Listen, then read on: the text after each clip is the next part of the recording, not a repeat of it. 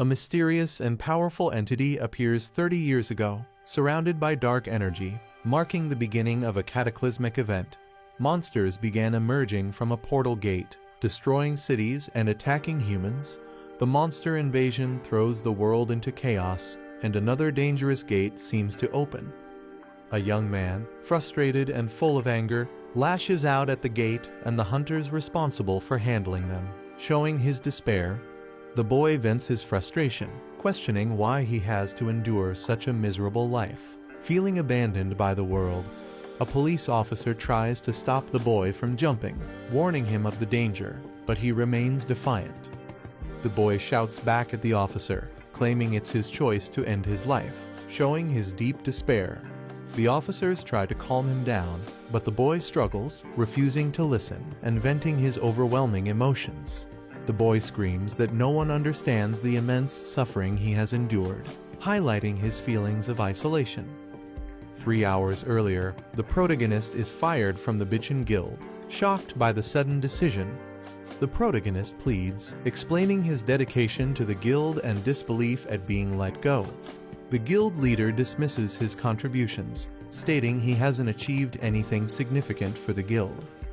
The guild leader reveals he only hired the protagonist for his diligence, but is now disappointed due to his lack of growth as a hunter. The guild leader harshly comments on the protagonist's injury, saying he can't work with someone who's now useless. The protagonist is speechless, struggling to defend himself against the accusations. The guild leader tells him to quit and offers to calculate his severance pay immediately. Desperate, the protagonist vows to find a way to heal his leg and prove he can still work. As the protagonist turns to leave, he encounters someone with intimidating tattoos. A blonde man mocks the protagonist, telling him to leave as per the boss's orders. The protagonist recognizes him, shocked, and calls him Lee Youngjin. The blonde man ridicules the protagonist, mocking his attitude and calling him pathetic. He taunts the protagonist further, suggesting he should use his severance pay for snacks, belittling him as a D-rank hunter.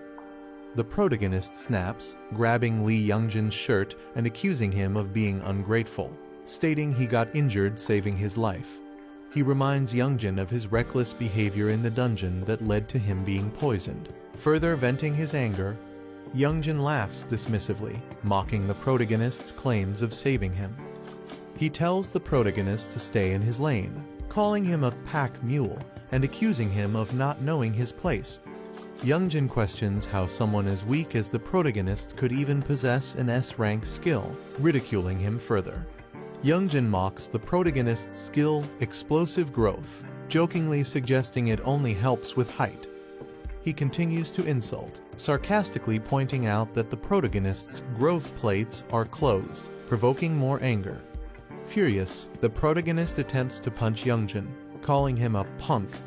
Their fists collide, with Youngjin blocking the attack using a shield-like energy barrier. Youngjin taunts him, saying it's time for the protagonist, Taejun, to learn his place. Youngjin throws a powerful punch aimed at Taejun. The punch lands directly on Taejun, sending him flying backward with intense impact. Taejun cries out in pain and shock, visibly overwhelmed by the attack. Taejun accuses Youngjin of acting arrogant just because he started earlier. Taejun sees this confrontation as long overdue. Youngjin punches Taejun with full force, mocking him, saying, "Let's see how tough you are today." The guild leader mocks Taejun, sarcastically labeling his crime as standing up to someone of a higher rank. Other guild members ridicule Taejun for challenging the boss, mocking him for simply being Lee Taejun. Taejun is brutally beaten and collapses to his knees, injured and humiliated. Youngjin looks smug and satisfied, breathing heavily from the confrontation. Taejun lies on the ground, battered and bleeding. A severance envelope is thrown at him with a mocking remark, thanking him for his past 7 years of work. As Taejun sheds tears of pain and humiliation, the final insult is delivered, but let's not see each other again. Taejun leaves a convenience store late at night, carrying a bag, while the clerk bids him goodbye. He walks through the empty, quiet streets under the moonlight, reflecting on his situation. Taejun opens a bottle, likely filled with alcohol, showing his desire to escape his emotions. He drinks deeply, sitting alone, visibly distressed, trying to drown his sorrow. Taejun gazes at the cityscape, enjoying the taste of the alcohol, though it seems bittersweet. He pulls out the severance envelope he received earlier, staring at it with a heavy heart. Taejun laments over the meager severance money, angry and defeated after 7 years of hard work. Feeling there's nothing left for him in the world, Taejun steps onto the edge of a bridge, considering ending it all. Taejun stands on the edge of the bridge, ready to jump, when a holographic window suddenly appears in front of him. The window displays a warning. The user's life is in danger. Please step back from the bridge. Taejun sarcastically responds, questioning why the system suddenly cares about his life now. He angrily addresses the system, blaming it for his suffering over the past 7 years. Taejun punches the holographic window in frustration, blaming the useless skill it gave him. He continues to vent his rage, criticizing the explosive growth skill for failing to improve his stats and questioning how he's supposed to survive with it. The warning reappears, urging him to step back from the bridge, but Taejun remains furious. A red warning appears, stating, "Initiating strike due to baseless violent actions by the owner." Taejun breathes heavily, his emotions boiling over. Laughing hysterically, he mocks the red warning from the system as rain pours down. Taejun challenges the system, sarcastically inviting it to strike him, calling it useless for failing to explain skills properly. In a fit of rage, Taejun hurls his bottle and attacks the holographic warning, shouting for it to disappear. He slumps in defeat, trembling from the overwhelming emotions. Taejun reflects bitterly, lamenting that no matter how hard he tries, nothing changes. He accuses the system of ruining his life, blaming it for not explaining his skill correctly from the start. Taejun screams at the system, enraged that it dares to dictate his actions, even denying him control over his own life. The police are trying to calm Taejun, urging him to come down and talk. Taejun yells at the officers, venting his frustration and expressing his suffering, standing on the edge of a railing. Taejun loses balance, his foot slipping off the railing. Taejun begins falling, looking shocked. As he falls from the bridge, he contemplates his imminent death, thinking, "This is how I die." Taejun reflects that maybe dying is better, given the misery of his current life. A mysterious system or entity acknowledges Taejun's complaint and initiates his transfer to the administrator's server. Taejun is enveloped by a glowing light, likely signifying his transportation to a different realm or scenario. Taejun is surprised and confused as glowing blue digital patterns start surrounding him. Taejun panics, asking what is happening, as the situation becomes more chaotic. Status windows appear, indicating that his system is being updated. Taejun is engulfed in a surge of bright blue energy, seemingly in the middle of a transformation or upgrade. The progress bar shows the update nearing completion, reaching 99%. The update is complete, confirmed by a glowing yellow status message. Taejun wakes up with a bandage on his nose, clearly feeling the aftereffects of something troubling. Sitting on a bench, he holds his head, complaining about a headache. Reflecting on his actions, he regrets drinking too much alone the previous night and vows not to drink again. Taejun recalls falling and suspects something unusual happened. He experiences strange sensations, as if a status window update is happening, confusing him. Laughing at the absurdity of a status window update, Taejun dismisses it as nonsense. He laments being jobless and wonders how he'll make a living. Considering doing day labor, Taejun is suddenly addressed by a glowing girl who knows his name. Shocked by her appearance, Taejun asks who she is, panicked and confused. A glowing girl introduces herself as Miri from the Status Window Management Department. Taejun is shocked and questions if such a department is real. He realizes that the strange events of the previous night were not a dream. Miri explains they investigated his case regarding explosive growth. She humorously admits his outdated status window wasn't working properly. Taejun is stunned, questioning if this was the reason for his struggles. Miri informs him that due to security reasons, she can't reveal further details. She assures him that the issue is now fixed, but Taejun wonders if all his effort was wasted. Taejun gets angry, realizing that all his hard work may have been for nothing. Taejun accuses Miri of making him train in vain for 7 years due to an outdated status window. Enraged, Taejun demands compensation for his suffering and threatens her in anger. Miri panics and explains that she has restored his stats and healed all his injuries to calm him down. Taejun, surprised, realizes that his body has been completely healed. He checks his condition and finds himself in perfect shape, questioning how Miri achieved it. Miri hints that a special trigger is required to activate his explosive growth but cannot explain fully yet. She proposes a partnership to help Taejun achieve his potential. A sudden disturbance occurs as a massive gate opens in the city. A terrifying monster emerges from the gate, and people scramble to call the suppression team to handle the threat.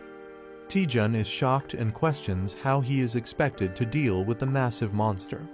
He accuses Miri of sending him to his death, while she tries to reassure him, claiming he can handle it.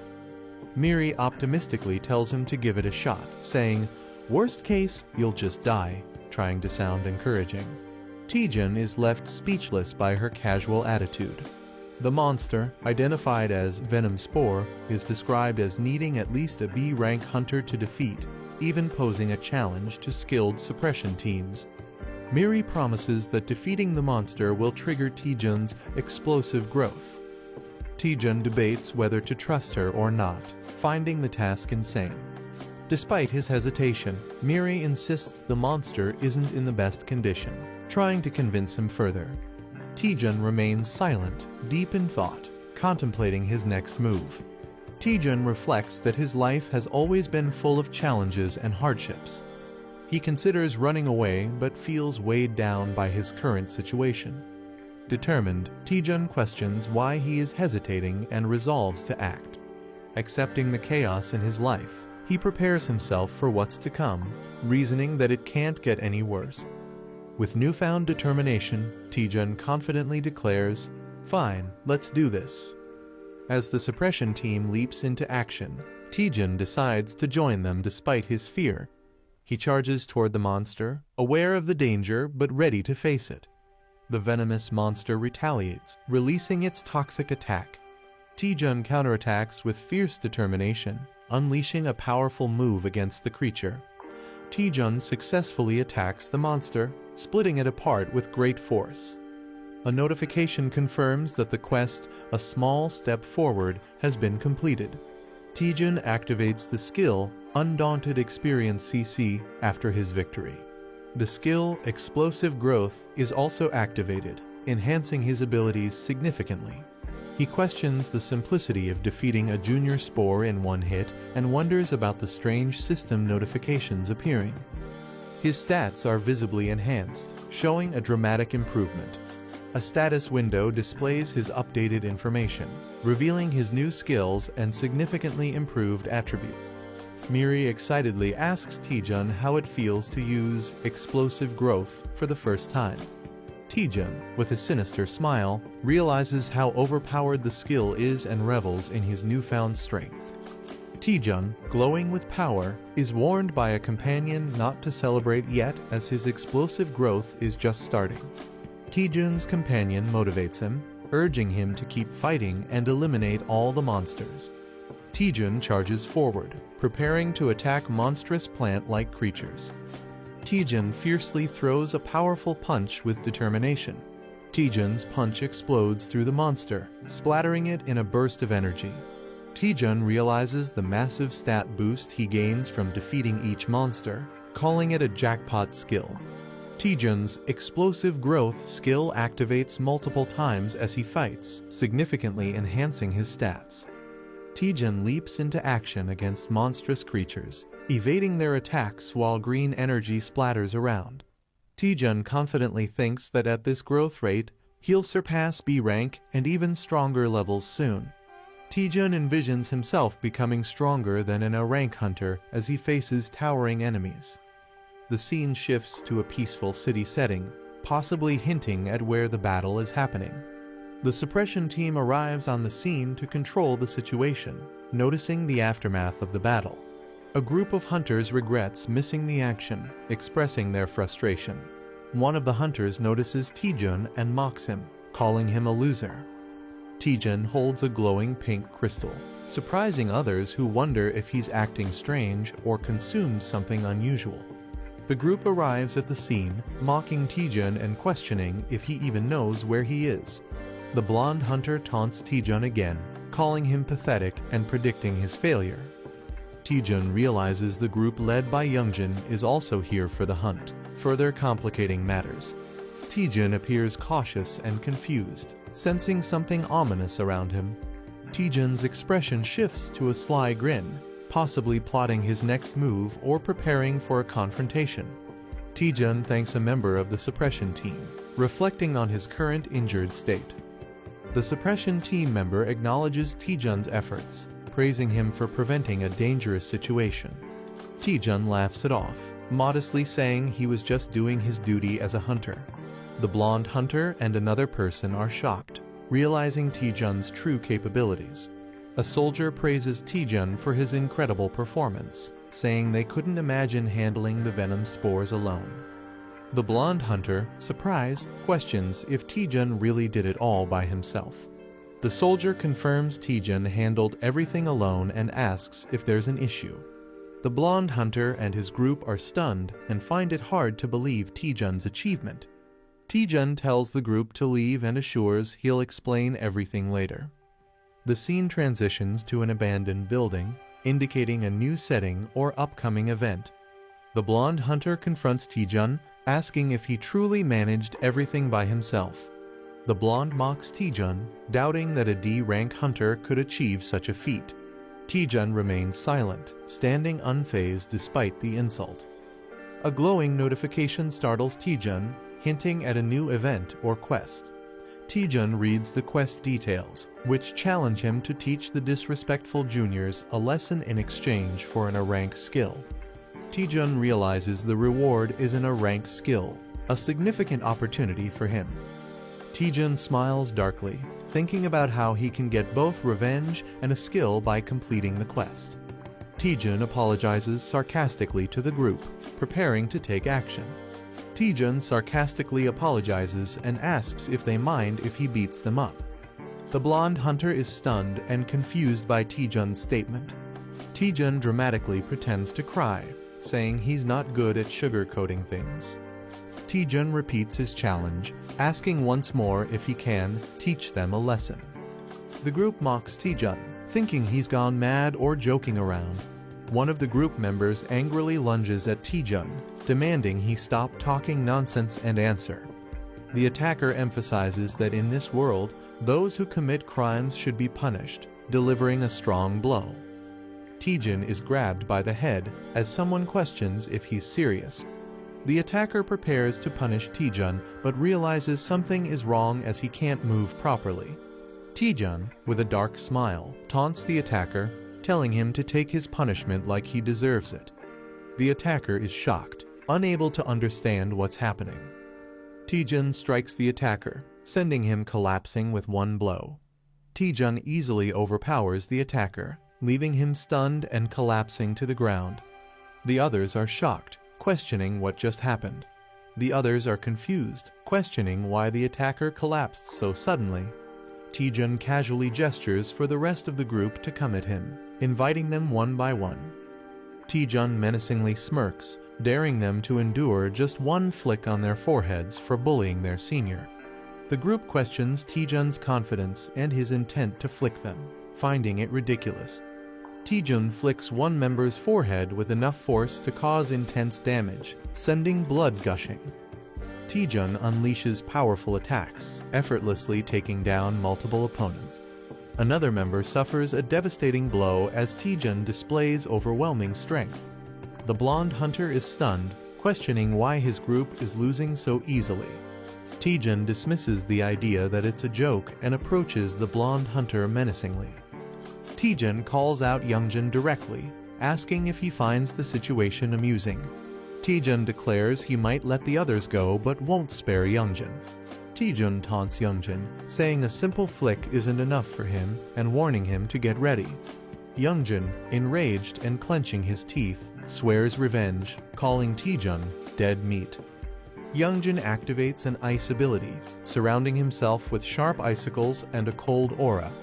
He mocks Taejun, assuming he has gained some physical enhancements, and warns him not to get overconfident. Youngjin arrogantly declares that Taejun is the one who's in trouble. Taejun observes the ice missiles and sarcastically questions when Youngjin learned such a skill. Taejun reveals that he, too, has just learned a new skill, showing flames igniting in his hand. A massive explosion of fire erupts as Taejun prepares to test his newly acquired ability in a grand display of power. A rank skill that is stronger than normal fireballs and reduces the target's healing ability. He is stunned by the fireball's sheer intensity, calling it incredible. Taejun jokingly admits he's new to the skill and advises Youngjin to be cautious. The fireball unleashes a massive, fiery explosion, showcasing its destructive power. Youngjin feels the overwhelming heat and realizes the power of the fireball. The fireball creates a huge fiery blast, leaving a crater. Youngjin, charred and exhausted, struggles to breathe and process what happened. He's confused but relieved, questioning how he managed to survive such destruction. Taejun jokes about Youngjin being so scared that he looks like he wet himself. He tells Youngjin to stop bullying guild members and be more respectful. Terrified, he promises to change and never bully anyone again. Taejun charges energy in his finger, hinting at a playful but intimidating move. Taejun suggests there's still something left to deal with, keeping the pressure on Youngjin. A cheerful narrator introduces herself and promises to explain what happened in the previous episode. Taejun gains a new status window ability, unlocking powerful skills to fight back. He uses his newfound strength to stand against those who tormented him. Taejun successfully takes revenge on his bullies. The narrator hints that Taejun might have pushed his power too far, and he collapses. Taejun lies unconscious, exhausted from overusing his abilities. Despite his state, the narrator urges him to head to the dungeon. Taejun has been unconscious for 3 days, and the narrator questions if he can overcome this challenge. Taejun is lying on his bed, suffering from intense pain after pushing himself too hard. He's frustrated and tells others to be quiet. The narrator is relieved Taejun is awake, but he explains he overused his mana, leading to his current state. Taejun admits he was reckless and got carried away with his newfound strength. He resolves to focus on improving his mana. The narrator acknowledges Taejun's rapid growth, but questions whether he truly needs to focus only on mana. Taejun clarifies that his extraordinary growth boosted all his stats except mana, which is now his priority. Taejun explains that his skills, like the fireball, consume a lot of mana, forcing him to prioritize increasing it to avoid future collapses. The narrator wonders if there's a specific way to raise just his mana more efficiently. Taejun notices that he has a set recovery time of 8 hours and 30 minutes before he's back to full strength. A massive tower designed for training and improving mana is shown. Taejun explains to the narrator that the Tower of Training is a well-known dungeon where beginners go to boost their mana. Despite being famous, the narrator notices the tower is oddly empty and questions why no one else is there. Taejun recalls the tower being popular a few years ago, but wonders if it's no longer in use. Taejun and the narrator spot an old man in the tower, surprising them. The old man tearfully mistakes Taejun for someone he refers to as Granny. Taejun and the narrator are bewildered by the old man's behavior, finding it strange. Taejun formally requests the old man for the Tower of Training quest, but the old man mishears it as fast food. Taejun clarifies he's talking about a quest, not fast food, but the old man misunderstands again. The old man finally understands Taejun is here for the tower's quest. The old man agrees to guide Taejun and the narrator through the tower of training. The narrator feels uneasy about the situation, but Taejun reassures her, saying he's prepared. The old man starts explaining the mechanics of the tower to Taejun and the narrator. The tower is divided into 10 stages, and clearing all of them will complete the quest. Taejun guesses the first task is to defeat 10 goblins, and he's correct. The old man acknowledges Taejun's guess with a cheerful response. Taejun impresses the narrator with his knowledge of the tower, claiming no one knows its strategies better than him. Taejun reveals he studied dungeon strategies on YouTube and memorized them, even though he couldn't go on real expeditions. Taejun confidently declares the beginner dungeon will be easy for him, earning admiration from the narrator. Taejun mutters to himself, and the old man overhears, prompting Taejun to play it off as a joke. They reach the first trial area, and the old man prepares to summon monsters. The old man struggles dramatically while summoning monsters for the trial. The old man nervously announces the arrival of the monsters, completing the summoning. Taejun and the narrator are fired up to face the challenge, confident that defeating 10 goblins will be easy. Movement in the bushes indicates something approaching, creating tension. Instead of goblins, large ogres and a few goblins emerge with a loud roar.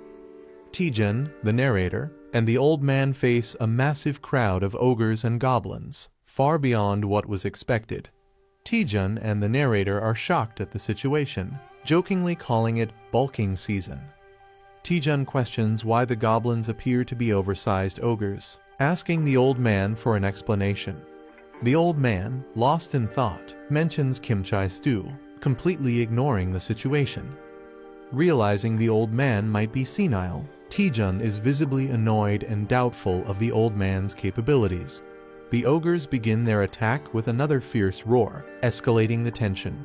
Taejun and the narrator panic as the monsters rush toward them, increasing tension. Taejun uses a powerful fire attack to hold back the ogres, showcasing his abilities. Taejun boldly challenges all the goblins and ogres, declaring he'll defeat them all. The fire attack devastates the monsters, burning them to ashes. Taejun surveys the burning battlefield, satisfied with his attack's impact. Taejun celebrates his success, but the narrator warns him there are still more monsters left. A massive ogre towers over Taejun, wielding a giant weapon, taking the battle to a new level. The giant ogre swings its weapon, landing a powerful blow on Taejun, catching him off guard. Taejun faces off against an ogre and prepares for a fight. The ogre attacks, and Taejun responds with determination, challenging its strength. Taejun skillfully dodges the ogre's powerful strike. Taejun spins, preparing a counterattack. He delivers a powerful blow to the ogre's head, drawing blood. The ogre roars in defeat as Taejun stands confidently. Notifications appear, confirming the completion of Stage 1 and increased experience. The old man, impressed by Taejun's swift completion of the first stage, acknowledges his achievement while flames blaze in the background. Taejun looks surprised but takes in the comment. The old man teases Taejun, suggesting the first stage was easy. Taejun nervously pretends it was harder than it seemed, masking his frustration. The old man casually suggests moving to the next stage, frustrating Taejun. Monsters appear, stronger and in overwhelming numbers, challenging his mental resilience. Taejun faces a giant beast, feeling the intense physical and mental pressure. Taejun realizes why no one dares to challenge this place anymore. He yells in frustration, calling the dungeon impossible to clear and referring to it as hell. Someone pleads for mercy, revealing Taejun's name as they face the tower. Taejun reaches the final stage, facing an ominous silhouette. The final boss is revealed, a massive hellhound Cerberus, ranked S and level 90. Taejun is horrified, sweat dripping as he reacts to the terrifying scene. Taejun realizes the final boss isn't a simple dog as expected, but an overwhelming threat. Taejun gives up, believing he can't defeat the boss, even with multiple lives. He's out of mana and struggles to find a way to continue. A hidden quest appears, tasking him with curing a senile NPC to restore order. Taejun reads the hidden quest details and begins thinking. He realizes the dungeon relies on the old man's unstable mana. The old man's loss of mana control causes the monsters to grow stronger. Taejun decides that if he can return the old man to normal, he can clear the dungeon. Taejun shares his plan with the spirit, but he's uncertain if it will work. Taejun gathers his resolve, deciding to give it a shot. He recalls that uncontrolled mana can drive powerful mages insane. Taejun notices the tangled strands of mana in the old man's mind. Taejun approaches the old man, ready to act. The spirit is shocked and asks Taejun what he's doing. Taejun channels his focus, preparing to fix the old man's mana. He starts calming the old man, who begins to relax. Taejun jokingly calls it nirvana, while continuing his task. Taejun redirects the scattered mana back into the old man's head, stabilizing him. Taejun checks on the old man, determined to fix the broken mana flows. A massive pink energy blast emerges, alarming the spirit. The pink energy intensifies, threatening Taejun and the old man. Taejun desperately shields the old man, bracing himself. The energy surges out of the tower, creating a massive explosion. The old man regains consciousness, apologizing for the trouble caused by his body. The old man transforms into a muscular and revitalized version of himself. Taejun is shocked, questioning the old man's new appearance. The old man expresses clarity and refreshment, thrilled to be himself again. The revitalized old man confidently stands, emitting a powerful aura. A view from above shows the final battle arena, with the red beast still present. The old man expresses his gratitude to Taejun, calling him his benefactor and offering to grant any request. Taejun looks shocked as someone counts numbers, reaching 97 and 98. A glowing girl stands behind him. A muscular man lifts a heavy barbell, reaching 99 reps. The old man, now glowing with power, shouts 100 while lifting the weights. The weights slam into the ground, cracking it. The man explains that physical strength is needed for high-intensity mana use. His muscles flex, and he begins revealing something important. He proudly announces that his secret to becoming an archmage is intense physical training. The old man flexes and asks if they can feel the mana radiating from his muscles. He invites Taejun to touch them, but Taejun nervously refuses, questioning if this kind of power is necessary. The old man insists and then asks Taejun what he truly wants. Taejun hesitates to answer. Taejun complains about his low mana and asks if his mana capacity can be increased.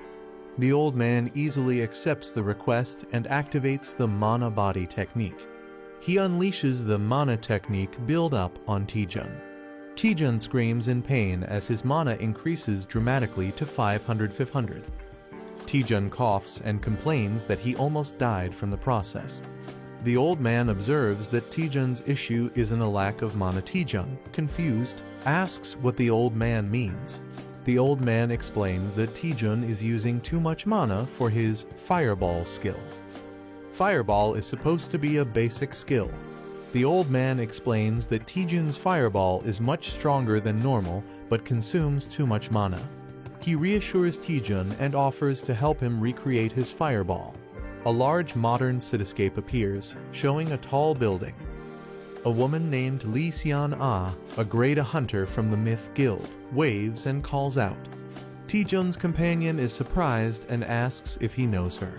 Taejun says she's an old friend from Hunter's Den.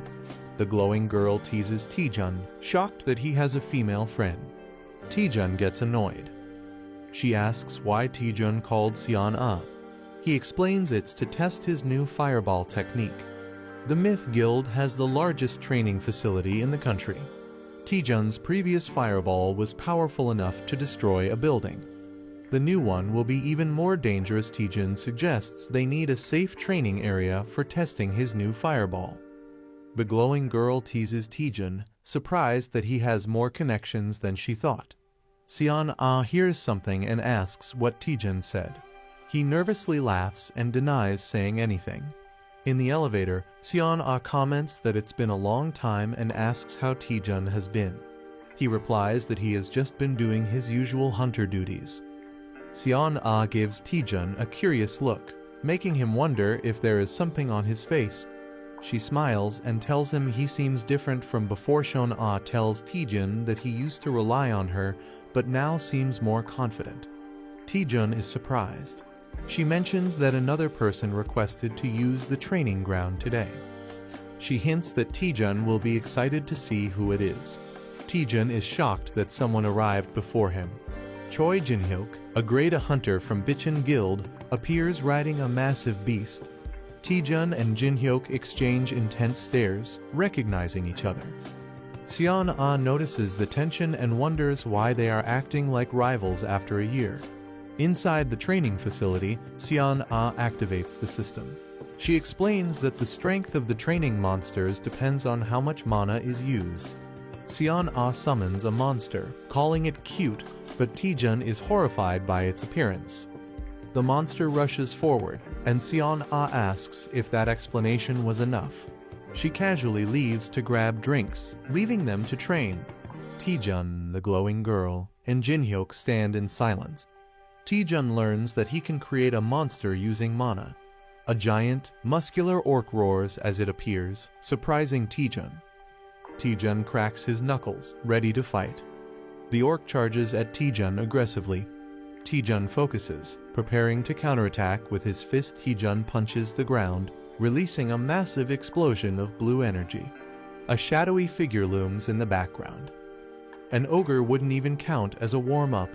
He considers summoning hundreds more while Taejun prepares for battle. Taejun, lying down, suspiciously asks, "It was you, wasn't it?" The other person responds in confusion. "What?" Choi Jin-hyuk glares at Taejun and accuses him. "Don't play innocent. You're the one who messed up the guild juniors, aren't you?" A battle scene flashes in the background. Taejun stands silently, looking slightly concerned or confused. Someone walks forward and says, "At first, I didn't want to believe it, but now that I look at it, it's true." Their steps echo in the empty space. Choi Jin-hyuk confronts Taejun. "Have you awakened some new power? What are you doing now that you're so strong?" He looks frustrated. A furious Choi Jin-hyuk accuses, "You're beating up your own family members who used to eat from the same pot." His face shows anger and disappointment. Taejun's face darkens as he mutters, "Choi Jin-hyuk." His expression is filled with determination and rage. A flashback shows Taejun, Choi Jin-hyuk, and Lee Seon-ah enjoying a meal together at Hunter's Den. The text reveals that Choi Jin-hyuk was once one of Taejun's few trusted friends. Choi Jin-hyuk distances himself from Taejun as he joins the Bichon Guild and climbs the ranks, symbolizing their growing gap. Choi Jin-hyuk, now more powerful and confident, surrounds himself with strong allies. Taejun watches from afar, feeling left behind. His expression is colder, showing that he has become someone different from the friend Taejun once knew. Taejun, carrying a large backpack, looks troubled. The text states, "I'm no longer a friend," indicating his bond with Choi Jin-hyuk is broken. A deformed man arrogantly admits, "Yeah, I did it. So what are you gonna do about it?" His expression is mocking and unbothered. Choi Jin-hyuk is shocked as the same man dismisses the situation, saying, "So I roughed those punks up a bit, big deal." The deformed man continues to justify his actions. "They were the ones who messed with me first, weren't they?" His face is unsettling and intense. Choi Jin-hyuk gets angry, clenching his teeth. He confronts someone, "And you? While I was getting beaten to a pulp, what did you do besides watch?" He believes the person should have fought alongside him. Choi Jin-hyuk grabs Taejun aggressively and yells, "Hey, you've got some nerve." Taejun is taken aback, responding, "Excuse me." Taejun stays calm despite being choked, saying, "You're strangling me. It's hard to breathe. I feel my life is at risk, so this is self-defense." His expression is indifferent. Lee Seon-ah enters the scene cheerfully, saying, "Sorry to keep you waiting. This sister has something for you." She holds a bag, possibly with supplies or weapons. Lee Seon-ah looks shocked. possibly reacting to the fight between Taejun and Choi Jin-hyuk. Seon-ah yells, "You two, what are you doing?" as Taejun and Choi Jin-hyuk clash fiercely. Choi Jin-hyuk swings his spear, sending a powerful red energy attack at Taejun, who dodges just in time. Taejun nervously calls for a timeout as he tries to escape. Choi Jin-hyuk responds, "There's no timeout." Taejun gets hit hard and is sent flying backward, crashing to the ground in pain. Choi Jin-hyuk acknowledges Taejun's growth, saying, "You've really become stronger, Taejun," while gripping his spear. Choi Jin-hyuk powers up with electricity and says, "I'll face you seriously." His aura crackles with intense energy. Taejun smirks and playfully says, "Should have done that from the start, tilde haha." He downplays his injuries, calling it just a scratch. Choi Jin-hyuk gets frustrated and thinks, when did this punk get so good at taunting? As his electrified power surges, Choi Jin-hyuk activates the Bitchin Spear technique, first form. His spear crackles with powerful yellow lightning. He fully unleashes Thunder Spear, surrounded by electric energy, showing his strongest attack. Lee Seon-ah is shocked and yells, "You're crazy, Choi Jin-hyuk," pulling out the Thunder Spear here. Taejun smirks and casually says, all right, tilde, I knew you'd use that technique, tilde." He seems unfazed by the attack. Taejun steps forward confidently, saying, "Then I'll go all out too." He prepares to counter Jin-hyuk's attack. Lee Seon-ah and the spirit next to her look surprised, reacting to something unexpected. Wait, is that? Taejun begins charging a powerful energy blast, glowing blue. He unleashes a massive fireball attack, engulfing the battlefield in bright blue flames. A system message appears, revealing the attack's name, Archmage's Fireball S. It reduces the enemy's healing ability on impact. Choi Jin-hyuk is stunned, thinking, that's just like an energy blast, as Taejun's attack threatens to overwhelm him. A character gathers immense energy, forming a glowing orb in his hands. He unleashes a massive blue fireball attack, sending it towards his opponent. The skill used is Archmage's Fireball S, which reduces healing upon impact. An enemy, wielding a sword, looks in shock, realizing the immense magical power of the attack. He panics, thinking he can't block such a powerful attack. The fireball explodes, creating a massive shockwave and engulfing the area. A mysterious mechanism activates, possibly a defensive tool. The explosion spreads, shaking the battlefield. Taejun, Lee Seon-ah, and Fighter all look in shock and fear *** at the overwhelming destruction. A mysterious figure appears, radiating powerful energy, and Taejun asks, "Who are you?" She is revealed to be Cha Soo-hyun, an S-rank hunter and the vice president of Myth Guild. She scolds Taejun, saying his reckless attack could have caused a serious accident. Taejun, feeling guilty, nervously explains that he miscalculated the power since it was his first time using the skill. The fighter sees the situation and thinks Taejun is in serious trouble. Cha Soo-hyun, in a dramatic moment, intimidates Taejun, making him sweat. However, instead of punishing him, she suddenly offers Taejun a chance to join Myth Guild. The blonde-haired fighter is shocked and furious, unable to believe it. It's revealed that Cha Soo-hyun is one of the strongest hunters in the country, making her offer a huge deal. Cha Soo-hyun officially offers Taejun a scout proposal, recognizing his talent. She admits she has never seen a fireball that powerful before and praises Taejun for pushing basic skills beyond their limits. She repeats her offer with an eager smile, showing genuine interest in recruiting him. Taejun is shocked but intrigued, realizing how rare it is to receive such an offer from the Myth Guild. Lee Seon-ah is overjoyed, feeling that Taejun's skills are finally being recognized. It's revealed that Myth Guild is one of the top 4 major guilds in Korea, alongside Hongik, Longhwa, and Chinjeon. Taejun considers the offer, thinking that joining Myth Guild would be a huge advantage for him. Cha Soo-hyun emphasizes that a true hunter must constantly train and overcome their limits. Taejun recalls his earlier excitement, remembering that he wanted to duel today to test his own limits. Choi Jin-hyuk looks confused, denying that he ever agreed to duel Taejun. Taejun, fired up, reflects on his fight with Choi Jin-hyuk, realizing something important. He sees Jin-hyuk as a massive mountain he cannot overcome yet, symbolizing his current limits. Determined, Taejun refuses the guild offer, stating that he still has mountains to climb before joining. Jin-hyuk is shocked and frustrated, wondering what Taejun is even talking about. Cha Soo-hyun laughs, admiring Taejun's dedication to training and liking his spirit. She asks for his name and rank, and Taejun proudly introduces himself as a D-rank hunter. Soo-hyun is surprised, believing that his talent is wasted at such a low rank.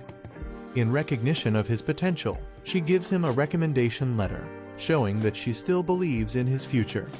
Taejun receives an invitation to take the B-rank hunter evaluation in a month. His friends congratulate him.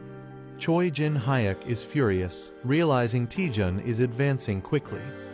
Taejun reflects that higher ranks allow hunters to enter stronger dungeons, making this a valuable opportunity.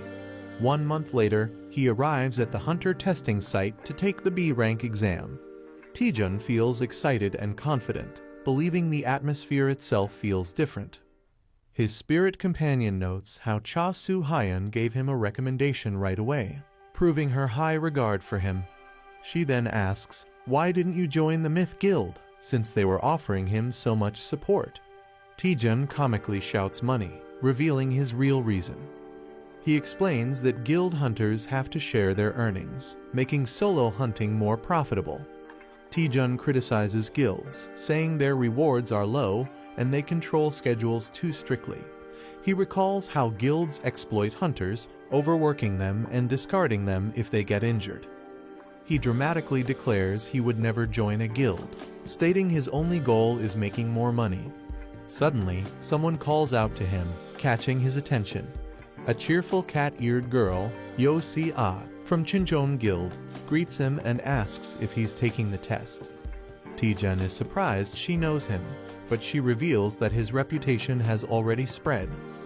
She smirks, saying her guild is determined to recruit him, hinting at Myth Guild's interest. Taejun nervously laughs, realizing his name is spreading too fast. Suddenly, a tall, intimidating man appears, mocking Taejun, calling him a mediocre man. Kangjin, a C-rank hunter from H-Warring Guild, mocks the event, calling it overhyped. He boldly introduces himself, claiming he's destined to be the greatest hunter of the era.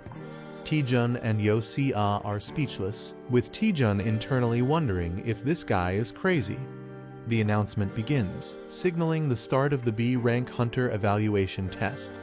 The participants, including Taejun, Kangjin, and Yo Si-ah, prepare for the test. The examiner introduces their mentor for the test, an experienced hunter. The mentor is revealed as Choi Jin-hyuk, an A-rank hunter from the Bichon Guild. Taejun is shocked, recognizing his rival, Choi Jin-hyuk. Jin-hyuk greets the participants, preparing to explain the test rules. The test will take place in a dungeon, and 8 participants will be grouped into teams of 2. The dungeon has 4 entrances labeled A, B, C, and D. The first 2 teams to reach the merge point will proceed to the boss fight. A man announces that even if participants retire from the dungeon, they should not worry. Safety personnel are stationed throughout the dungeon to ensure protection. A streaming score system will be used to track and rank participants. The test is being streamed live, showing a battle against monsters, and viewers are commenting. The test officially begins with red portals activating. The first team, Yu Si-rin and Kangjin, is called to start. The second team, Yang Dong-jun and Hong Ah-ryeom, is introduced. The third team, Cho Song-yi and Bong Jun-hyun, is introduced. The fourth team, Lee Tae-jun and Kim Jun-hyun, is announced, and all teams are instructed to enter their designated gates. Tae-jun recognizes Kim Jun-hyun and is surprised to see him, while Jun-hyun happily greets him. The teams begin entering the red portals, with Tae-jun leading the way. Someone watches Taejun closely, saying his name with suspicion. A man smirks darkly, realizing that Taejun is using him for his own advantage. Kim Jun-hyun clenches his fist, determined not to be underestimated. Taejun confidently steps into the portal, fully prepared for the test. A dark and eerie dungeon scene appears, with someone in the shadows vowing revenge, saying, "I'll make you regret it." A member of Bitchin Guild is shocked when asked to participate in the B rank assessment. A heavy-built man and a young hunter with blue hair discuss something. The man is confused, while the young hunter seems uninterested. The young hunter is asked to disrupt Taejun during the assessment. The D route is much harder than the standard path, so interfering would make it difficult for Taejun to pass. The heavy-built man is reminded that his mother is sick, implying pressure on him. The blue-haired hunter tempts him with money for his mother's surgery. The man looks nervous, but the blue-haired hunter assures him he'll be rewarded if he cooperates. Taejun and his teammate enter the D route and encounter monsters. A giant snake with red eyes appears, roaring fiercely. Taejun easily defeats the monster, shocking his teammate. Taejun complains about the weak opponent, but his experience points slightly increase due to an ability. The heavy-built teammate is shocked at Taejun's sudden strength. He reflects, realizing that Taejun became much stronger in a short time.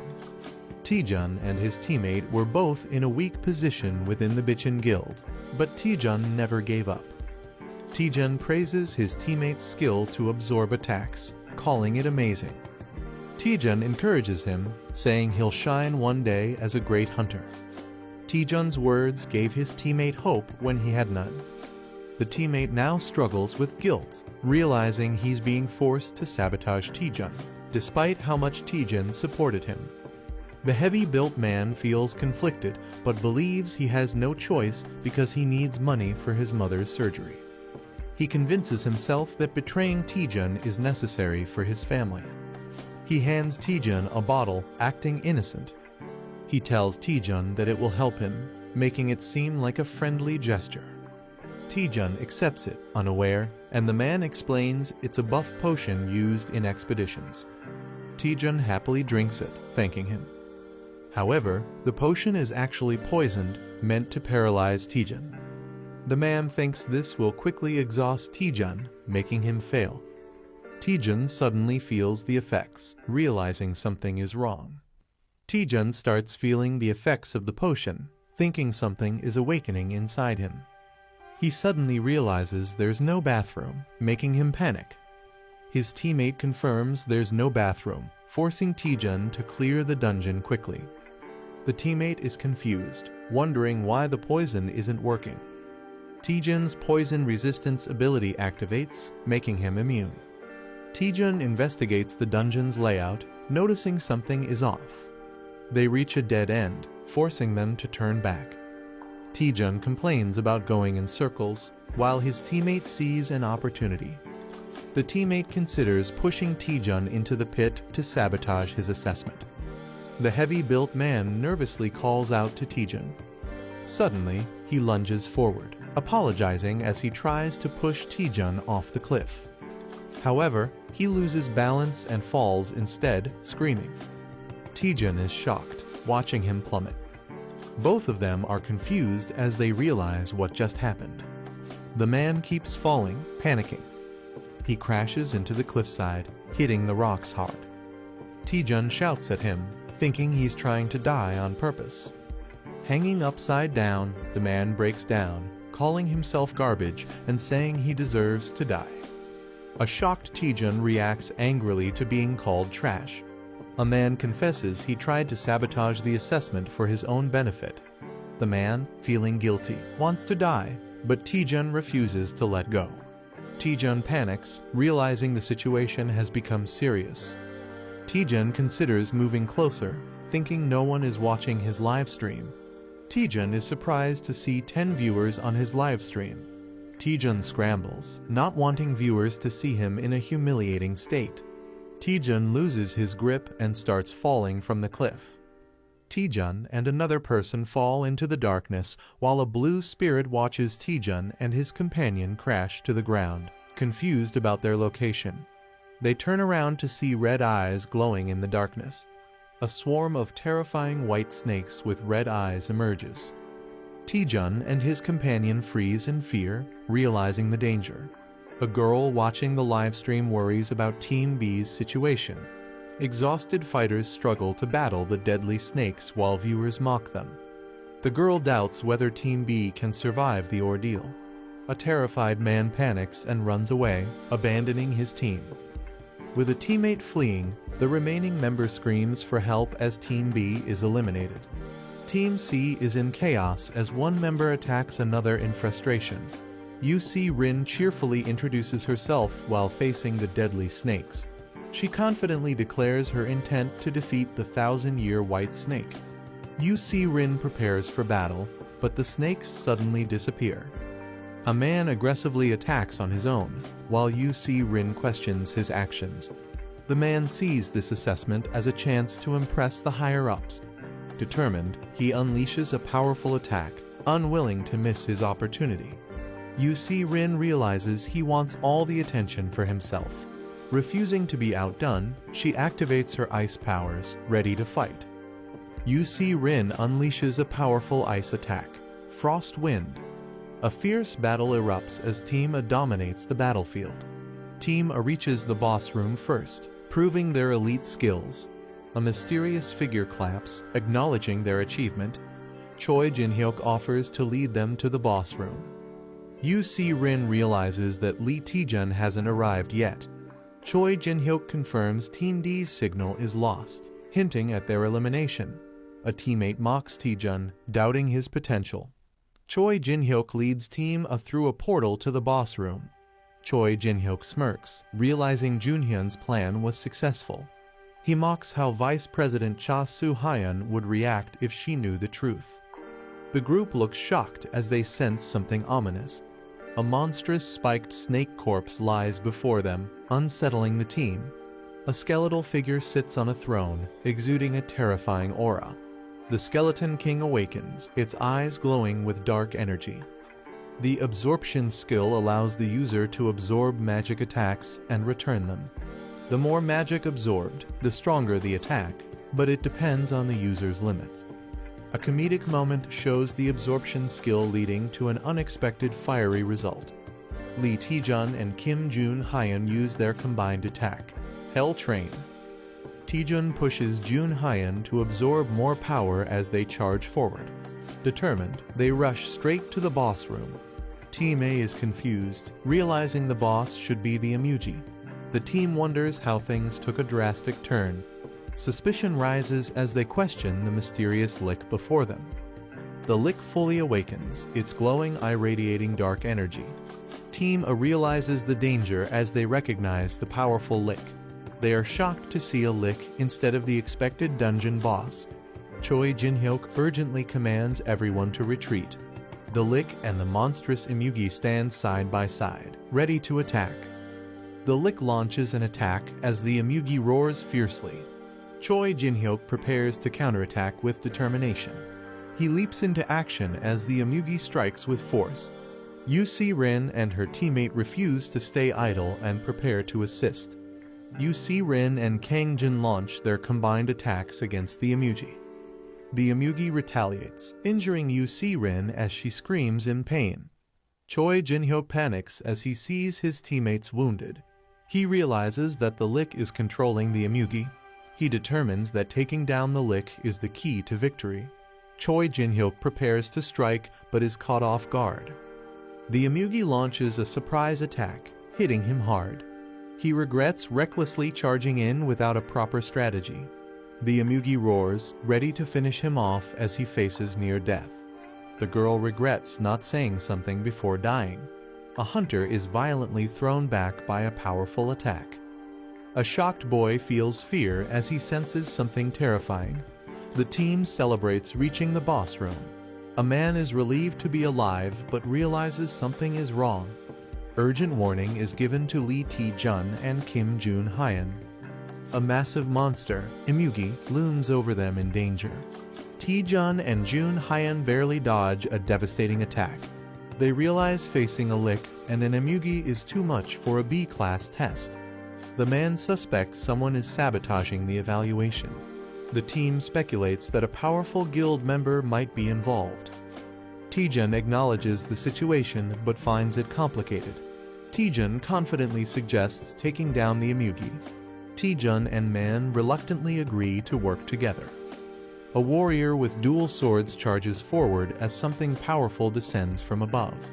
A fighter holds a glowing energy orb, declaring a temporary alliance. One character asks if Jun Hyun can take more fireballs, but he seems exhausted. A large, wounded serpent-like creature appears, still moving. A character warns Lee Taejun to be cautious as a dangerous attack approaches. The fighter with the glowing orb confirms that he also sees the danger. A massive 20% fireball attack is launched toward the enemy. A massive blue energy dragon appears, roaring fiercely. A warrior activates Divine Spear Technique, second form, preparing to attack. The warrior unleashes a powerful spear technique, cutting through the air. A lick with a flaming purple staff stands atop a defeated beast. You see Rin and Hangjin see the lick is vulnerable and prepare to strike. Hangjin charges at the lick while it casts an attack. Hangjin declares he won't miss his opportunity to attack. He delivers a powerful ice punch straight at the lick. A fighter asks Jun Hyun for one last favor, believing they can't lose as a team. Lee Taejun and Kim Jun Hyun activate a collaborative attack. Hell Train attack is unleashed, surging with immense energy. The enemy is frozen solid, trapped in ice. A fighter questions if they've finally defeated the enemy. The entire group looks shocked, realizing something unexpected. The lick survives the attack, unaffected by their efforts. The lick counterattacks, summoning deadly energy spikes. Two fighters are impaled, unable to escape. More allies are struck, screaming in pain. The team is injured and trapped by ice spikes, realizing the lick seems immune to damage. A fighter questions their lack of knowledge about the lick, wondering if they missed something. A mysterious manager appears, glowing with energy. The manager jokes about struggling to download an app. She suggests using a map hack key to fight more effectively. Taejun is shocked by the mention of a map hack as dungeon information starts loading. The system analyzes the dungeon, revealing details about its structure and enemies. Parsley navigation activates, displaying a virtual map. Taejun is confused by the new system's function. The manager explains that Parsley navigation reveals dungeon secrets, enemy patterns, and rewards. She has also installed more apps, advising Taejun to use them in battle. Taejun realizes this is beyond a normal map hack, calling it a game-changing ability. The dungeon's original boss was supposed to be a B-class Imugi, but something changed. Taejun questions what the lick really is, as it wasn't supposed to exist. The Parsley translator activates, revealing that the lick, Iratus Chan, is excited. Taejun senses something terrifying, feeling uneasy. He asks the manager what's happening, suspecting a system bug. Iratus Chan thanks a contractor, hinting someone summoned it. Taejun realizes the translation is working fine, but something feels off. He questions if someone forcibly summoned the lick. Taejun checks on Choi Jin-hyuk, who barely avoided a fatal injury. Taejun claims he found the lick's weakness. Jin-hyuk is shocked but doesn't get a full explanation. Taejun asks him to trust and cooperate. Jin-hyuk hesitates, but the situation forces him to follow Taejun's lead. Jin-hyuk agrees to cooperate, asking what to do first. Taejun smirks, deciding to provoke the enemy first. The group taunts the lick, calling it out. Taejun makes a crazy face, mocking the lick. The lick gets enraged, preparing to attack. It unleashes a powerful dark spell, vowing to kill them. The group prepares for a counterattack, seeing this as their moment. A massive energy strike is unleashed, aiming at the enemy. The team survives the lick's deadly attack. Taejun realizes he can predict the lick's attack patterns. He gains confidence, knowing his strategy will work. Jun Hyun mocks the lick, laughing at its missed attacks. Taejun also taunts it, calling its attack a joke. The lick counters with powerful purple fireballs. Taejun gives precise movement instructions to his team. The attacks explode, but they dodge successfully. Taejun remains focused, ready for the next move. The team is amazed that they dodged everything perfectly. A skeletal enemy acknowledges the protagonist's dodging skills and prepares a stronger attack. The enemy unleashes a massive attack, covering the battlefield in dark energy and sharp projectiles. A panicked ally questions how they are supposed to dodge the incoming attack. A system or skill activates, with glowing barriers appearing around the characters. The protagonist realizes that the attack is unavoidable, covering the entire dungeon. The enemy's powerful skill, Death's Requiem, is fully unleashed. The enemy mocks the group, calling them foolish. The protagonist counters, saying if they keep dodging, the enemy will just use an undodgeable spell. They prepare to strike back. Someone realizes the enemy is on skill cooldown, a crucial moment for counterattack. The enemy is shocked, realizing they won't survive the counterattack. Chaos unfolds as the powerful attack shakes the battlefield, with everyone struggling to understand what's happening. The wide area attack grows stronger towards the edges, but its power weakens closer to the center. Taejun realizes the attack's weak point using his parsley navigation ability. Using this knowledge, he moves toward the center, reducing the damage taken. Yu-Si Rin steps in, using her ice magic to counterattack. She casts Frost Wind, freezing the skeletal enemy. The enemy acknowledges their effort but remains unfazed. The group realizes their attacks are ineffective, but they decide to focus on restricting the enemy's movement. The battle continues, and one of the characters asks for backup *** to cover the rear. The skeletal enemy is confused, calling out for someone named Hwawa. The enemy realizes something is wrong, looking shocked. It is revealed that the lick was summoned through a contract, using the contractor's sacrifices as hosts. Until the host body is destroyed, the lick remains immortal. Taejun finds the real body of the lick, hidden behind a magical barrier. The team understands they must destroy the objects sealing the lick to stop its summoning. The lick is enraged, accusing them of deception. The lick charges furiously at Taejun, vowing revenge. The lick attacks with its massive scythe, showing its full power. Taejun looks shocked as the battle intensifies. Choi Jinhyuk charges at the lick, taunting it to stay and fight. Jinhyuk, enraged, blocks the lick's movement, refusing to let it escape. He strikes fiercely, stopping the lick's attack. The lick screams in pain, showing its vulnerability. The team restrains the lick, urging Taejun to finish it off. Taejun thanks Jinhyuk, preparing for the final blow. The lick panics, trying to stop Taejun from reaching its core. Taejun delivers a powerful punch, aiming to destroy the lick's true body. The punch lands with massive force, shaking the entire battlefield. The lick is weakened, gasping in exhaustion. The sealed chest, which is the lick's true core, remains intact. Taejun finally finds the chest, preparing to destroy it. Bloodstained, dual-wielding spears, fighting skull with purple flames. Mystery, potential weakness mentioned by Taejun. Injured, shocked, searching for something inside. Speaking unknown language, reacting, resisting attack. Skull reacting aggressively, chaotic energy, others affected. Surprise discovery, secret exposed. Observing, mysterious presence, tension rising. Holding a treasure chest, taunting with excitement. Reacting to Taejun's unexpected ability to understand ancient language. Holding a treasure chest, smug expression, spirit companion behind. Explaining contract-bound status, reacting nervously. Dismissing concerns, confident in contract control. Doubting Taejun's abilities, disbelief. Questioning his ordinary status, asserting dominance. Sacred relic, magical significance, hidden knowledge. Doubting Taejun, realization setting in. Overwhelming presence, contract breaking possibility.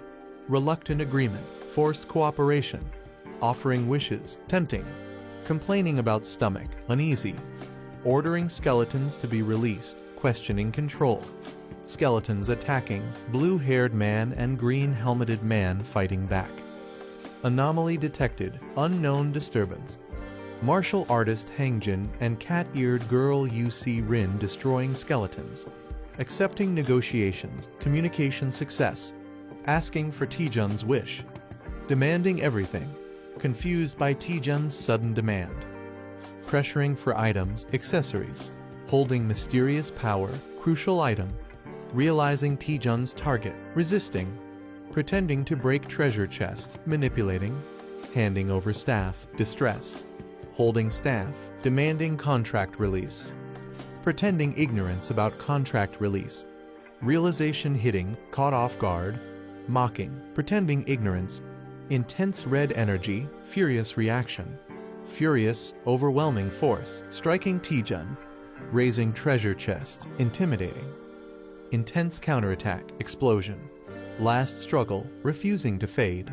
Declaring Eratus Chan's rebirth, sinister confidence. Mocking Skull's dramatic exit. Examining broken weapon, questioning its significance. Investigating summoning method, questioning target. Thrilled about new item, materialistic attitude. Observing Taejun's greed. Newly discovered item, unexpected find. Speculating value, linking it to the skull. Concerned, checking on him. Assuring he's fine, activating interface. Doubting Taejun's victory against the lick. Declaring victory, dismissing concerns. Hangjin acknowledges Lee Taejun's skills and calls him an impressive hunter, while UC Rin cheers him on. A shocked reaction as Lee Taejun stands bloodied, and someone calls out his name in concern. A remorseful Choi Jin Hyuk says, "I'm sorry," looking down at Lee Taejun. The helmeted Choi Jin Hyuk admits to poisoning and throwing Lee Taejun into the pit, revealing they ordered Jun Hyan to do it. The guilty Choi Jin Hyuk admits they resented Lee Taejun for working hard despite lacking talent. The Choi Jin Hyuk sincerely apologizes to Lee Taejun. He smiles and mockingly tells them to do it properly next time, acting like he wasn't even affected. Taejun calls out the deception, questioning what's really going on. The Choi Jin Hyuk suggests moving forward, inviting Lee Taejun for a meal as a celebration for becoming a B-class hunter. Kim Jun Hyan admits to poisoning and throwing Lee Taejun into the pit, revealing that he ordered Jun Hyan to do it. Taejun awkwardly asks a secretive question. Taejun whispers, "Do you like Lee Seon Ah?" catching the other person off guard. Taejun's question about Lee Seon Ah causes a hilarious shocked reaction. The accused character frantically denies it, while another teases them. A glowing green gate appears, signaling their way out. UC Rin and Kim Jun Hyan celebrate being able to leave, dreaming about food. Taejun smiles and tells everyone to go back together. The group walks toward the portal, feeling the relief of survival. Taejun hesitates for a second as he steps through the gate. They successfully exit, and a mysterious figure watches them. Taejun is officially promoted to B-class hunter, greeted by some intimidating figures. Lee Taejun is shocked to see Seo Yeon HWA Clear Sky Guild representative and Maddie Pyong Hwarang Guild representative. Maddie Pyong, a powerful and imposing figure, raises suspicion as Taejun wonders why the strongest hunters are present. The elegant yet authoritative Clear Sky Guild leader enters. Seo Yeon HWA reveals that someone interfered with their test, manipulating the results. She explains that monsters, including the Lick and an undead Emugi, should not have appeared. The investigation suggests that a powerful force was trying to disrupt both the Clear Sky Guild and Hwarang Guild. Revealing the culprit, Seo Yeon HWA finally points to the responsible party. She looks directly at Lee Taejun and says, "It's you." Lee Taejun is left utterly dumbfounded, unable to comprehend how he could be the culprit. UC Rin and Hangjin defend Lee Taejun, insisting there's no way he could be responsible. She smirks and points out that Taejun seemed to handle everything alone. The high rankers reveal they witnessed everything live, including Taejun's leadership and strategic decisions against the Lick. She suggests that the Lick's weakness was concealed somewhere, and Taejun somehow knew about it. Seo Yeon HW questions how a D-rank hunter like Taejun knew so much critical information. Even Hangjin and UC Rin start to hesitate, considering the possibility. Seo Yeon HWA steps up to Lee Taejun, pressing him for answers. She outright claims that Taejun knew about the Lick in advance. He freaks out, denying it completely, but his shocked reaction only makes him look more suspicious. Taejun looks nervous as someone questions his hesitation, likely in a high-pressure situation.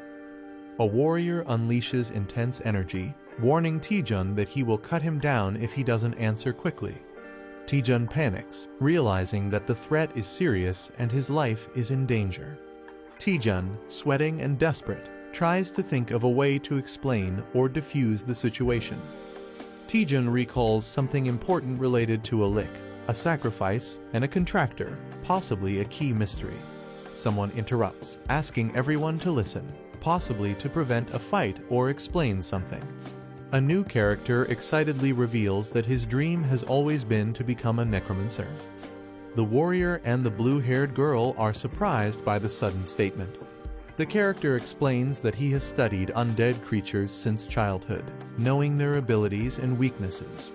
Taejun proudly reveals that he figured out the Lick's hidden weakness.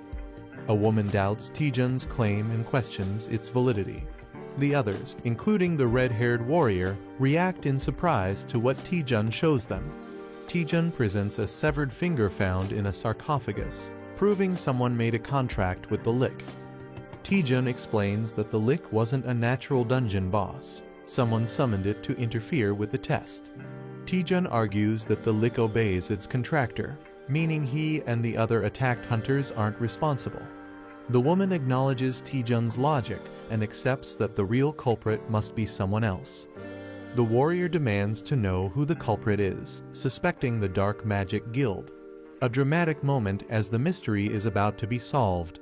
Taejun boldly announces that the culprit is among them. Taejun asks everyone to check the hands of those nearby. People start showing their hands, nervously accusing each other. One man hesitates and appears nervous.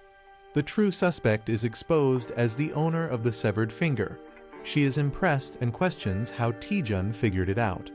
Taejun casually jokes that he learned this from detective manga. She looks completely stunned and exhausted by Taejun's reasoning. The warrior charges at Seo Yeon HWA, who prepares a magical defense. Someone traps the culprit inside a glowing green barrier to prevent escape. Furious, he charges at the bald man, vowing not to forgive him for harming his apprentice. The warrior unleashes a devastating attack called Dragon Strike. He suddenly notices something unexpected. The bald man appears lifeless, making others question if he took his own life. The warrior orders the body to be sent to the Alliance headquarters. He instructs his men to investigate the suspect's origins. The woman realizes that someone is using dark magic to target multiple guilds. She vows to uncover the mastermind behind the attack. The woman apologizes to Taejun for misunderstanding him and promises to repay him. Suddenly, Taejun faints and falls to the ground, shocking those around him. Taejun lies exhausted, realizing he has completely run out of mana. He starts regaining consciousness, wondering where he is. Taejun sees Choi Jin-hyuk and Lee Seon-ah looking at him with concern. Taejun wakes up in a hospital bed, surprised to see them there. Seon-ah says she came because she was worried, while Jin-hyuk jokingly says he just wanted to see if Taejun was still alive. She questions how much he pushed himself to collapse like that. They mention that Taejun made a huge impact in the B-rank exam, surprising him. News about Taejun defeating the Lick spreads all over the internet. He is surprised to see himself being praised in online discussions. Jin-hyuk feels overshadowed and claims Taejun wouldn't have succeeded without him. Seon-ah playfully argues that the video clearly shows Taejun doing all the work. Taejun enjoys the friendly banter, realizing it has been a while since they talked like this. The representative makes an unexpected entrance. Taejun and his friends are shocked to see her there. Seo Yeon HWA reveals that she owns the hospital. She explains that Taejun was taken to their guild's hospital and that she owes him a debt. The cat-eared girl happily reminds Taejun that he saved her. She dramatically expresses how much she cherishes UC Rin, making Taejun question the word precious. Seo Yeon HWA prepares to fulfill any request Taejun has. She leans in, confidently stating that she will grant Taejun anything he desires. Seo Yeon HWA, the Vice Guild Master, offers to grant Hunter Taejun anything he desires. Taejun seems unsure about what to ask for, while his friends react in surprise. Seo Yeon HWA assures Taejun that he doesn't need to decide immediately since there's plenty of time. She walks away, telling Taejun she will be waiting in her office on the top floor until he recovers. With a warm smile, Seo Yeon HWA invites Taejun to visit her once he makes a decision. Lee Seon-ah excitedly hugs Taejun, amazed at how much he has grown. She reminisces about how he used to get lost in dungeons and praises his progress, while Taejun looks embarrassed. Choi Jin-hyuk watches the scene and jealously calls Taejun a lucky guy. Lee Seon-ah asks again if Taejun has decided on his request, but he still hasn't thought of anything. Taejun considers asking for a magic-related item since Seo Yeon HWA is a top-tier wizard hunter. Taejun considers asking for a magic-related item. He realizes that recovery is more important right now and decides to think about it later. Lee Seon-ah cheerfully gives him a drink to help him recover faster. She and Jin-hyuk decide to leave, making plans to head out. A mystical spirit comments that Taejun has a lot to think about. The spirit excitedly imagines a beautiful woman granting a wish, while Taejun is unimpressed. Taejun debates what to ask for, considering money as an option. He quickly dismisses the idea, realizing he should ask for something priceless instead. Determined, Taejun decides he needs to figure out what he needs the most. Suddenly, he remembers and asks about the items he got earlier. Taejun realizes his items were automatically stored in the Parsley Market vault. Confused, Taejun wonders what Parsley Market is. The spirit excitedly acknowledges that Taejun is finally asking about it. Parsley Market is revealed as a massive second-hand trading platform with over 100 million users. It has users from various dimensions, offering a wide range of items at reasonable prices. The platform provides no currency exchange fees, membership rewards, and secure transactions. Taejun is shocked to learn that even people from other dimensions use it. The spirit encourages him to try it out, while Taejun realizes he has unique access on Earth. Taejun understands his advantage. He can buy artifacts from other dimensions and sell Earth items exclusively. Excited, Taejun realizes he has the opportunity to monopolize the market. Taejun gets greedy, imagining the money rolling in, while the spirit looks unimpressed. Excited, he decides to connect to Parsley Market and collect amazing items. Taejun initiates the connection, pressing the screen. The system begins analyzing his body and player data as he connects. Taejun is amazed as he enters a bustling marketplace filled with unique beings. A dwarf vendor offers a fully enhanced dragon skin shield for 1.8 likely currency. Another seller offers arcana gems, asking for offers first. Taejun compares it to a generic mobile game, while the spirit encourages him to explore. He approaches the dwarf vendor and asks to check item prices. The dwarf happily invites Taejun to take a look at the dragon skin shield. The Dragon Shin Shield Plus 13 is a powerful B-rank shield made from dragon scales, priced at 18,000 parsley coins. Taejun questions the currency value, asking how much 18,000 parsley coins is worth. The spirit excitedly reveals that 18,000 parsley coins equals 240,000 magic stones. Taejun is shocked, realizing that 240,000 magic stones is worth over 1 billion won. He wonders if there's a cheaper item, but the spirit explains that 18,000 parsley coins is the market average. Disappointed, Taejun realizes he can't afford anything. A new idea strikes him. He wonders how much the items he obtained earlier would be worth. Taejun approaches a vendor, pretending to be a newbie, and asks for a price check. He shows the vendor an unusual item and asks for its value. The vendor examines it closely, getting ready to determine its worth. The vendor declares the staff unsellable, surprising Taejun. The staff is cursed, making it difficult to use unless someone is a powerful mage. Taejun is shocked to learn the staff is completely unusable for him. He shows another item, a crystal he obtained from the same monster, for appraisal. The vendor values it at only 10 parsley coins, leaving Taejun frustrated at how worthless it is.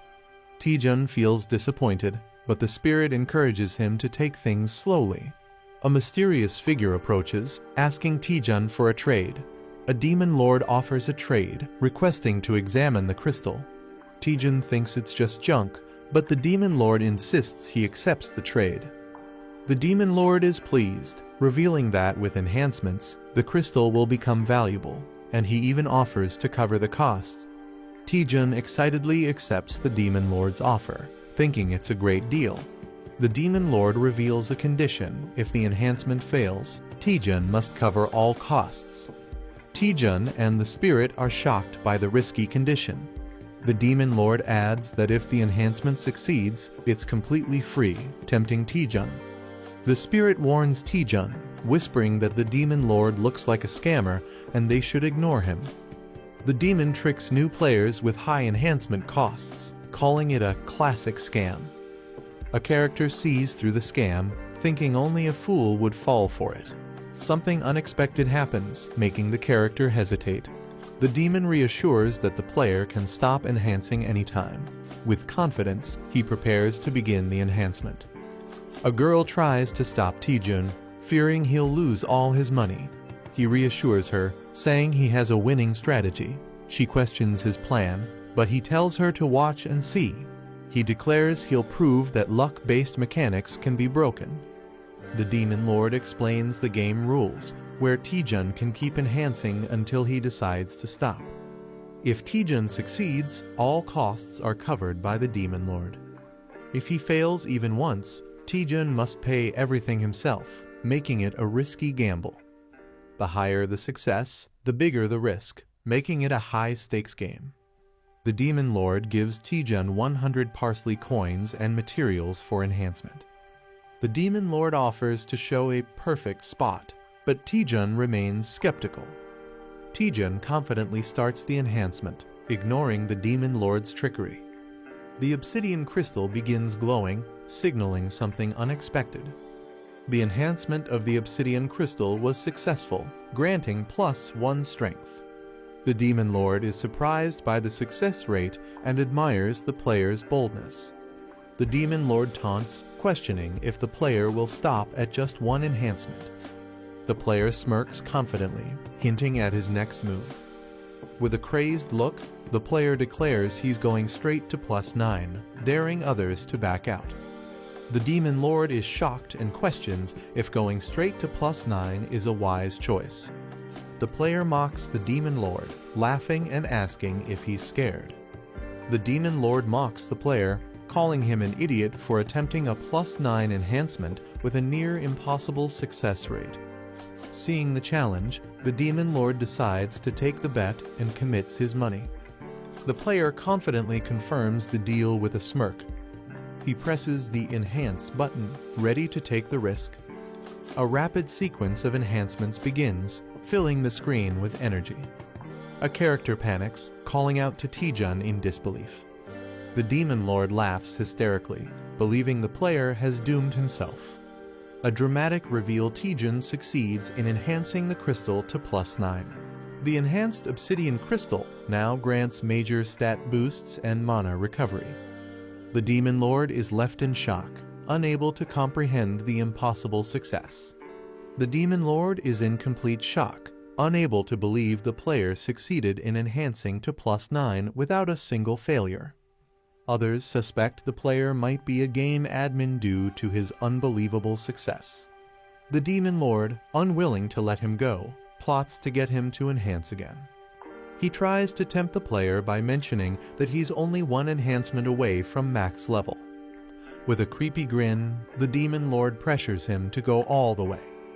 The player hesitates, holding the enhanced crystal and considering full enhancement.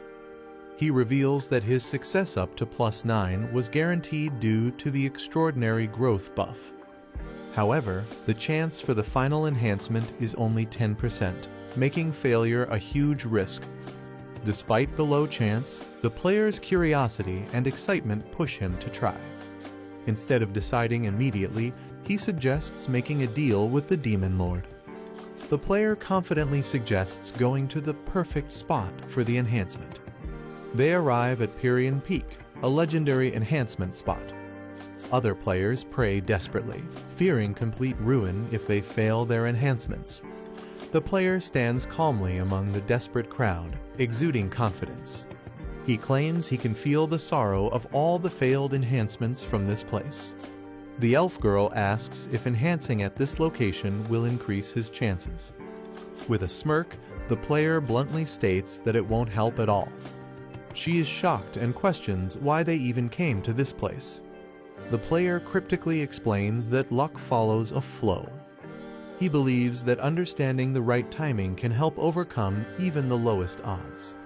The elf girl is somewhat convinced, but still questions the reason for coming here.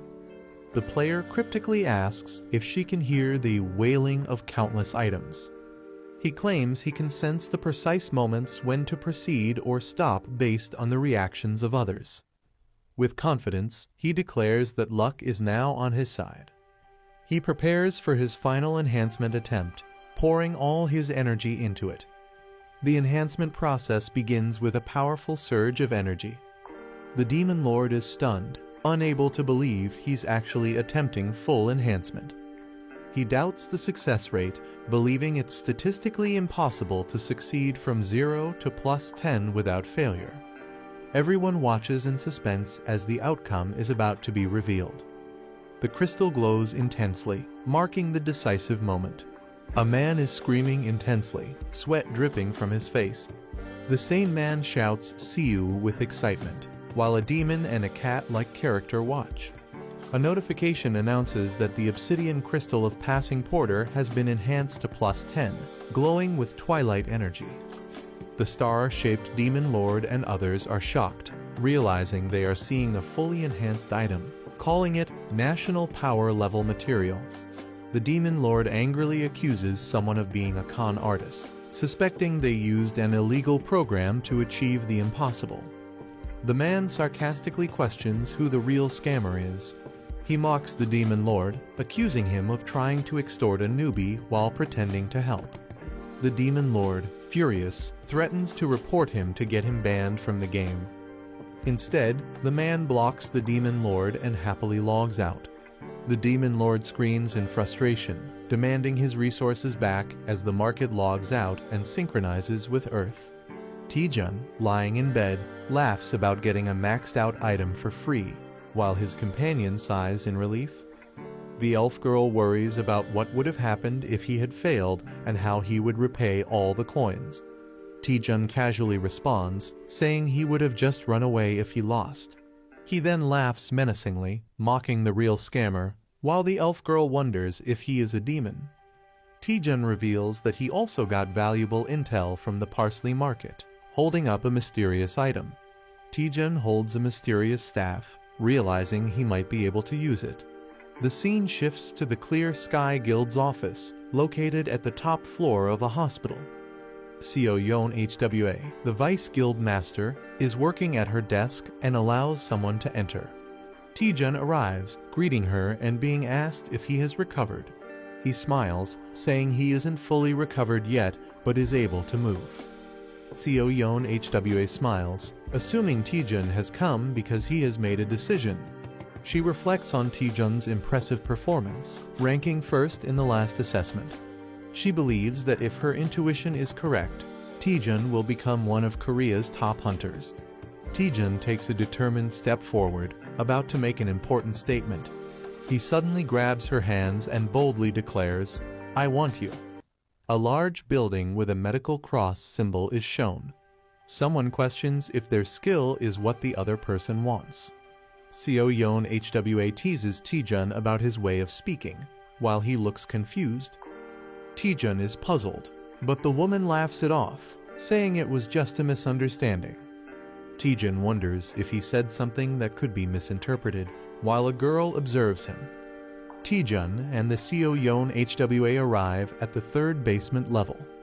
Seo Yeon HWA confirms that Taejun wants to lift the curse from his item, finding it simpler than expected.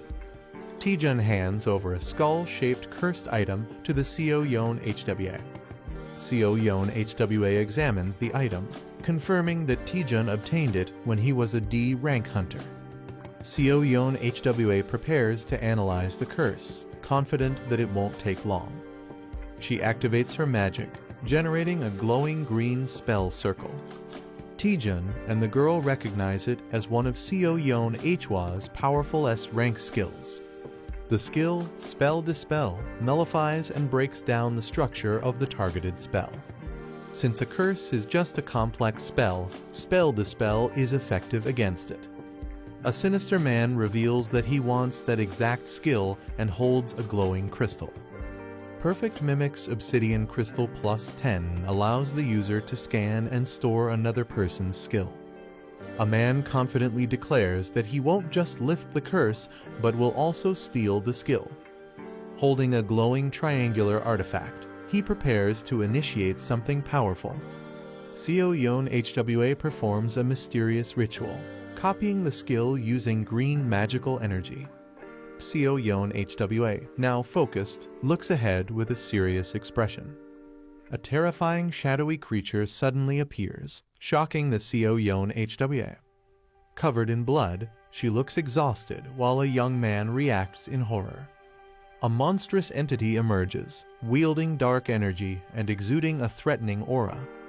The young man runs toward the woman, calling her Vice Guild Master Seo Yeon HWA. The man attacks the creature with a powerful explosion, determined to complete his goal. His eyes glow red as he focuses intensely on the situation.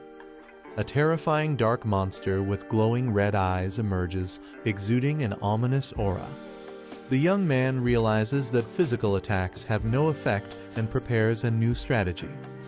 He unleashes a powerful 20% fireball, summoning blue flames in his hands. The massive fireball hurtles toward the monstrous creature, illuminating the surroundings. The young man checks on Vice Guild Master Seo Yeon HWA, who admits she let her guard down but isn't fatally injured. The young man is shocked and confused, wondering where the monster suddenly came from. Seo Yeon HWA corrects him, revealing that the entity is not a monster, leaving him puzzled. She explains that the eerie figure is actually a cursed spirit, a manifestation of the curse itself. They realize that the curse is attached to the staff and can only be lifted using spell to spell. Seo Yeon HWA, wounded and struggling, reveals that she has been hit with a debuff skill, preventing her from using spell to spell. Seo Yeon HWA decides to forcefully dissipate the curse using her magic. Surrounded by intricate magical symbols, she acknowledges the loss of the staff but promises to grant a wish next time. The young man panics as he realizes something is about to go wrong. He shouts in frustration, realizing that he won't be able to lift the curse or obtain spell dispel. Desperately, he asks Vice Guild Master Seo Yeon HWA if she has a skill called Power Infusion, to which she hesitantly confirms. The young man asks Seo Yeon HWA if she can temporarily lend him spell dispel, assuring her that he will handle the situation. Seo Yeon HWA warns that the cursed spirit is too strong to be defeated with borrowed power alone. The terrifying cursed spirit, a high-level entity, looms menacingly as she explains that even for her, dispelling it is a time-consuming process. The young man confidently asks if she would be willing to trust him despite the risks. Seo Yeon HWA hesitates, looking uncertain as she processes his bold request. Seo Yeon HWA sighs in resignation, Realizing the young man is determined to lift the curse, she explains that spell dispel requires high-level calculations and that he must carefully follow her guidance. As the ritual begins, she warns that the buff duration is short, while he confidently prepares to take action. A system notification confirms that he has been temporarily authorized to use spell dispellus. With a determined smirk, he confidently declares that if Seo Yeon HWA can't do it, he will handle it himself. With everything set up, the young man prepares to use his newfound ability while Seo Yeon HWA watches. As the battle intensifies, the cursed spirit lunges forward to attack. The young man unleashes spell dispel, surrounding himself with powerful green energy. His perfect mimic's obsidian crystal successfully scans and saves the spell dispel's skill, leaving one slot remaining. The cursed spirit screams in agony as its body begins to break apart from the impact of the spell.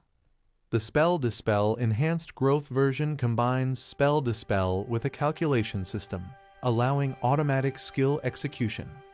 Seo Yeon HWA instructs Hunter Taejun to analyze the calculation formulas behind the skill structure. Taejun, now confident and glowing with energy, assures her that he already understands what to do. Seo Yeon HWA is shocked, doubting that this complex process can be performed by instinct alone. Taejun, now fully prepared and brimming with power, boldly declares, "Don't worry, here we go again." The cursed spirit shrieks in anger as it prepares to attack.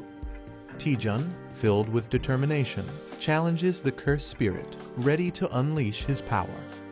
He activates Lee Taejun's ultimate automatic spell dispel macro version, sending a massive surge of energy toward the enemy. The cursed spirit roars in agony as it is overwhelmed by the powerful blue energy. Seo Yeon HWA watches in shock, realizing that the curse is truly disappearing. Even a skilled spellcaster would need at least 5 years to analyze this complex curse. Taejun effortlessly calculates and breaks the spell structure, impressing those watching. The curse takes the form of a ghostly entity as it begins to break apart. Taejun successfully dispels the cursed spirit using Spell Dispel, leaving everyone in awe. The errata staff is now completely freed from its curse. Taejun sarcastically praises Vice Guild Master Seo Yeon HWA, shocking her. He humbly admits that handling such a skill proves YS rank hunters are on another level. Seo Yeon HWA is stunned, realizing Taejun is far more impressive than she expected. She worries that joining Clear Sky Guild might actually hold him back. She suggests that Taejun check out Hwarring Guild, where the guild master has something for him. She smiles, implying that whatever it is could greatly benefit Taejun. The scene shifts to Hwarring Guild, located in the mountains. A giant red-scaled beast appears, preparing to fight. A martial artist with red afro hair proudly demonstrates his rising dragon fist technique. He ignites his fists with fiery energy, calling it a rare opportunity to witness his ultimate skill. The martial artist prepares himself, ready to demonstrate his technique. He uses Phantom Step, moving at incredible speed with a fiery aura. He launches his powerful Rising Dragon one-horn strike at the massive beast. Proud of his display, he asks if the technique was impressive, while Taejun awkwardly agrees. Meanwhile, a sinister figure observes the fight, holding a mimic crystal, waiting for the right moment to steal the skill. The protagonist dashes forward with intense energy, preparing for an attack or skill on Hanyang Island. Using a copied skill, the protagonist unleashes a powerful rising dragon strike against monstrous beasts. Laughing confidently, the protagonist marvels at the high-quality item they have obtained. The character gleefully expresses gratitude for receiving a high-class martial art for free, unaware of any hidden costs. A game-like notification reveals that the user's strength stat is too low, having the effectiveness of their skill. Shocked, the protagonist realizes that their free skill might not be as beneficial as they thought. Frustrated and furious, the protagonist learns the hard way that nothing comes for free in this world. Regretting their choices, the protagonist laments not having trained their body, while a muscular figure laughs at their weakness. A system message assigns an urgent quest requiring the protagonist to practice multiple moves 2,000 times each to improve their strength. The protagonist calculates the sheer amount of effort required and realizes it will take at least 10 hours to complete. Feeling overwhelmed, the protagonist complains about how difficult everything is, despite hoping for an easy reward.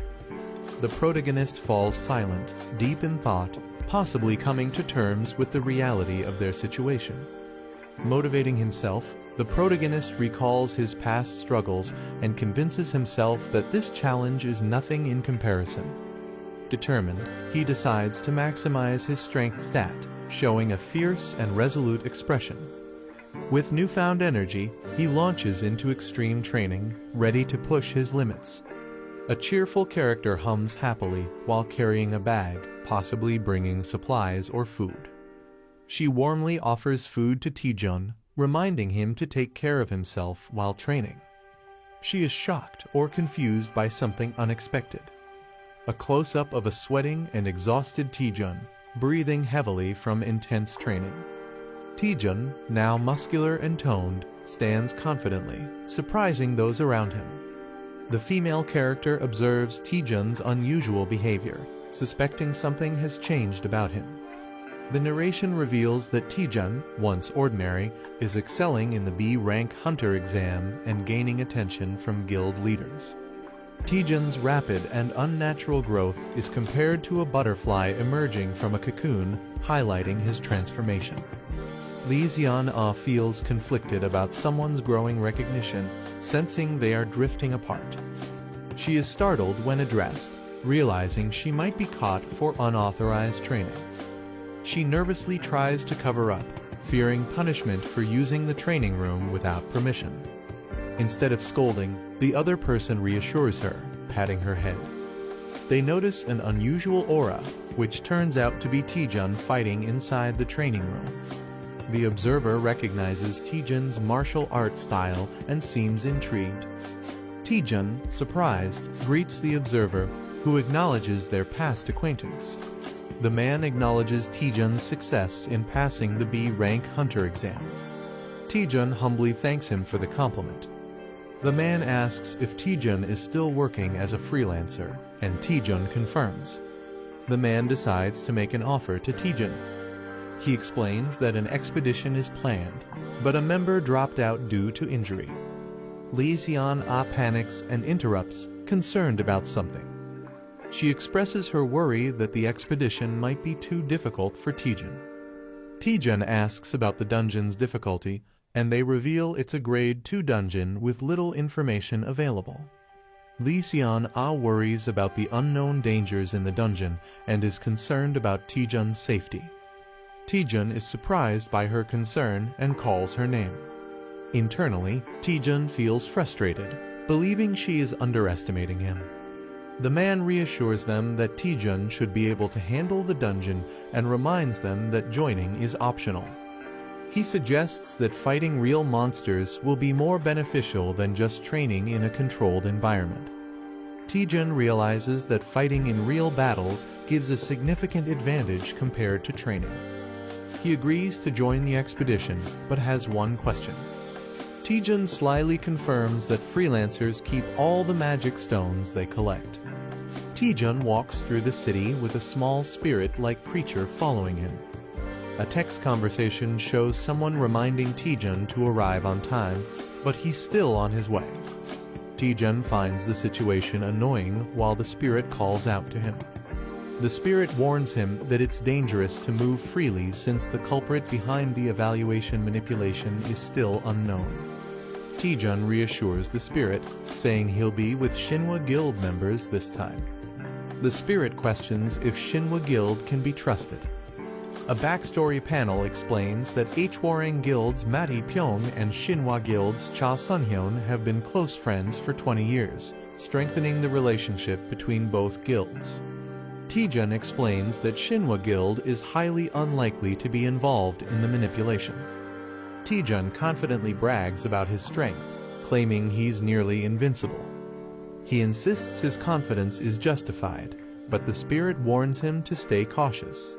They arrive at a grade 2 transfer-type dungeon, which has no prior information. Lee Seon-ah is surprised to see Taejun already there. She introduces him to the team members from Shinhwa Team 3. No Young-chul, the youngest member, enthusiastically introduces himself. The team prepares to enter the dungeon, ensuring everyone is present. Lee Seon-ah reveals that one more person is joining, which surprises the team.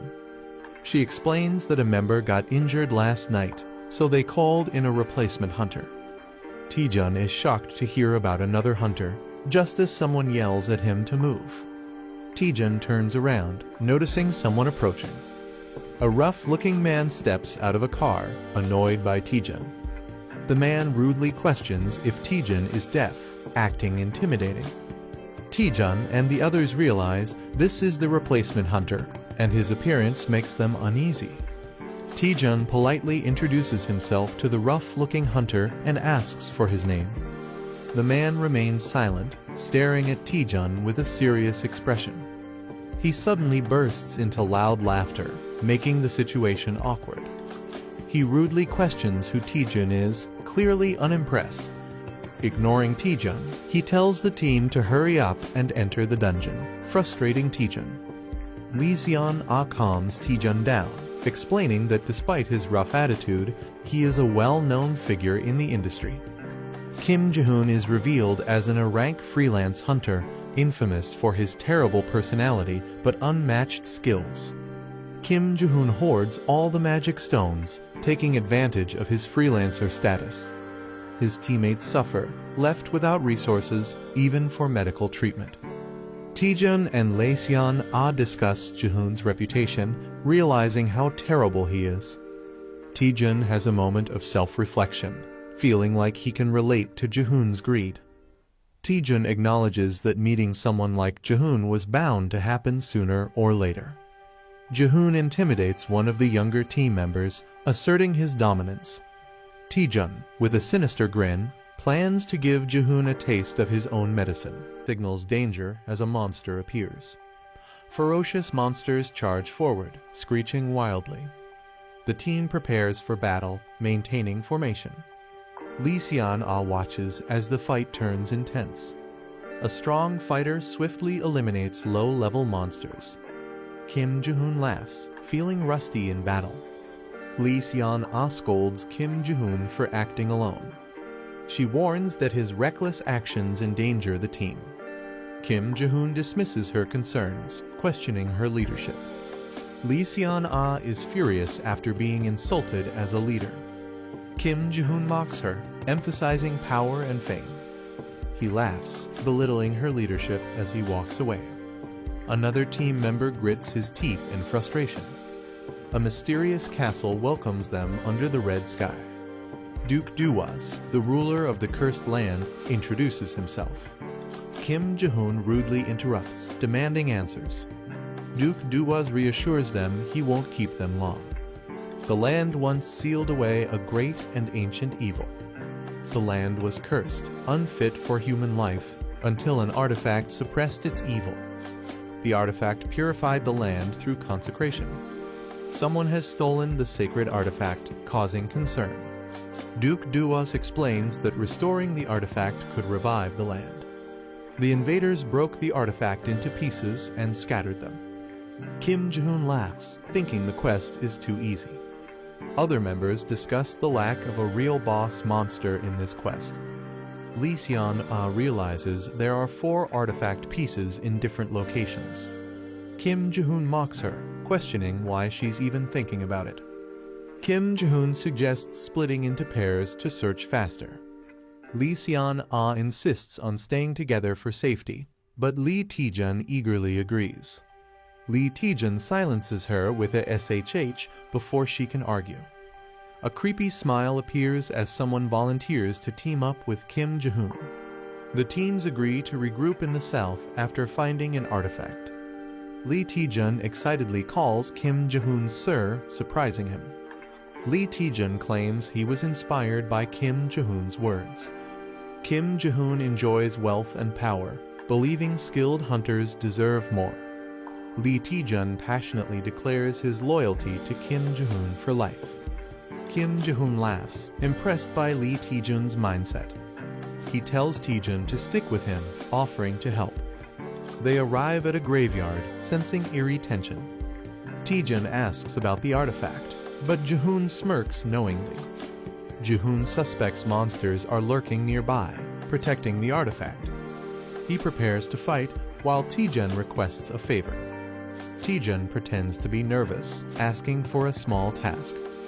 He requests to handle a small area alone. Jae-hoon laughs and agrees without suspicion. Jae-hoon allows Taejun to handle the small area alone. Jae-hoon grows impatient, demanding the monsters to appear. Taejun swiftly eliminates the incoming monsters.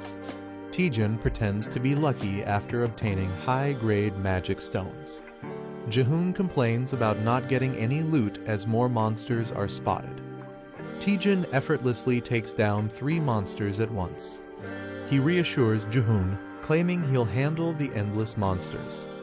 Jae-hoon realizes all the monsters are appearing near Taejun. Jae-hoon starts suspecting that Taejun knew about the monsters all along. Jae-hoon laughs, doubting Taejun is smart enough to plan ahead. Jae-hoon activates a special skill he didn't want to use. He unleashes a powerful area-wide taunt, challenging all enemies. Taejun grins, knowing exactly what's happening. Lee Seon-ah observes Jae-hoon's skill but isn't impressed. She recalls that Jae-hoon possesses a taunt skill. Taejun suspiciously shows interest in Jae-hoon's skill. He smirks, realizing the skill could be useful. Taejun manipulated Jae-hoon into activating the skill, making monsters gather. A radar shows a large number of monsters hidden in the area. Someone plans to take advantage while another person lures the monsters. A man turns around in surprise, sensing something. A huge wave of terrifying monsters rushes toward him. He panics upon realizing the overwhelming number of enemies. He desperately calls for help as the monsters surround him. A calm young man reminds him that it's his assigned area. The young man sarcastically hesitates, pretending to be unsure about interfering. The desperate man yells in frustration, demanding immediate help. He smirks and agrees to fight. He activates his power, surrounded by blue energy. Using Phantom Step, he leaps into action. He unleashes Rising Dragon's Strike, causing a massive explosion. The shocked man doubts if he's really just a B rank hunter. He wipes his sweat, relieved that all the monsters are gone. He happily counts the magic stones he gained. He jokingly credits the other man's taunt skill for his victory. He suggests leaving since they've completed their mission. The other man hesitates, wanting to gather more magic stones. A bloody battlefield is filled with the remains of defeated monsters. The team celebrates finding the artifact with Taejun's help. Taejun completes the emergency quest and masters new skills. A teammate is surprised by how many enemies Taejun defeated. They discover a massive pile of glowing magic stones. Taejun acknowledges the large number of magic stones as a problem. Taejun decides to share the magic stones with his teammates. Others hesitate, feeling that Taejun is being too generous. Taejun insists that everyone deserves a reward for their efforts. Taejun smiles as he thanks Jae-hoon for sharing his magic stones. Taejun announces that he will split his and Jae-hoon's stones with the team. Jae-hoon hesitantly agrees, but looks regretful about losing his stones. The team praises Jae-hoon, mistaking him for being generous. The team gratefully accepts the shared magic stones. Jae-hoon is confused but nervously goes along with the situation. Lee Seon-ah acknowledges Taejun's clever move. Taejun reveals to his companion that his generosity is just for appearances. A mysterious castle looms under a blood-red moon. The team returns with the collected artifacts. The Lord thanks them, saying the land may be restored. The Lord requests the artifact, saying he will offer it himself. The girl hesitates while holding the artifacts. She questions the Lord before handing over the artifacts.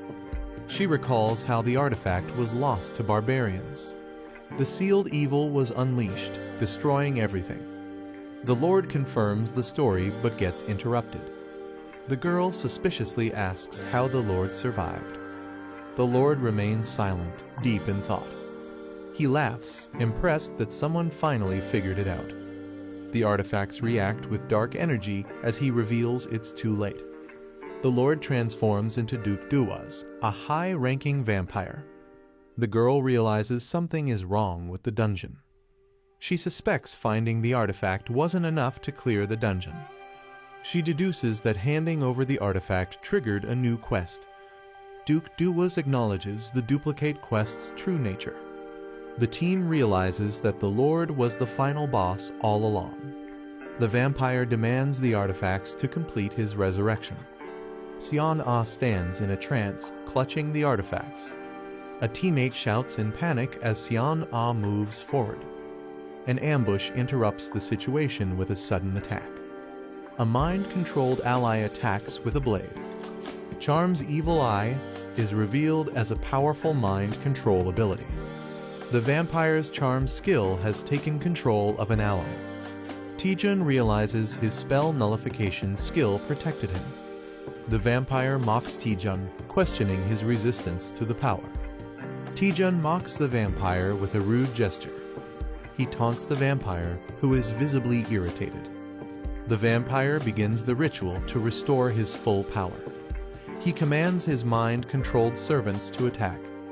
Taejun finds the situation troublesome as his allies turn against him. The vampire laughs, knowing Taejun values his comrades. He predicts Taejun's downfall at the hands of his allies. Taejun prepares a counterattack, activating a skill. With a powerful strike, an enemy is taken down.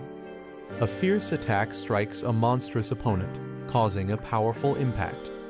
A shocked vampire-like character reacts in disbelief.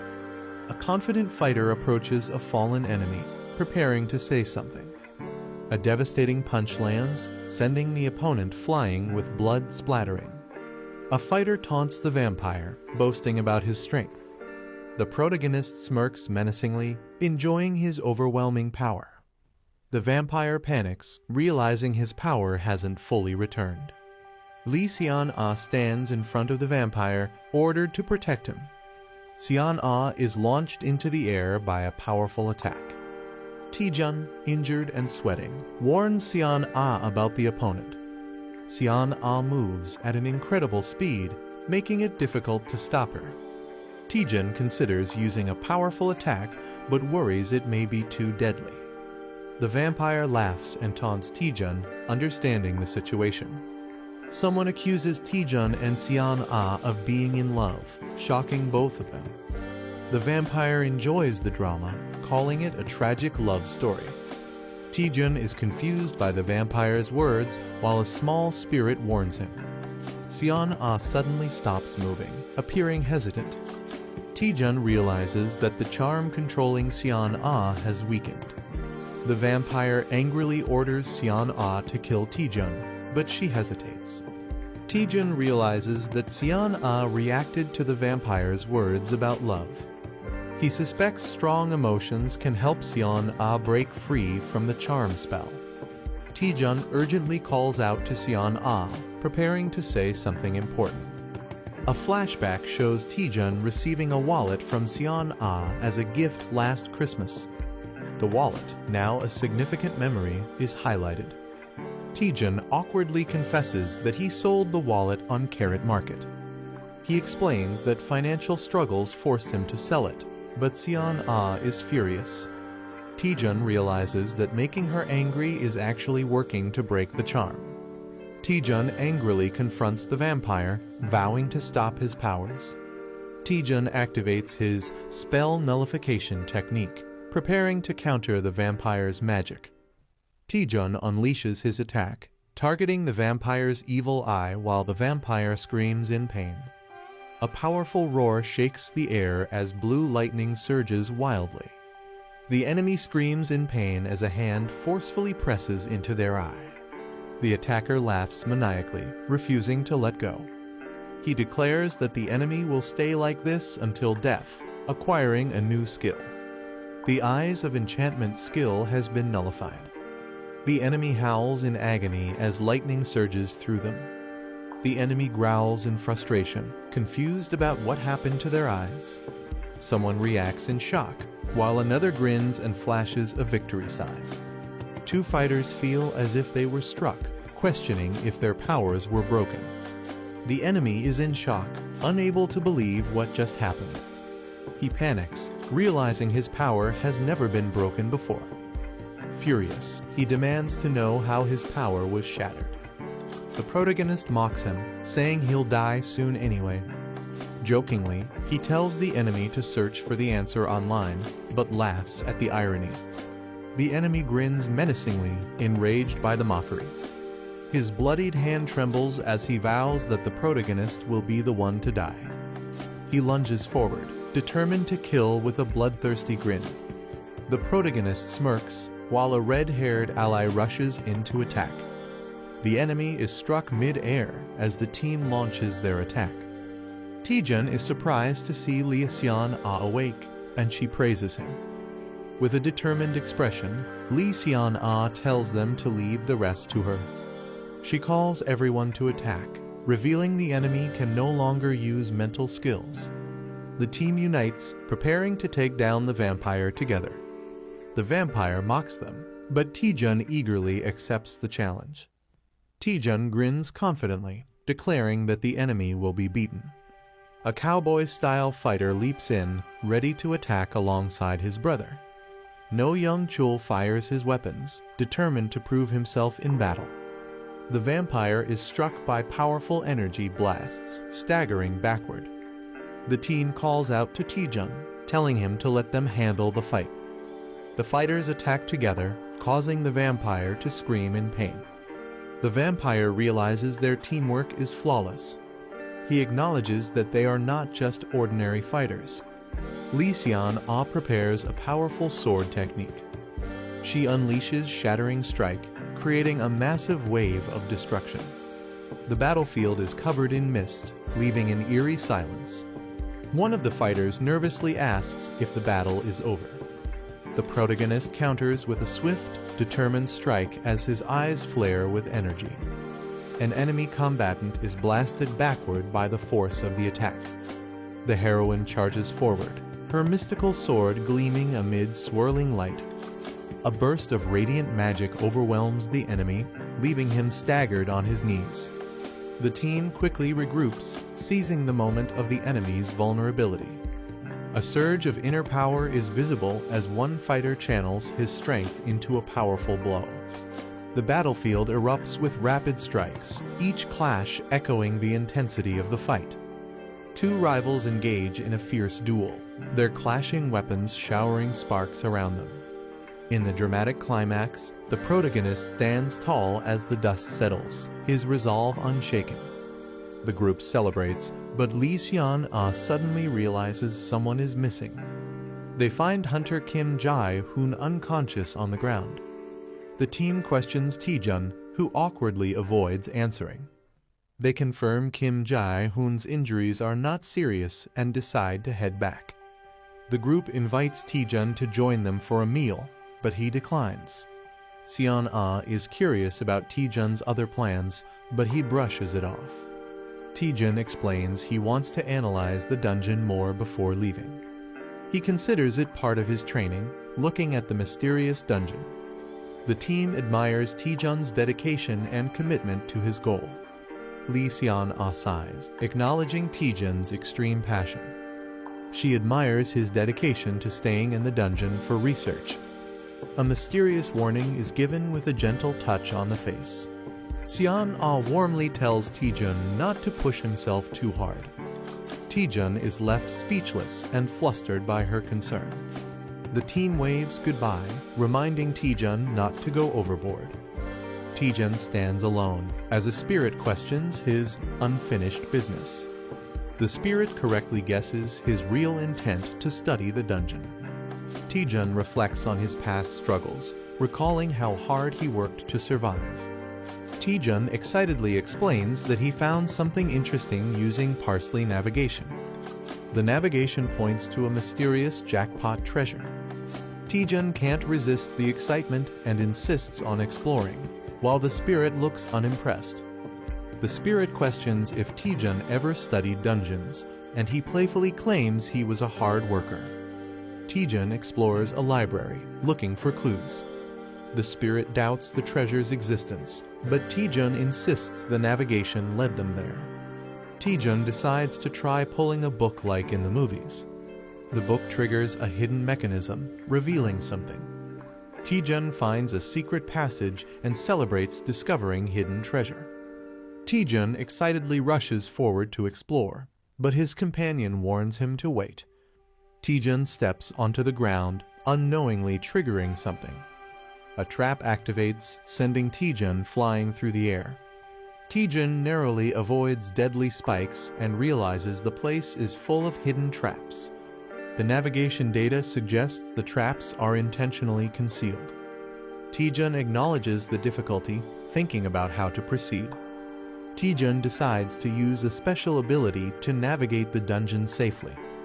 Taejun summons a powerful skull-adorned staff with dark energy. The summoner calls upon Eratus using a dark ritual. A man is shocked upon recognizing the name Eratus. Eratus emerges from the summoning circle, demanding to know who summoned him. Eratus greets the summoner with an eerie presence. Eratus, the harbinger of death, introduces himself with his stats displayed. A ghostly creature screeches in fear, questioning the summoner's identity. Eratus is confused and questions how he was summoned. The summoner smugly confirms that he used the staff to summon Eratus. Eratus warns that the staff is filled with countless evil souls that could take over one's body. The summoner grins and proudly declares that he killed it. Eratus is in disbelief, but the summoner casually confirms it. The summoner mocks Eratus, questioning his authority. Eratus is struck by a powerful attack, stunned. The summoner warns Eratus to obey or face destruction. The summoner teases Eratus about his speech being too formal. The summoner gives Eratus his first command. The summoner confidently orders Eratus to charge forward. Eratus hesitates, confused about the direction. The summoner warns Eratus not to disappoint him. Eratus panics and rushes forward at full speed. Eratus turns in shock, realizing something is wrong. Eratus screams as he is shattered and unsummoned. The summoner calmly marks one trap as cleared. Eratus is revived, confused by what just happened. The summoner orders Eratus to charge forward again. Eratus runs straight into a fire trap. Eratus burns to ashes and is unsummoned once more.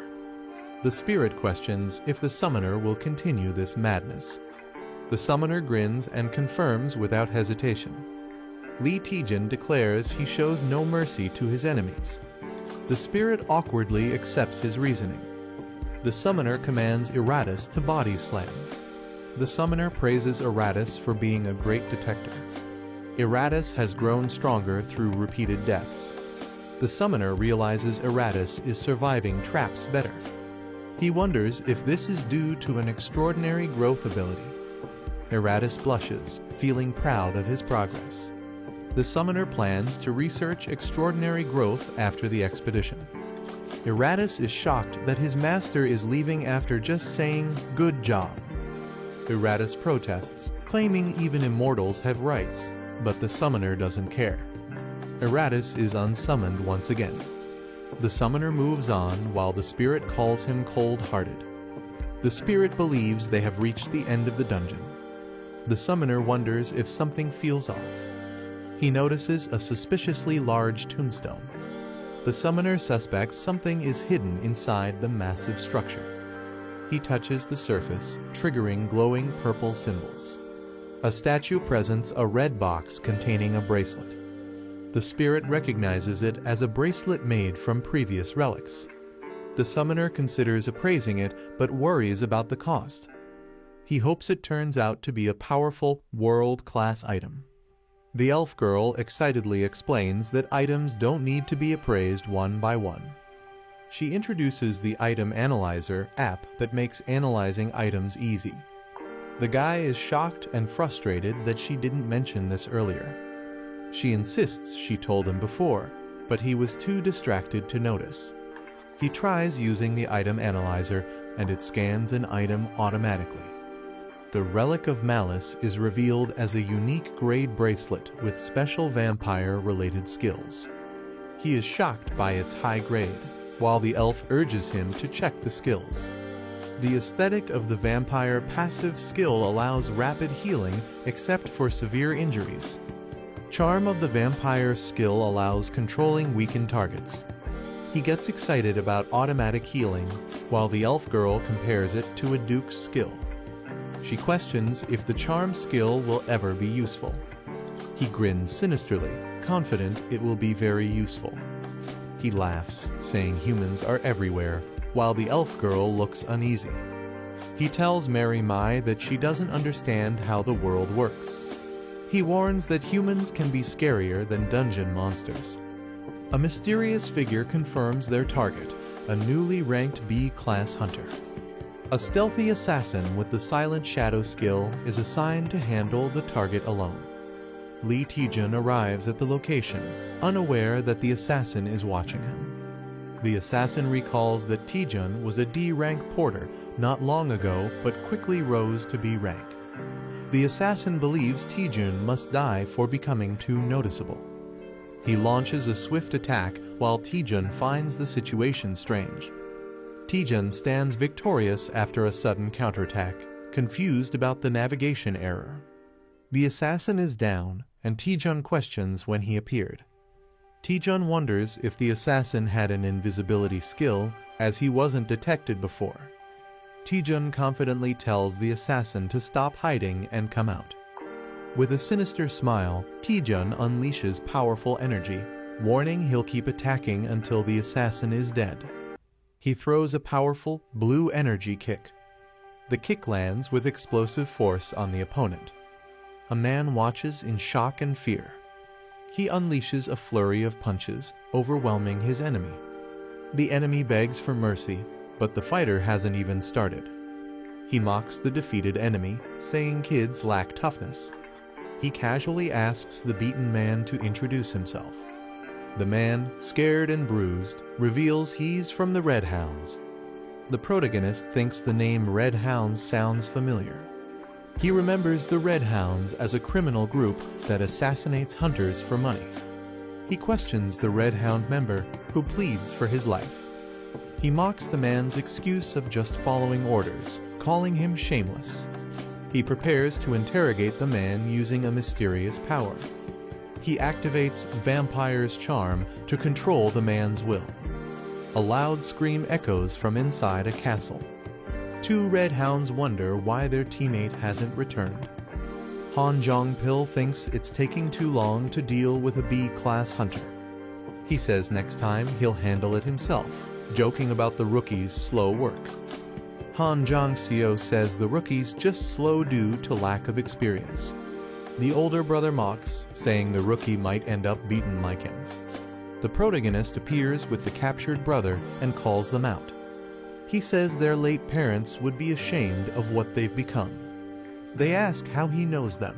He admits he interrogated the youngest. He jokes that he came himself to gather the rest of the info. One brother gets angry and blames Han Jong-chul. The leader defends him, saying he's too well trained to break easily. He suspects the enemy used a mental skill, while the hero mocks their trust. He jokingly gives a praise sticker, while the spirit looks confused. The Red Hounds are stunned and wonder if he's actually insane. One regrets not dealing with him personally from the start. He threatens Lee Taejun, saying he won't leave alive. Lee Taejun casually tells him to go ahead and try. The assassin prepares to use a deadly technique called Shadow Strike. Before he finishes, Lee Taejun punches him right in the face. His brother screams in shock while Lee casually comments on how boring it was. The last Red Hound hesitates, saying he's low on mana. Taejun threatens the last brother to talk or end up like the others. The Red Hounds are arrested and taken into custody by the Hunter Alliance. The brothers had planned their ambush using dungeon info. They disguised themselves as cleaners, waiting for Taejun to exit the dungeon. When he didn't come out, they went in to kill him themselves. A mysterious woman admits they got careless. In a guild meeting, she explains they expected an attack on Taejun. She didn't expect them to sneak into a dungeon owned by Shinhwa Guild. She blames herself, but someone reassures her there's no need to apologize. Taejun sensed trouble coming but didn't expect it so soon. An angry ally yells that the enemies targeted Taejun, Kangjin, and Yu Si-rin.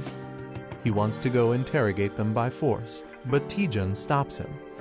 Taejun calmly reveals he already knows who's behind it all. They're surprised how easily the enemies talked during the interrogation. With serious eyes, she demands to know who's responsible. She's furious about the attacks on multiple hunters, including Taejun. Taejun silently stares, ready to expose the truth. He names the culprit, Bi Hyun-soo, the head of the Seong Guild. They're shocked to hear that Bi Hyun-soo is the culprit. The man claims he knew it just by Bi's suspicious face. Seong Guild rose rapidly in rank, known for dirty and ruthless tactics. Until now, they only had suspicions Taejun brought real proof. They trust Taejun's judgment, completely no room for doubt. The guild leader decides to bring elite members and retaliate. The man vows to protect his disciple and join the fight. He gets fired up to storm the enemy HQ and Taejun asks to come too. Taejun smiles and says he wants to see the face of the man who tried to kill him. The Seong Guild building shakes as the heroes arrive to confront Hyun-soo. The man powers up and calls out Hyun-soo, saying it's been a while. He smashes the ground, demanding Hyun-soo to come out. Guild members rush in, shouting at him and calling him insane. Someone reminds them they already know why this is happening. The woman from the Chunjeon Guild demands Bi Hyun-soo be brought out now. She threatens to burn the whole building down if he doesn't show up. She orders her guild to begin the attack. The guild unleashes powerful magic, striking the building with green energy. A man desperately bangs on a vault door, calling for his boss. The boss is panicking as he's told 2 guild leaders have broken in. He curses his situation, blaming himself for hiring incompetent people. He angrily questions where everything started to go wrong, blaming Lee Taejun. Planning to flee, he decides to take the money and escape unnoticed. He hears a sudden noise and looks back, startled. Someone finds his hiding place and taunts him. Shocked, he recognizes the intruder. A creepy man introduces himself as B-class hunter Lee Taejun with a chilling smile. A surprised man asks how Lee Taejun got there, and Taejun casually replies he walked. Taejun enters confidently, saying he's great at finding people. The seated man suspects Taejun wants something for showing up secretly. He offers Taejun a suitcase full of money, asking if that's what he wants. Taejun is stunned by the cash, but his spirit companion warns him to stay focused. Taejun refuses the money, saying he's not after dirty cash. He steps closer, saying there's just one thing he wants to confirm. Taejun accuses him of rigging the promotion exam and suspects another person is involved.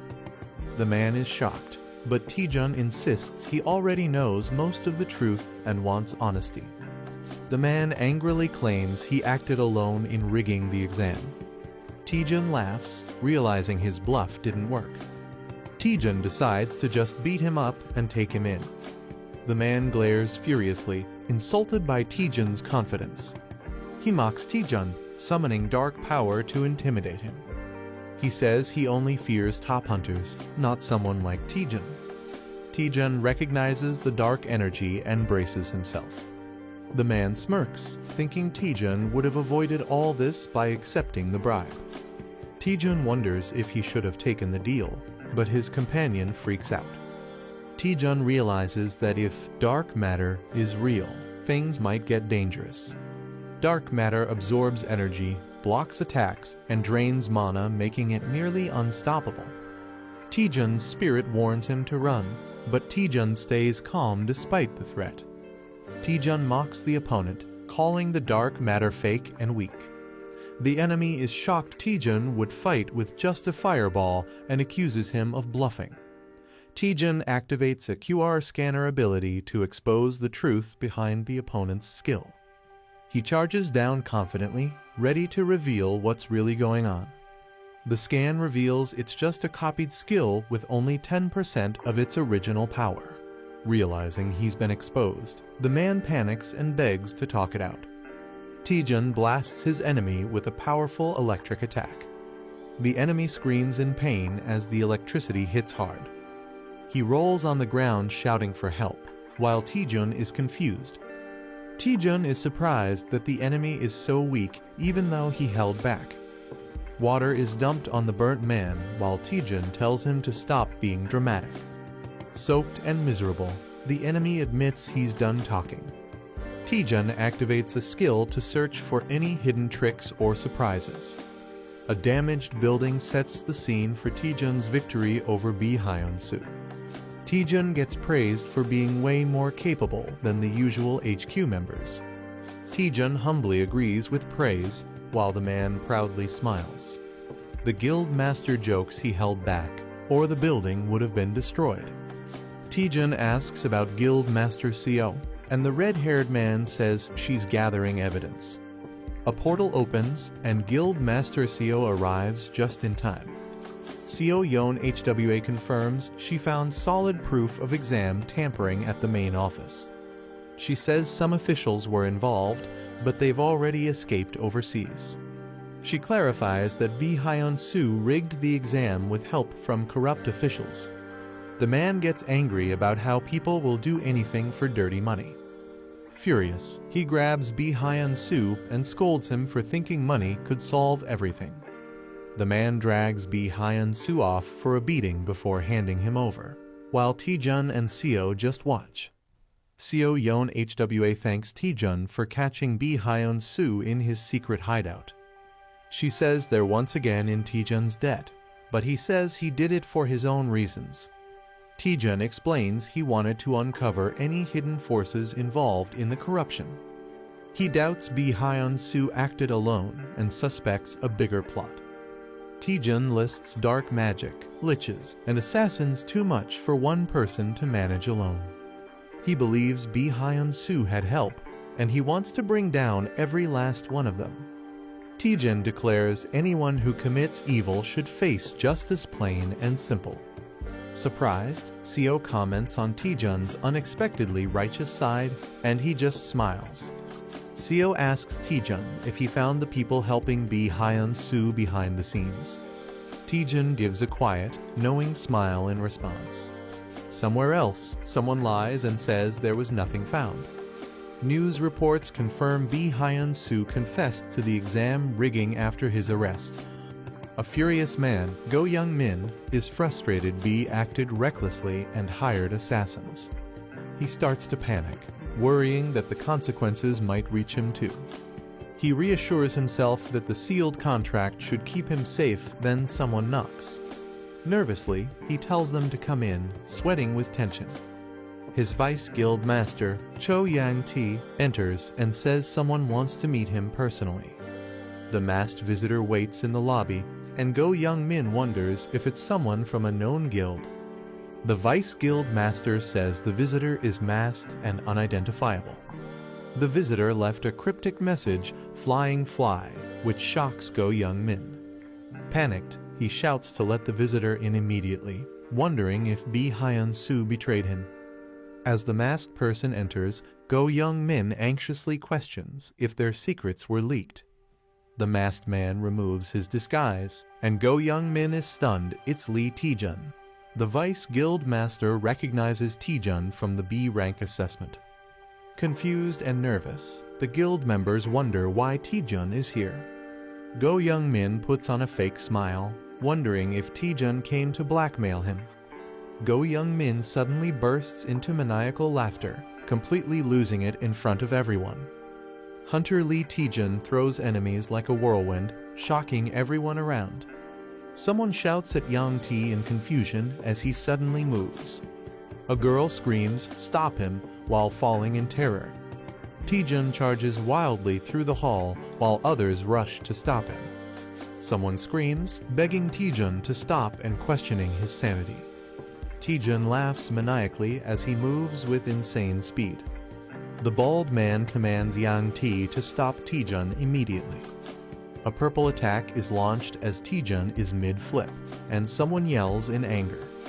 A powerful energy blast explodes as someone screams Taejun's name in fear. An impressed voice praises Taejun's strength, calling him Hwaryeong Guild's true number one. The bald man acknowledges the girl's flawless technique that restrained him instantly.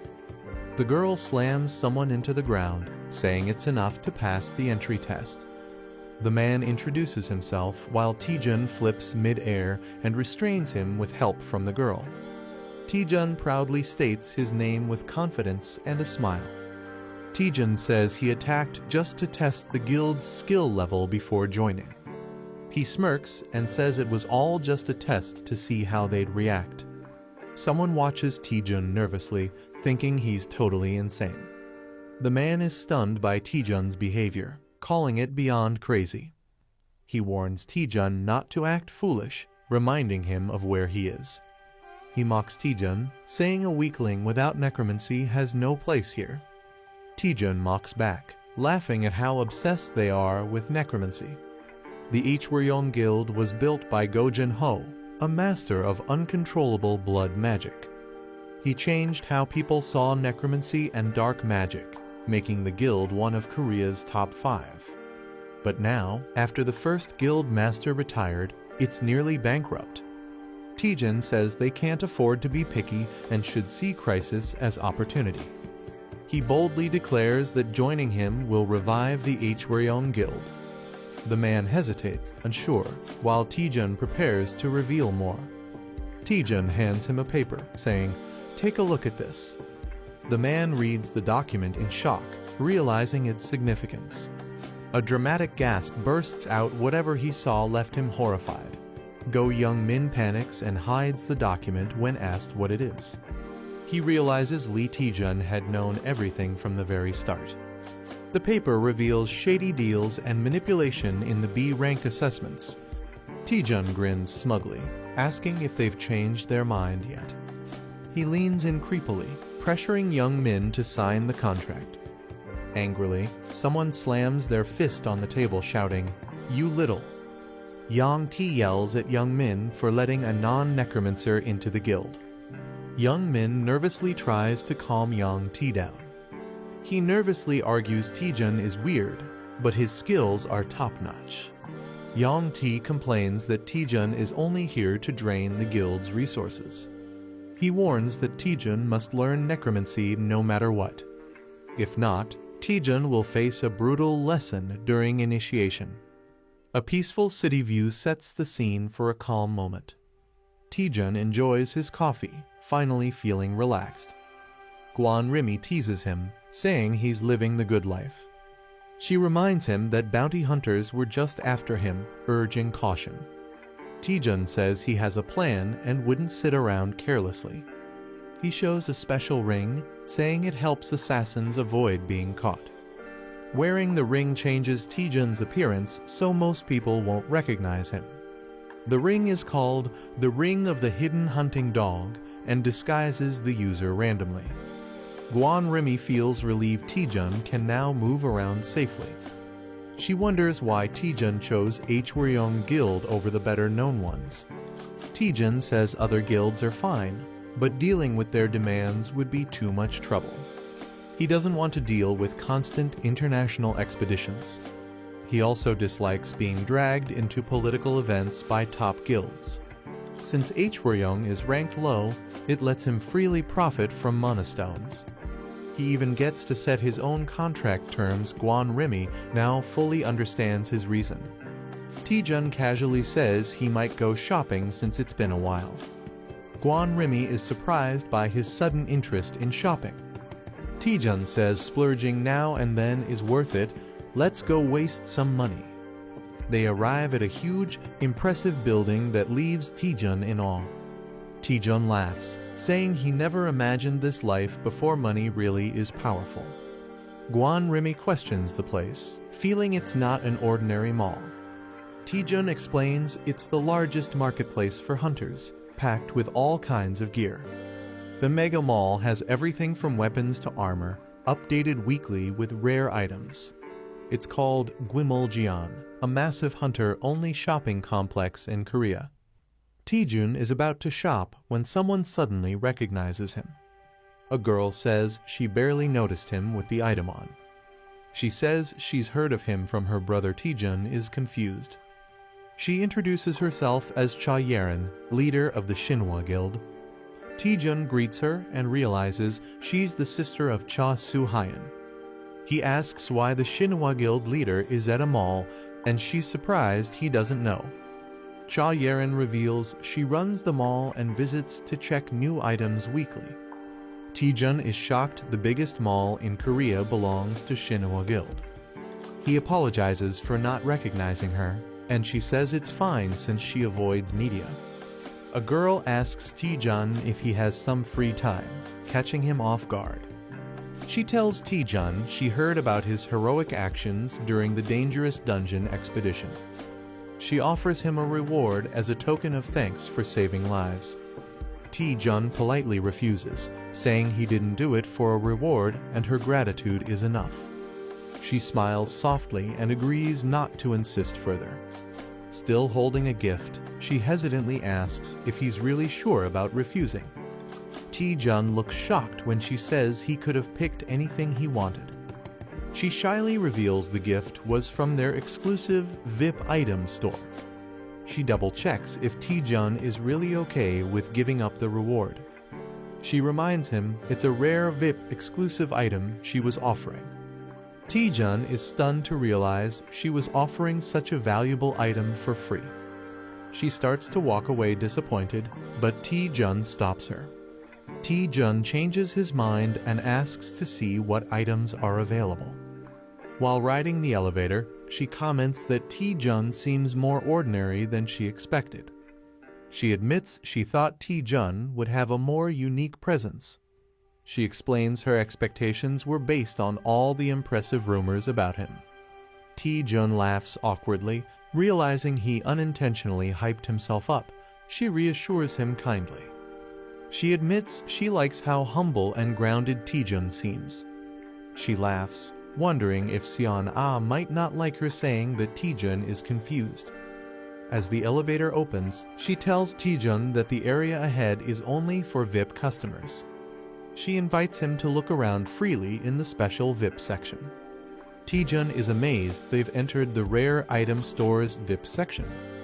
He realizes the items are worth billions and is shocked at their value. He's stunned to realize that she, the person before him, owns everything here. She asks Taejun if anything caught his eye. He admits it's hard to choose. Blushing, Taejun says there is something that definitely caught his eye. Taejun points to a set of items and asks what they are. She smiles and says Taejun has unique taste. She explains the items once belonged to legendary guild masters from Korea. Though no longer usable, the items are preserved to honor their legacy. She tells him they aren't for sale, but offers to show even better items. An assistant notifies her that the vice director of Hyonin Guild has arrived. She realizes she's late for a critical meeting. She says goodbye, planning to meet Taejun again after the meeting. The spirit warns Taejun about his deep bowing, but he says it's part of work life. The spirit is confused why Taejun is interested in such an old, useless item. The item is a broken gauntlet with zero durability, once used by a forgotten martial artist. Taejun admits it's useless, but something about it draws his attention. He can't explain why. but he feels strongly interested, especially since it connects with his skill set. He receives a quest: obtain a synergy item to unlock a new status window function. He recalls that the system never gives him impossible quests, always something he can handle. He realizes there must be a way to restore the broken gauntlet somewhere. Taejun dramatically pleads with the director to help him fix it, desperate for a solution. He even gets on all fours and barks like a dog to show how serious he is, leaving the spirit speechless. Taejun lies on the floor, desperately trying to think of a way to convince the director. He overhears something surprising and snaps to attention. He's confused, hearing someone mention a previous agreement and contract fee. Director Cha Yerin appears surrounded by guards. Someone seems to be causing her trouble. Taejun realizes something: he might have a chance here. He sees an opportunity to help the director and earn her favor, and maybe that item too. Determined, he dashes off to help her like a dramatic hero. He dramatically declares himself as the loyal hound, ready to serve Director Cha Yerin. Cha Yerin, unimpressed, expresses her disappointment and asks how long he'll keep being stubborn. Kang Young-seok sarcastically praises the director's boldness while defending his high pricing. He smugly says it's only fair business to charge what something's worth. Director Cha Yerin is visibly annoyed by his attitude. He's pushing her buttons. Taejun rushes in after hearing the commotion, ready to help. Young-seok dismissively tells Taejun to move aside, not knowing who he is. He claims they're in the middle of an important business meeting. Cha Yerin tries to stop Taejun, but he plays along, pretending to respect the business. Taejun throws a cheeky line, saying he enjoys business, especially business class flights. With a smug grin, Taejun takes a seat and suggests they talk business. Kang Young-seok asks who Taejun is, and Director Cha hesitates to respond. Taejun looks at the weapons and begins to piece together the situation. The Hyonin Guild specializes in item appraisal and dominates the Korean market. Because of that monopoly, the Shinhwa Guild is forced to comply even with unfair treatment. Taejun confidently introduces himself as Cha Yerin's legal advisor. With a big grin, he asks what the issue is, as if it's just casual business. Director Cha is confused by his bold claim, while Kang accepts it without question. Kang explains they're being asked to appraise too many items in too short a time. He says hiring extra staff increases cost, and the added payment wasn't nearly enough. Kang Young-seok demands double the original fee, shocking both Taejun and Cha Yerin. Taejun says he understands the issue, but finds something suspicious about it. He confirms with Kang that the Hyonin Guild is supposed to be an appraisal specialist. Taejun questions why experts would need a whole week. It sounds too slow and inefficient. He mocks them, laughing that a week per item is absurd and saying he'd have found another guild by now. Kang becomes visibly angry and offended by Taejun's words. Kang challenges him, warning that switching guilds could ruin all their items. He explains that a wrong appraisal can permanently destroy an item's value. Taejun listens as Kang insists that taking a chance with another guild is too risky. The director questions if any other guild can handle the job. The woman tells Taejun to back off before things get worse. Taejun apologizes for stepping out of line and disturbing business. Taejun leaves quietly, and the director feels satisfied. The director smugly claims their appraising skills are unmatched. Cha Yerin shows up, surprising the director. Lee Taejun cheerfully introduces himself as the new item appraiser. A man nervously greets Director Cha Yerin for the first time. Lee Taejun proudly introduces himself as the new item appraiser. Taejun excitedly examines the weapons laid out on the table. Taejun confidently assures Director Cha the appraisal will be quick. Taejun eagerly suggests starting, surprising Director Cha. Taejun asks the other appraisers to leave, calling it a trade secret.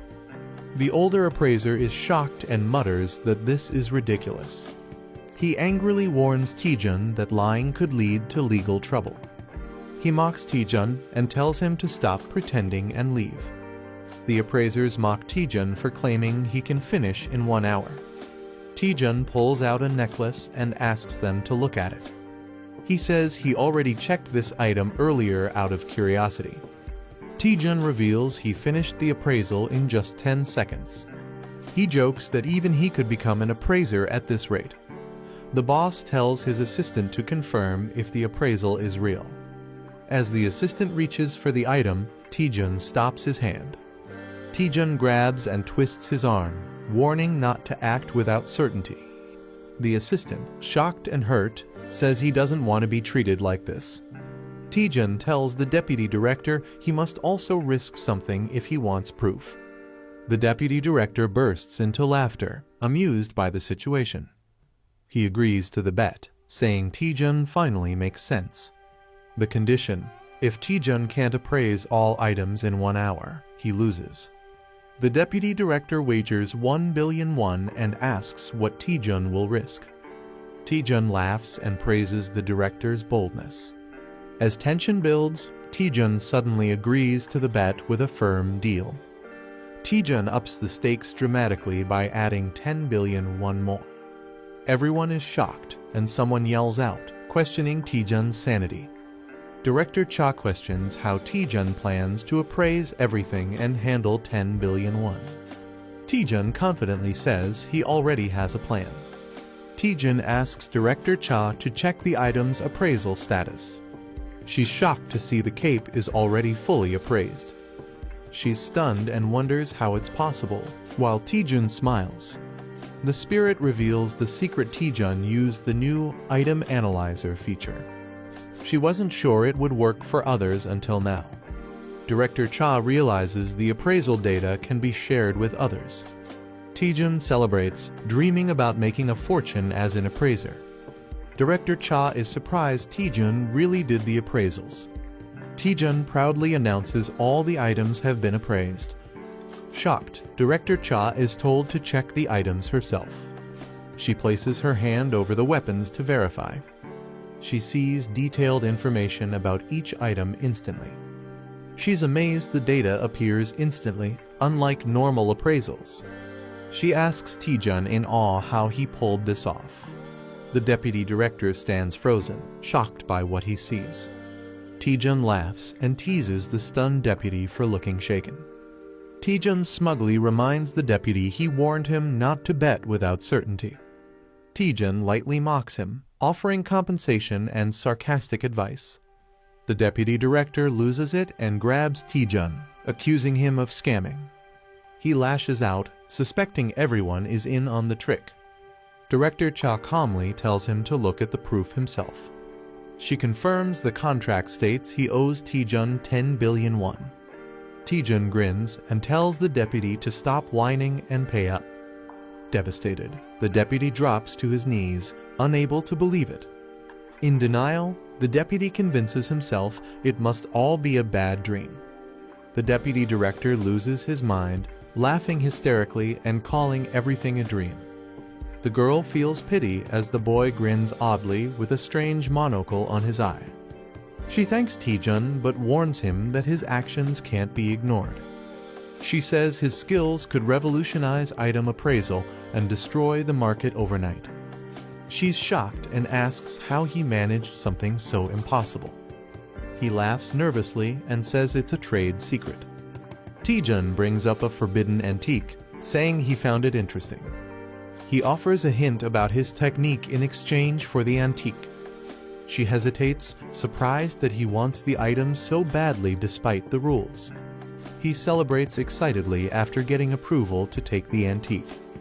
She casually sits and asks him to explain. She directly questions how he appraised the items. He stays silent with a smirk, not answering right away. He begins to respond while a tall building is shown. Outside a store, someone thanks the director. She waves goodbye while he happily holds the antique. Someone asks the director what she found out. She says he told her everything before leaving, surprising the other person.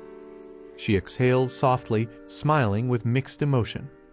He claims the secret is listening to the item's voice, baffling others. She suspects he never planned to reveal the truth or simply couldn't. She warns she won't let Taejun off that easily. With determination, she vows to recruit him into their guild. He laughs maniacally after finally getting a mysterious item. Taejun clings to the item like it's his true love. The girl tells him the item is now just useless junk. Taejun asks if the item can be fixed. He admits with a grin that he has no clue how to repair it. Still hopeful, he believes he'll figure something out. The girl suggests posting about it on Parsley Market. She explains the market has people from many dimensions who might help. She tells him he can post using just the status window. He gets ready to post something using the virtual screen. He asks if anyone can repair the broken spirit sword. He wonders if the post will help. She's unsure but smiling. He says it's not urgent and expects someone to reply eventually. He shifts focus to more important items lying in the room. He laughs about tricking someone to get these powerful tools. She notices all the weapons have holy attributes. She questions why holy items are needed for a black magic guild. He reveals the ceremony will involve dark summoned monsters. She's confused why he's using items in a duel where they're forbidden. He smirks and tells her to just watch how he handles it. The Worm Guild welcomes Hunter Lee Taejun.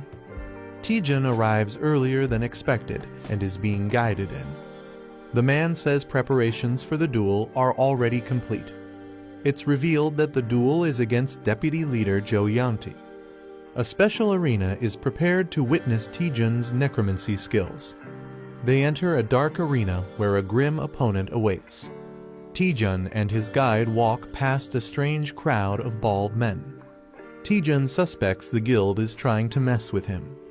He thinks they want to humiliate him for being weak at necromancy. He always felt something was off, but now it's clearly worse. The girl wonders why all the necromancers are bald.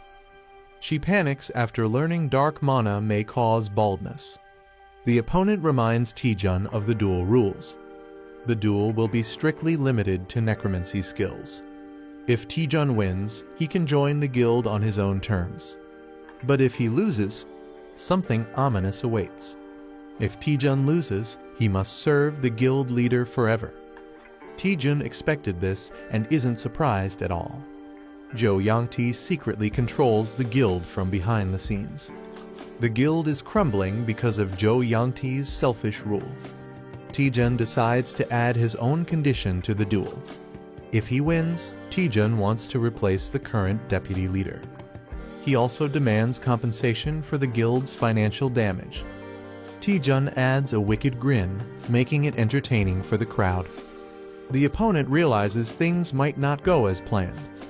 He angrily denies causing any harm to the guild. He claims the guild survives only because of him and summons a powerful Death Knight. He dares Taejun to show what he's got. He wants to see if Taejun's necromancy is truly impressive. The battle begins as energy builds around them. Taejun confidently calls out to a spirit named Eratus. The audience reacts with surprise and confusion. Taejun's summon is revealed to be a single skeleton warrior. Everyone doubts Taejun, mocking him for summoning just a skeleton.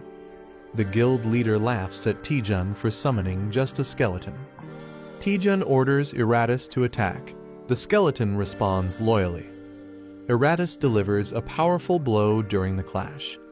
The opponent is shocked that his Death Knight's armor broke instantly. Taejun grins, taunting that light magic melts darkness.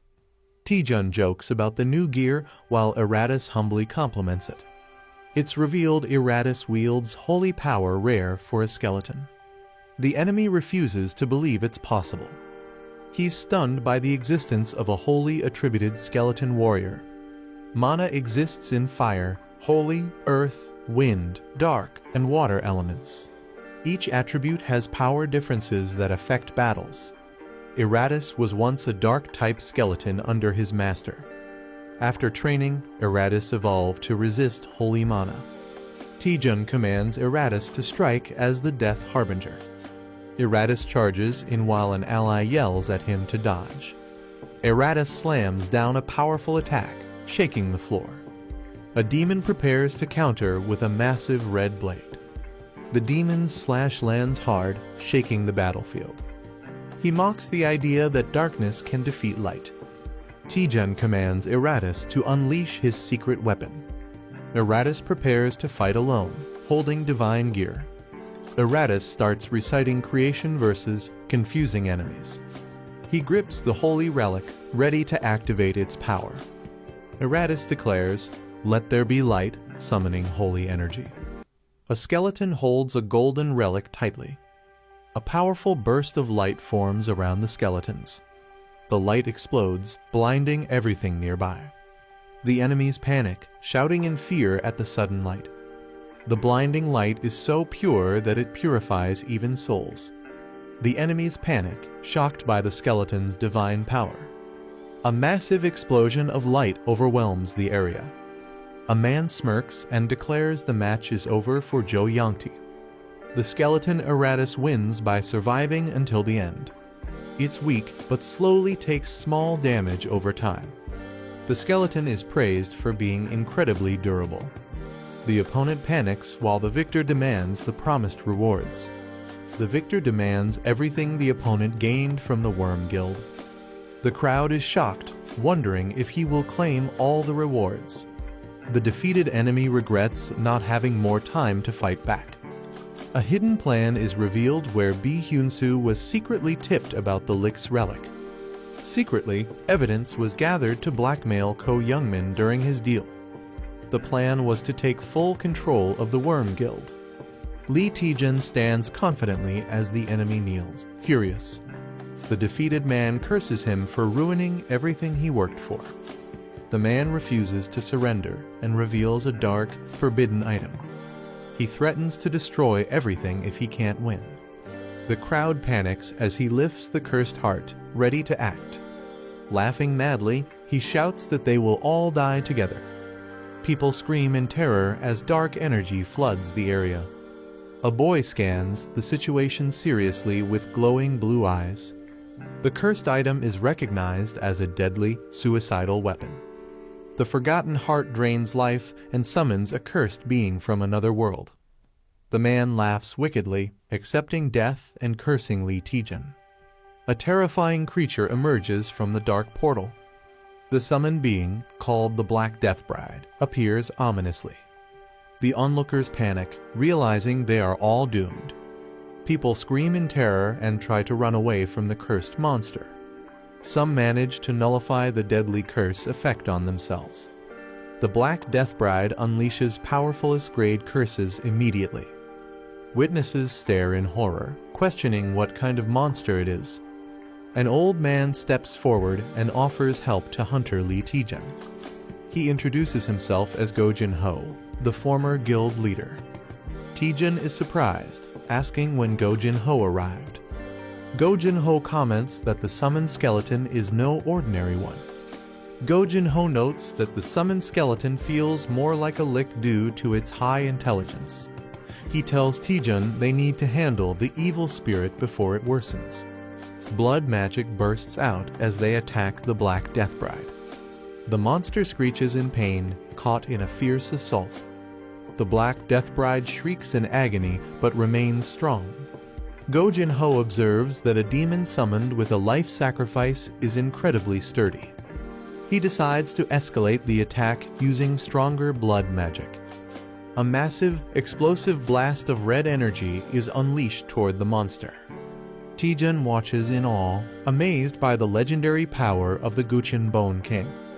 Go Jin-ho is revealed as the legendary Guchin Bone King, a master of blood magic. He once ruled the world after the Great Cataclysm and made the Worm Guild famous. The Black Death Bride shrieks as his attack strikes it. Go Jin-ho launches another blood attack with full force. Suddenly, he shows signs of exhaustion, surprising everyone. Lee Taejun rushes to support the weakened Bone King. It's explained that blood magic uses the caster's own blood, making it risky. Fighting the cursed monster in close combat is extremely dangerous. Another fighter prepares a long-range fireball attack instead. The boy launches a powerful fire attack at the monster, shouting fiercely. The Black Death Bride is hit but shows no real damage. Taejun is shocked, realizing the attack failed to harm it. The monster quickly charges toward them, gaining speed. Taejun worries because his mana is low after using the fireball earlier. The Black Death Bride gets struck by a powerful light attack. Eratus charges forward, vowing to protect his master. Taejun yells at Eratus for disappearing during the fight. Eratus awkwardly admits he was weakened by too much light earlier. Eratus admits he fainted while standing during the earlier fight. He reassures everyone that he will now protect his master with all his strength. Eratus bravely blocks the Black Death Bride's next attack. Taejun and the Spirit Girl notice that Eratus's personality feels strangely different. Eratus fiercely attacks the Black Death Bride with holy light. The Black Death Bride counters and grabs Eratus, overpowering him. Eratus screams in pain as purple energy surrounds him. Taejun shouts Eratus's name in shock as he is engulfed by the attack. Taejun panics, realizing even divine power isn't enough to defeat the monster. Eratus struggles to stand and tells Taejun he must survive without him. Eratus decides to burn all his remaining strength into one final attack. His sword glows brightly as he prepares to sacrifice himself. Taejun shouts in shock, trying to stop him, but Eratus charges forward. Taejun panics, warning Eratus about the cost of using the item. He cries out, saying once used, the item can never be recovered. Eratus charges ahead, holding the glowing, powerful weapon. Taejun screams in despair, knowing it's a one-time item worth 8 billion won. Eratus swings the glowing sword with all his strength. A blinding golden light floods the entire area with overwhelming power. The Holy King's gambling card is activated as Eratus strikes. Go Jin-ho watches in amazement, calling Eratus an unbelievable skeleton. He notes that Eratus can not only use holy items, but also wield the holy sword. The Black Death Bride screams in agony as the light overwhelms it. A system message announces the Black Priest is defeated and Eratus's holy durability slightly increases. Taejun scolds Eratus for using the powerful weapon too early. Eratus apologizes, explaining he only did it to protect his master. Taejun sighs, frustrated but unable to stay angry at him. He admits that despite the heavy debuff, the Holy King's star cluster's power is extraordinary. Taejun realizes recharging the Holy King's star cluster costs an astronomical amount.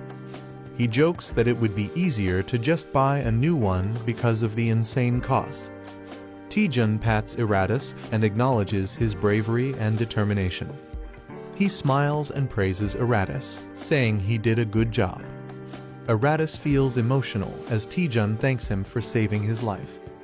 Guchin Bone King notes that Eratus is stuck with a troublesome debuff. Taejun asks if he needs to take any action to fix it. Guchin advises him to simply release the summon and let it rest for a while. Guchin admits it's the first time he's seen a skeleton wield holy weapons. He says the sight reminded him of the heroes of the past.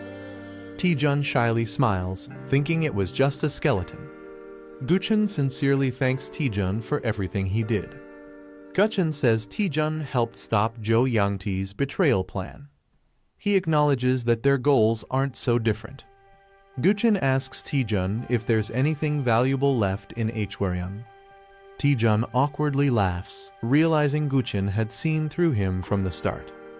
Taejun explains he joined Hwaryeong Guild only for his own benefit. He says he never intended to take anything from others. Taejun confirms that Hwaryeong Guild still holds value for him. Guchin quietly accepts his answer with a nod.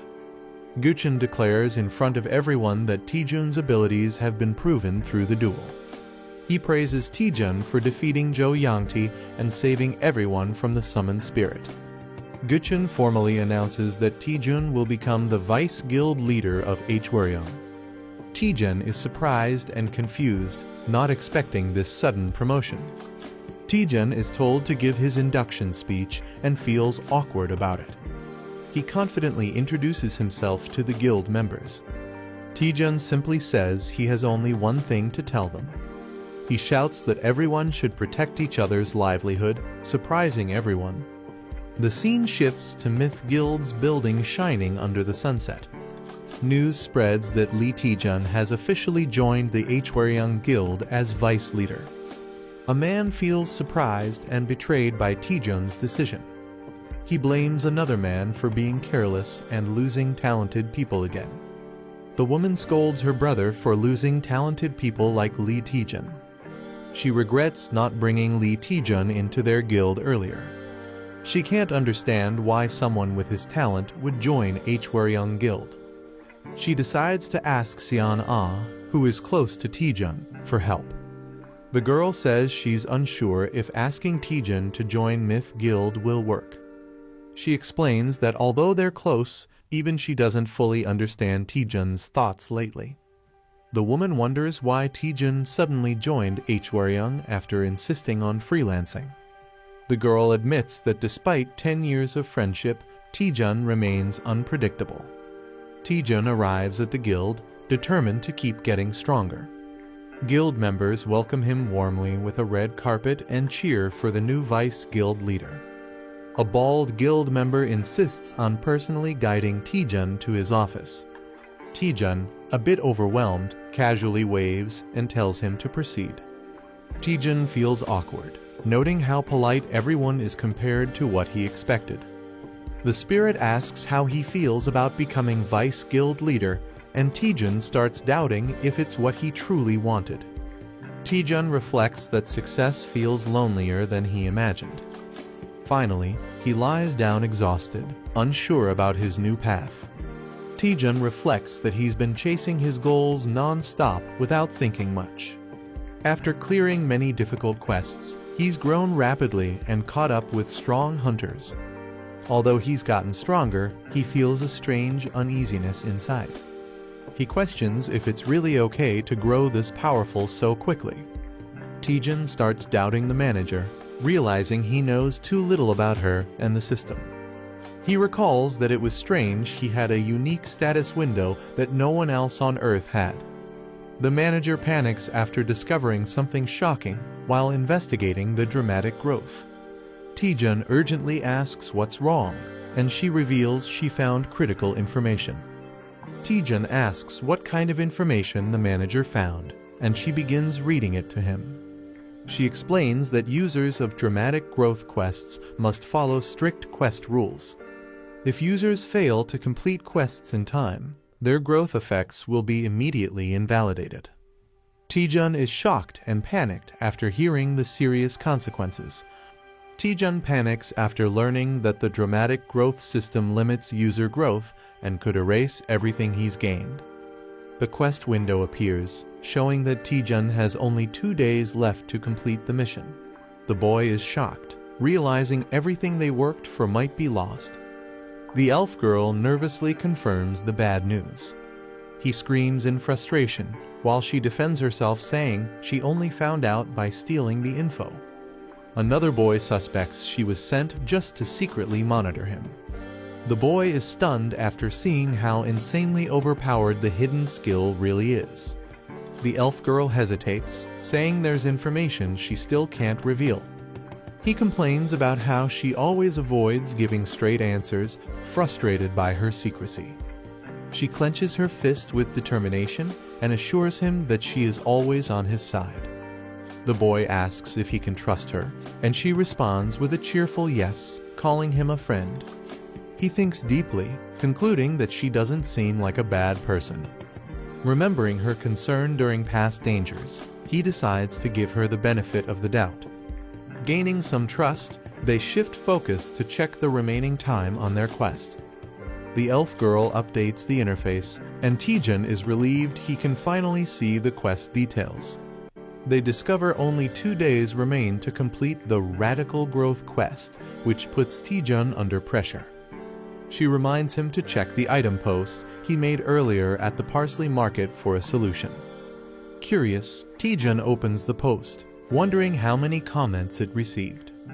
Taejun checks the comments and is disappointed to find only one, and it's useless spam. He panics, feeling like all his effort was wasted. Suddenly, a new comment appears mentioning an ultra-legendary item. A mysterious user responds, recognizing Taejun from a past encounter involving a strange staff and enhanced crystal ball. Taejun gets frustrated waiting for the slow reply while the elf girl watches over his shoulder. The message explains that the item contains complex mana circuits that require precise repair. Taejun is shocked to learn he'll need at least a 7th circle mage to fix it. The mysterious commenter jokingly suggests finding such a mage, and Taejun quickly thanks them for the tip. The mysterious user logs off, leaving Taejun frustrated and wondering if he knows any 7th circle mages. They consider asking Seo Yonawa, but she's only a 5th circle mage at best. Taejun explains that 7th circle mages are extremely rare and top tier even on a global level. As panic sets in, Taejun reveals that he might know one person who fits the requirement. Taejun admits the person he's thinking of isn't the most reliable, but he's their last hope. He knocks on a door, calling out with a polite, "Excuse me." A tired-looking staff member peeks out and says he's brought documents for the deputy guild leader. The staff member reluctantly enters, asking the leader to treat the task as part of his responsibilities. The staff member finds a note saying, "Today's a vacation day," on the guild leader's door. Surprised, he realizes the leader is absent on his very first day. Taejun and the elf girl arrive at the Tower of Training in search of the 7th circle mage. The elf comments on how the place hasn't changed, still empty and unwelcoming as ever. She questions why a dungeon is in the middle of the city instead of behind a gate. Taejun explains that the tower is actually a massive gate, and in rare cases, the surroundings adapt to the dungeon. Despite its odd location, he clarifies that the dungeon itself is just like any other. Taejun notes that the dungeon used to be a regular building, though he wasn't around back then. As they walk through the arena, he wonders aloud if the old man they're searching for has gone missing again. Suddenly, a loud explosion erupts as a muscular figure crashes down, yelling, "Trainee." Taejun and the elf are caught off guard, shielding themselves from the debris in shock. A muscular old man suddenly appears, shouting about protein and startling Taejun. Recognizing him, the old man greets Taejun warmly and praises his improved physique. Taejun explains that he's been training thanks to the old man's previous help.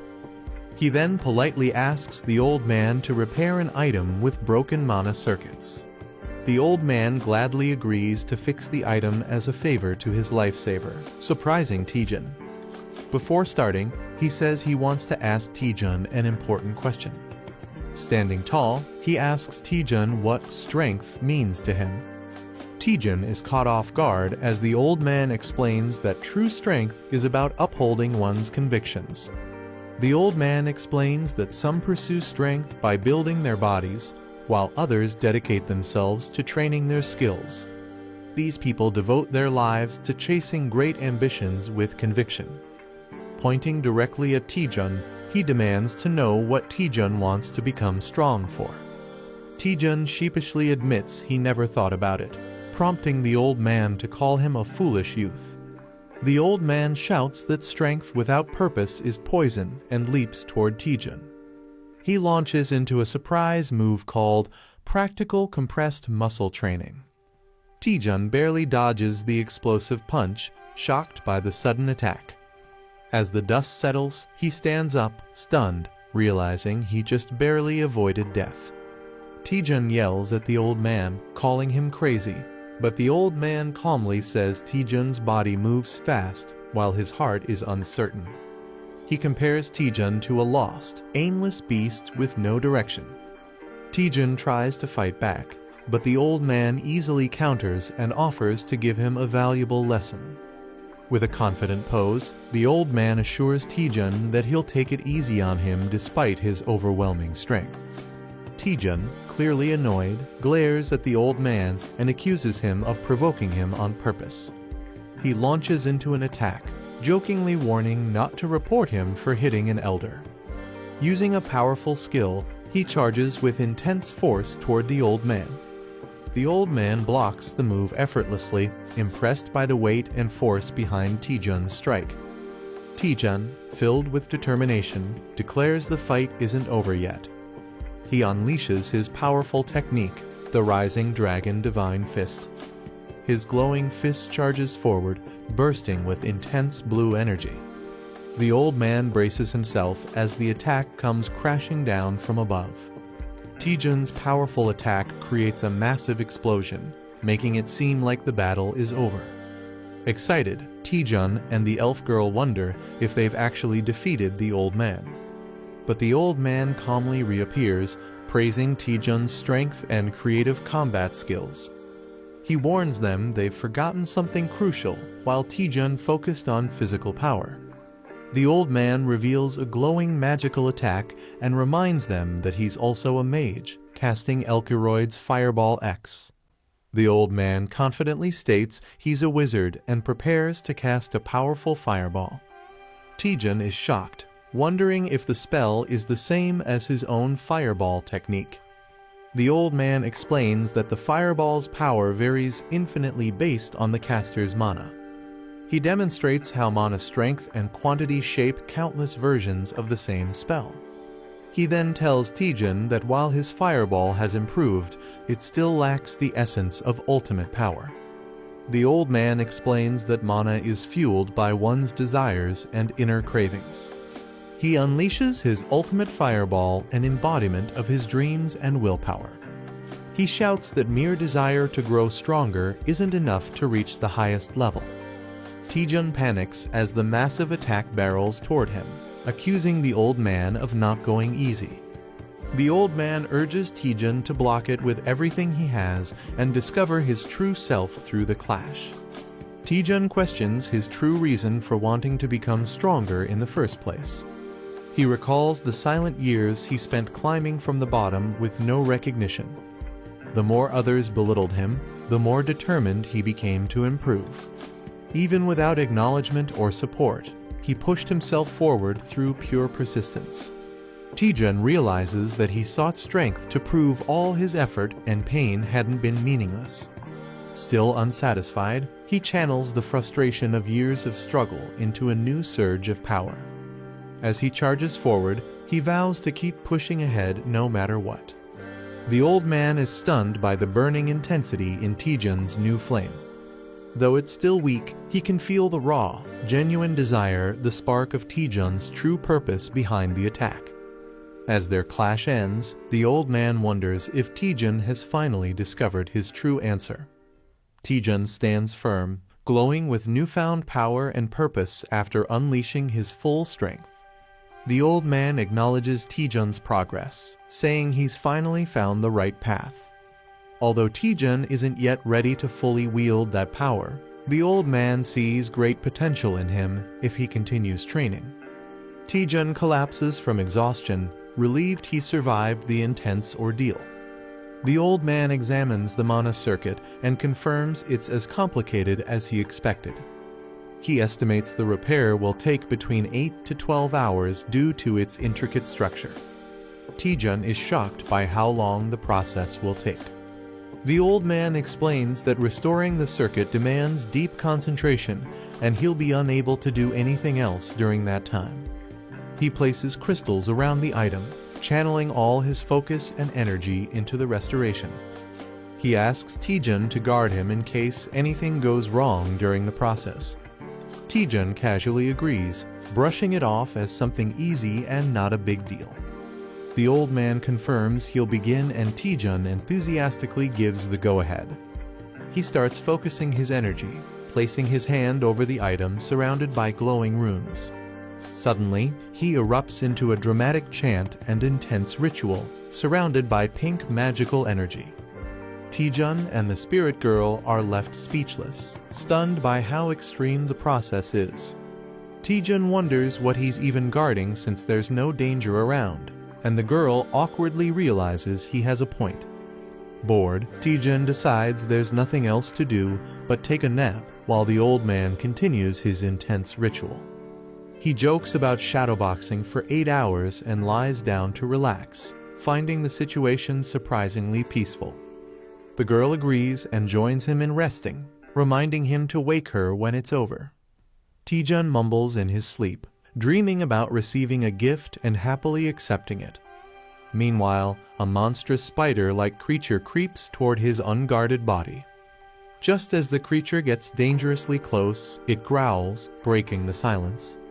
Taejun slowly opens his eyes in confusion, sensing that something is wrong. Taejun wakes up screaming as a monster nearly bites him, reacting in pure panic and smashing it in self-defense.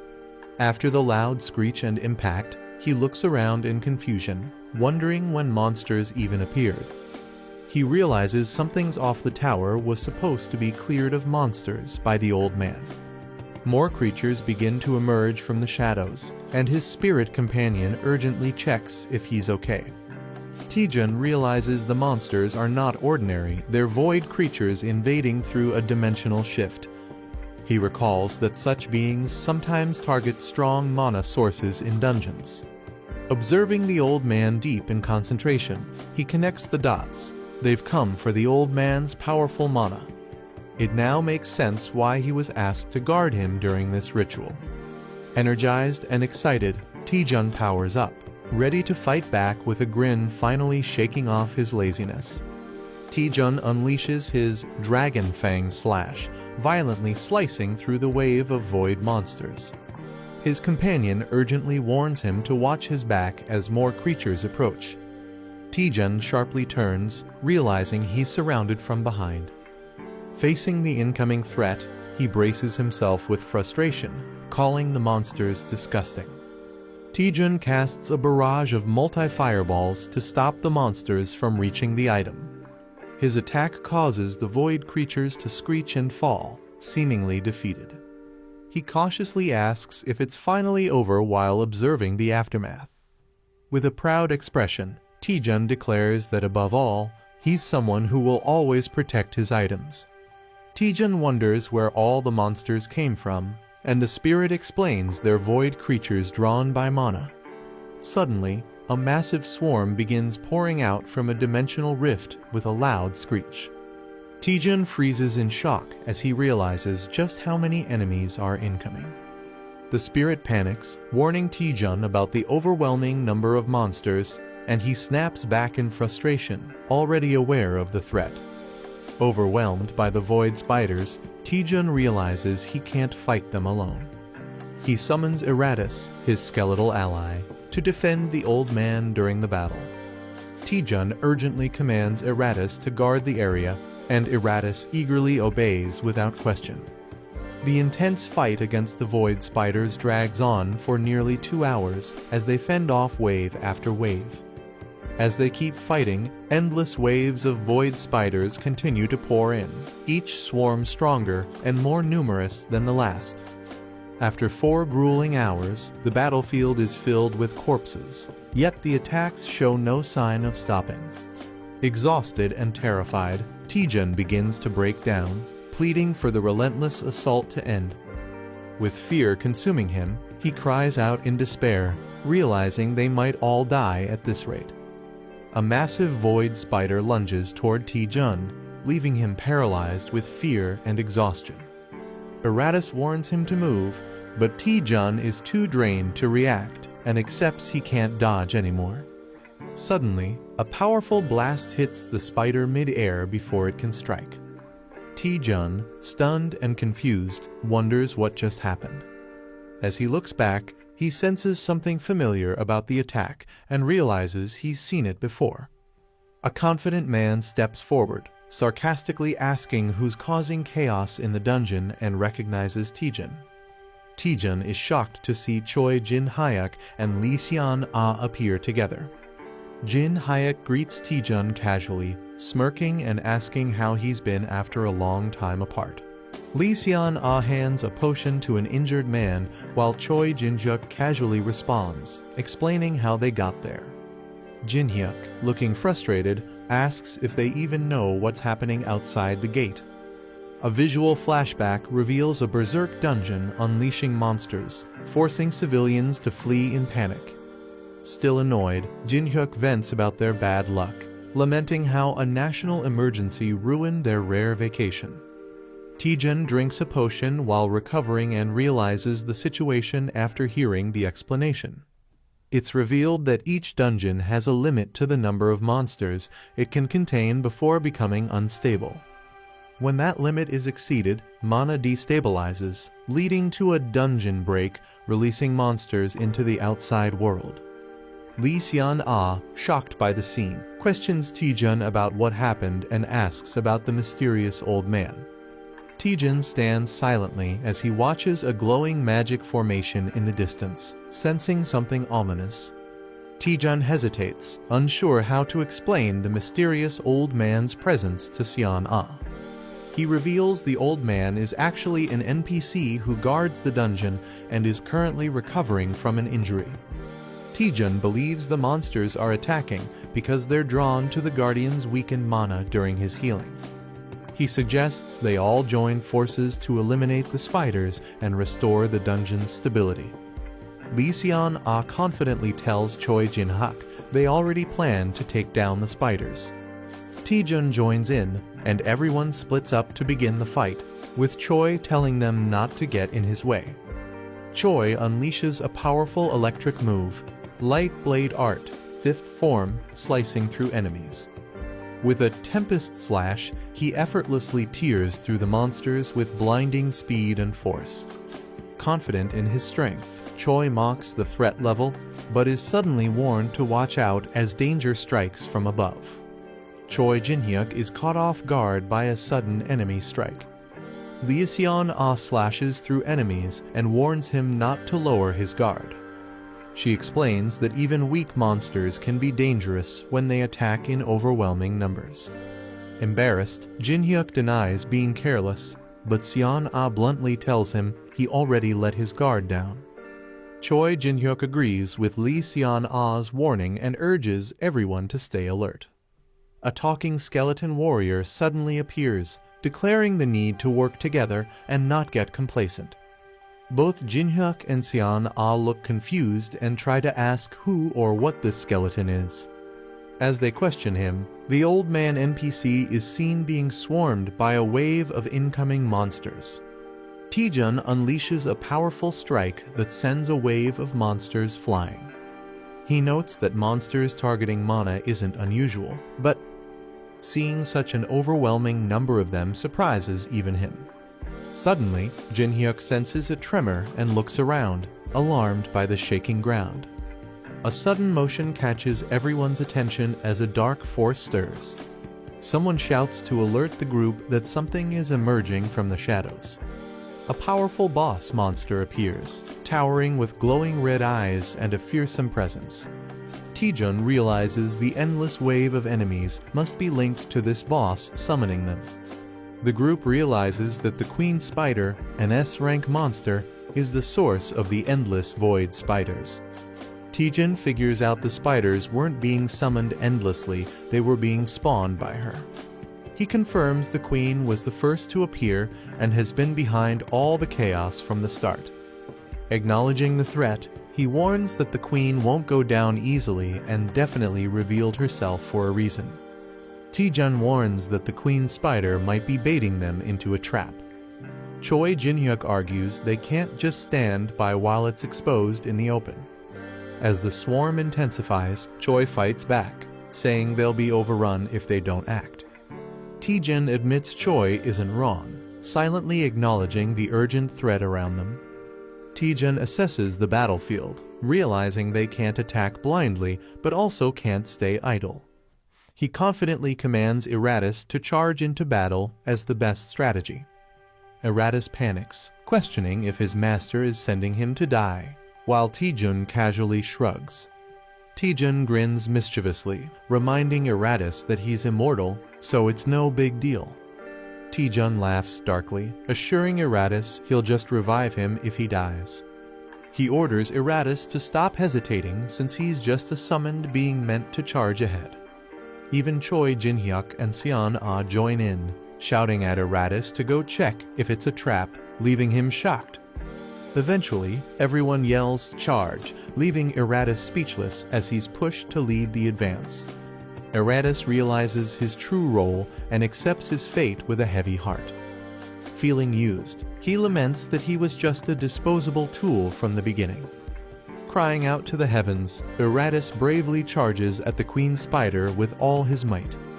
He prays for strength as he clashes directly with the terrifying queen in a bold frontal attack.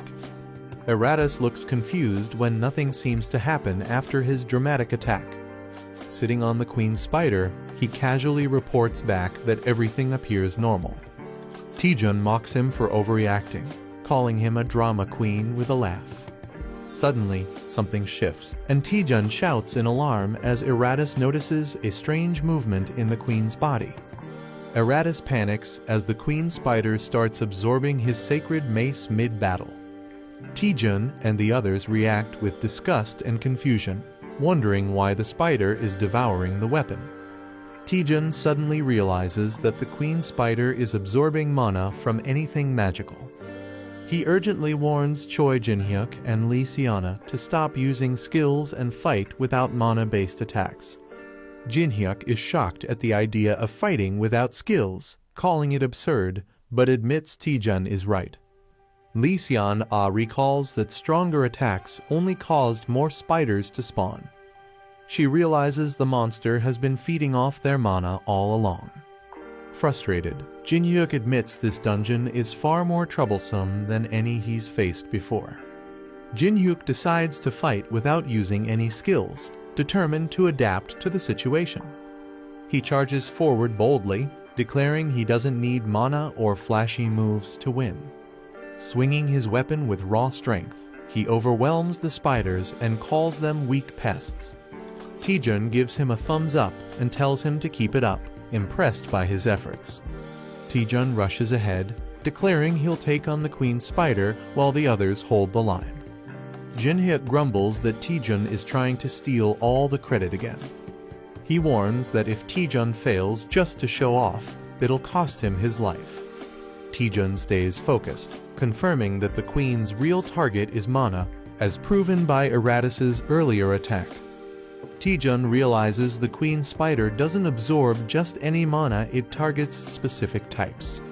He taunts the Queen, suggesting it's still hungry for more, as he prepares a risky move.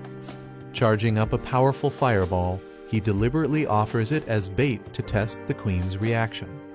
Seon-ah and Jin-hyuk are shocked, questioning why Taejun is using skills after warning them not to. Jin-hyuk yells at Taejun, warning that using magic will only spawn more spiders. The Queen Spider reacts as the blazing fireball hurtles toward her. Taejun watches as the Queen is overwhelmed, revealing that mana reflects the caster's desires. He concludes that the type and effect of mana vary depending on what the user truly wants. Taejun explains that if one can conceal their desires, they can mask the mana's attributes. A powerful greedy fireball skill is launched, confusing Jin-hyuk with its hidden nature. Taejun mockingly offers the fireball to the Queen Spider, pretending it's a harmless gift. With a mischievous grin, he calls it a perfectly roasted fireball prepared just for her. A fluffy void spider shivers and cries out, looking both strange and cute. The boy sits down, clearly disgusted by the creature's appearance. Despite the spider's odd looks, he realizes it's a valuable discovery. The system reveals that the spider produces high-priced silk called void silk thread. Overjoyed, the boy exclaims that it's like finding a spider that lays golden eggs. The boy realizes the spider requires a constant mana supply to keep producing silk. Someone knocks and asks to enter, calling out for Hunter Taejun. Taejun responds with a creepy smile, unsettling the small spirit beside him. A woman, exhausted by reporters, enters and demands to know what madness he's been involved in. The woman panics about a dungeon break, saying it's beyond her ability to handle. Taejun reassures her with a fake smile, saying the guildmaster is taking care of it. He wraps his arm around her, pretending everything is fine, while she questions if it's really okay. She worries the lie will be exposed soon, while Taejun mocks her for not understanding how the world works. Taejun says people care more about the outcome than the method. He highlights the guildmaster's prediction and his own role in stopping the disaster. He believes this incident will be remembered for a decade, and it will help restore the damaged reputation of the Hwaryeon Guild. Taejun emphasizes that all of this will ultimately benefit the Hwaryeon Guild. He flashes a greedy smile while the woman imagines piles of money and rewards. Though hesitant, she admits his logic is strangely convincing. She then grows suspicious and asks why he brought her to this unused, isolated area.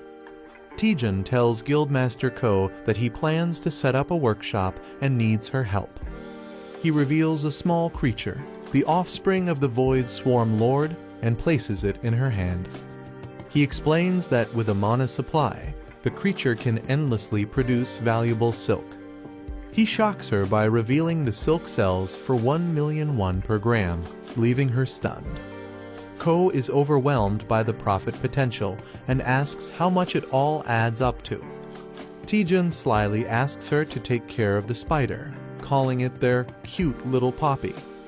The scene shifts to a dimly lit room now covered in spiderwebs. Ko nervously offers a tray full of mana crystals to support the spider's production. Ko gently offers the mana crystals, telling the spider to eat well. Suddenly, the spider growls menacingly, revealing its monstrous size.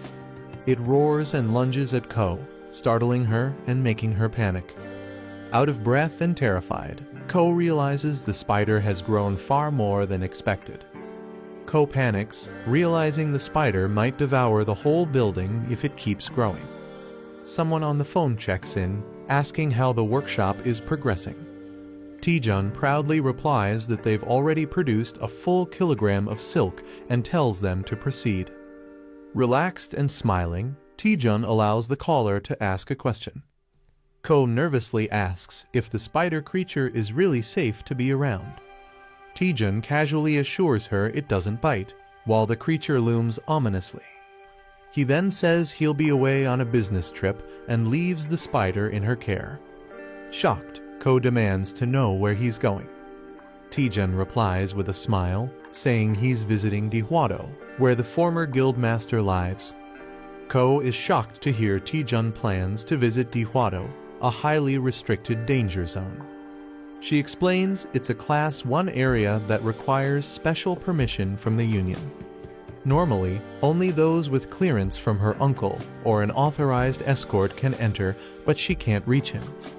Taejun casually acknowledges the issue, pretending to take it lightly while lounging in his chair.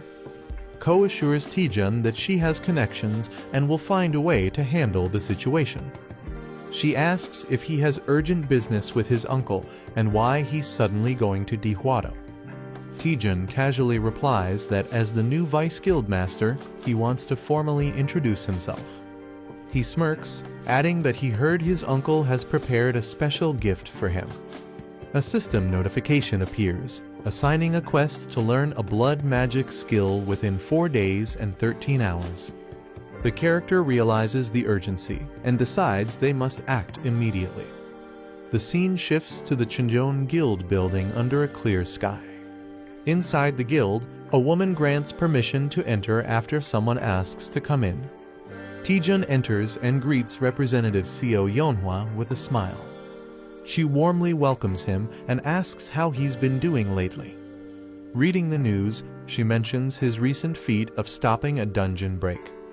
Curious, she jokes about how he's always involved in major incidents, and Taejun laughs it off, calling it luck.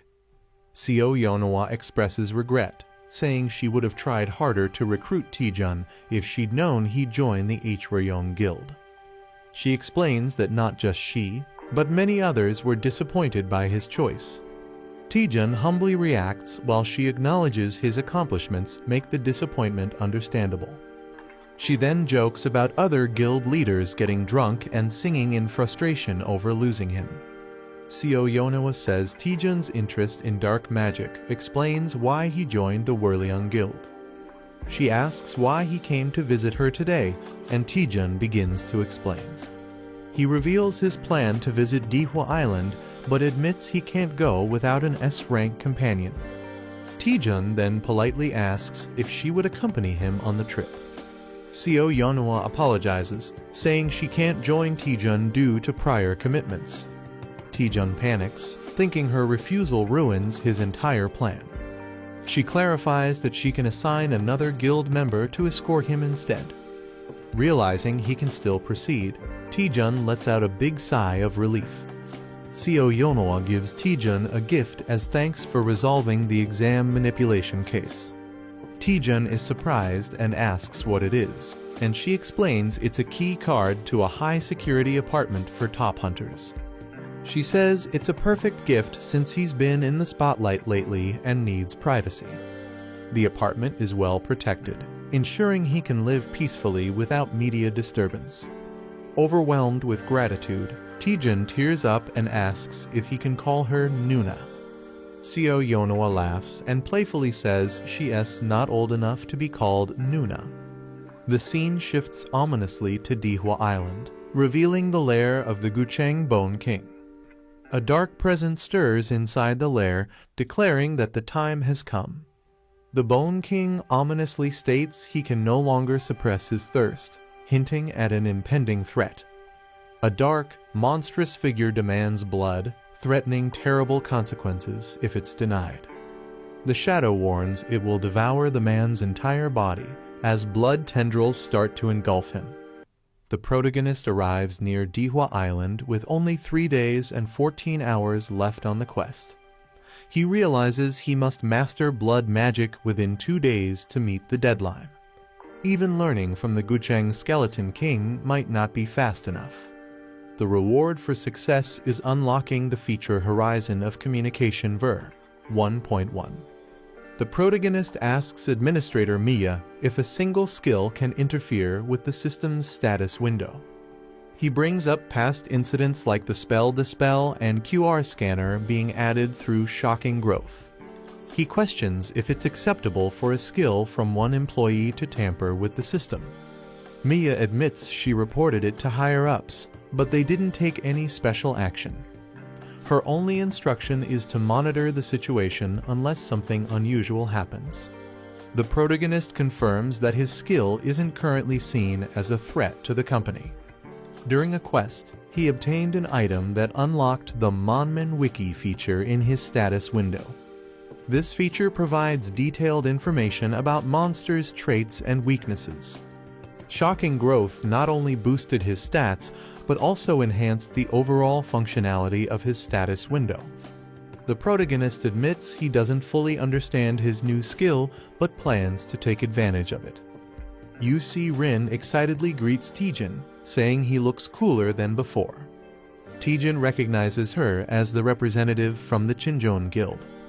UC Rin happily volunteers to help him, saying no one else would. She smiles slyly, saying she can't miss such a rare opportunity, snapping a photo of him. UC Rin excitedly takes selfies with Taejun, praising him for stopping a dungeon break.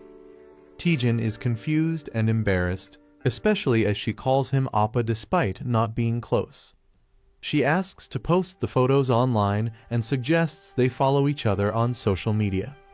Suddenly, a man dashes in, loudly greeting Taejun with exaggerated respect. Taejun is stunned, wondering who this dramatic guy is. UC Rin is surprised to see Hunter Kangjin suddenly kneeling before them. He dramatically declares that he owes his life to Taejun and has sworn to follow him as his Hain. Taejun is overwhelmed and confused by Kangjin's devotion. Just then, the boat captain yells at the group to hurry up because time is running out. Captain Kim Young-soo waves from the boat, ready to depart once everyone boards. The group travels by boat toward Dihwa Island.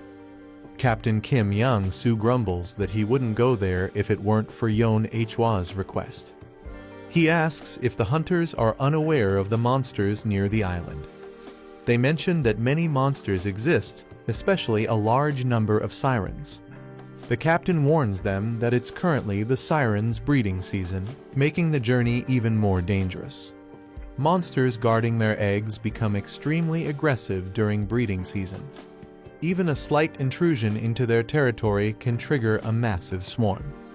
Captain Kim suggests taking a detour to avoid provoking them. Taejun, however, places a hand on his shoulder and says there's no need for that. With a creepy smile, he insists they head straight through instead. The captain is shocked by Taejun's order to sail straight into dangerous waters.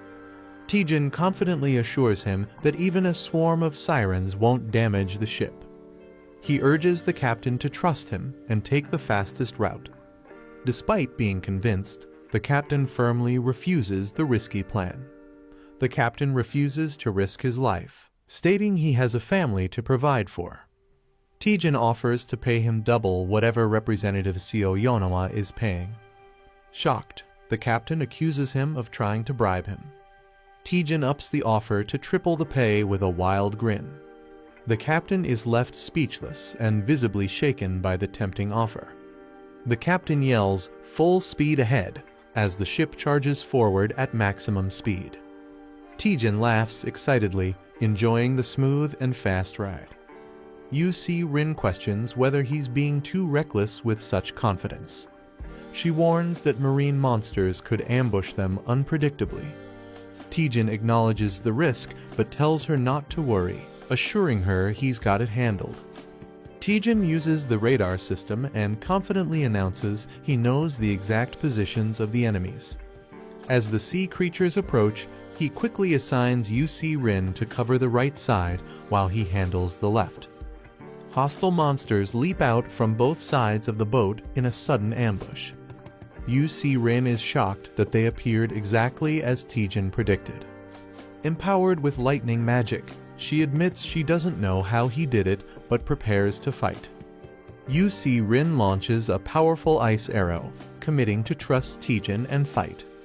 Taejun instructs her to wait until the monsters get close before attacking. As the creatures leap onto the ship, Taejun prepares a fiery counterattack. He activates a new attribute called Power Strike, added to his Rising Dragon Fist skill.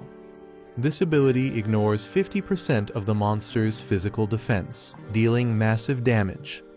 Smirking, Taejun remarks that it'd be a waste to just toss them back into the sea. Taejun grins wildly and decides to collect mana stones from the fallen monsters. As he hums while gathering them, Kangjin watches in awe. Realizing Taejun really uses the Rising Dragon Fist, Kangjin confirms the rumors were true. Taejun notices Kangjin staring and awkwardly wonders how long he's been watching. Kangjin explains that his Rising Dragon Divine Fist is different from Taejun's martial art. He suddenly declares Taejun as his official rival and pokes his forehead dramatically. Taejun is confused and annoyed, wondering why Kangjin decided this on his own. Without warning, Kangjin charges toward a dangerous area to prove his strength. The scene shifts to Dihwa Island, where a mysterious man stands on the shore. He is shocked to hear that Hunter Lee Taejun is arriving on the island today. Angrily, he demands to know why he's being informed so late. The woman on the call nervously explains she couldn't reach their great-uncle earlier. A woman is scolded for not using the crystal sphere to communicate due to Dihwa Island's poor signal. The old man realizes Taejun's arrival is badly timed and worries others will target him.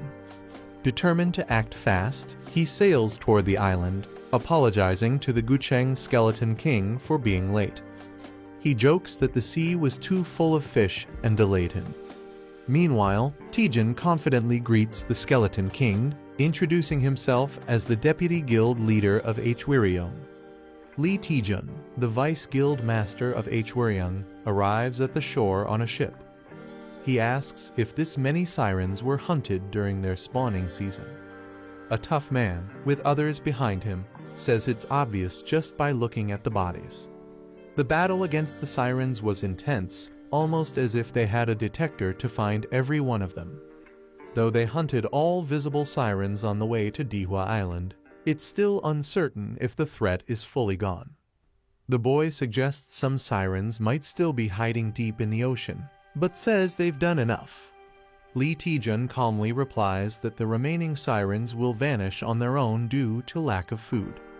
He explains that sirens surprisingly can't dive into the deep sea, implying they're vulnerable. The boy is surprised, but Lee Taejun's serious tone hints there's something more to worry about. The system alerts that one hostile entity is still targeting them. Everyone rushes as a giant siren leaps out of the water with deadly speed. The boy senses the intense presence approaching fast. Another hunter quickly identifies the threat's location northeast. Rin instantly prepares to attack as the boy reacts with urgency. Rin activates her magic, declaring she'll stop the monster immediately. She unleashes Ice Chamber, freezing the siren midair. The siren resists, its scales glowing with red energy through the ice. Straining under the pressure, Rin winces and struggles to hold her stance. The siren breaks free from the ice, violently shattering the spell. Rin is struck back, confused and hurt by the sudden backlash. She realizes the siren is immune to magic, which causes her own mana to go berserk. Shocked, she questions why a B-rank siren would have such a powerful passive ability. Rin warns Taejun that this siren is not an ordinary one. The massive siren leaps from the water, letting out a terrifying screech. Shocked by its size and power, the man panics and questions what kind of creature it is. It's revealed to be Siren King a monster with mana-nullifying scales that reflect magic. The boy recognizes the creature as a Siren King and prepares cautiously. He knows he can't use elemental attacks due to its skill reflection and resistance to freezing. Realizing direct combat won't work, he suggests retreating and forming a new plan. Meanwhile, Lee Taejun observes the situation, questioning if the boy's fate is sealed. Suddenly, he summons Mr. Gucheng's Skeleton King and orders the hunters to fall back. The Siren King rises from the blood-soaked sea, declaring it will fight alone. It lets out a loud screech as it charges forward with rage. Lee Taejun prepares a powerful dark spell, scolding the creature for its disobedience. He strikes the Siren King directly, showing no mercy. With overwhelming force, he states it must be disciplined, unleashing a devastating blow. The Siren King lets out a final screech as it falls lifeless. Everyone watches in awe as blood magic annihilates the sea monster. Rin is stunned that a rank boss was defeated so easily. The boy admires blood magic's unmatched power and magic penetration ability. Lee Taejun, walking away, considers that despite its risks, this magic might be worth mastering. Lee Taejun declares that Dihwa Island will finally have peace, at least for now. He mentions he meant to personally congratulate the boy on his new position. He thanks him for visiting first despite not having greeted him earlier. Taejun then invites everyone to follow him to his residence. The scene transitions to the grand estate of Gu Jin-ho ***.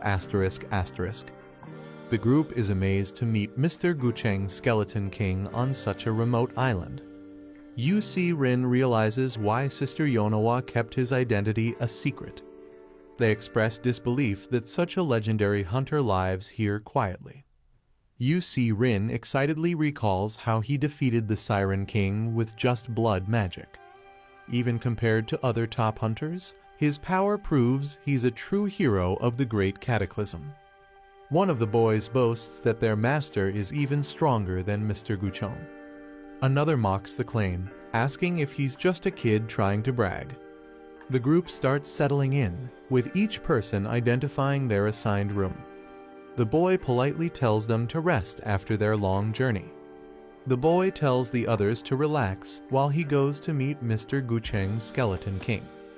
He knocks on the door and politely asks to enter. Gucheng welcomes him while calmly sipping tea. The boy happily responds that the room is spacious and the mansion is amazing. Gucheng is pleased to hear the boy likes the room.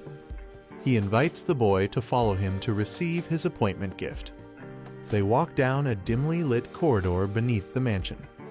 Gucheng compliments Taejun for handling the dungeon overload in mansion impressively. Taejun humbly says he just got lucky, but Gucheng tells him not to act modest. Taejun insists the Hwaryeong Guild master worked harder and still does. Gucheng mocks his own nephew, calling him useless. He reveals the nephew ruined Hwaryeong with mismanagement and unpaid taxes. Now, thanks to Taejun's success, Hwaryeong is seen as heroic, and Gucheng says he deserves the credit. Taejun reflects on how Ko Young-min turned out to be worse than expected.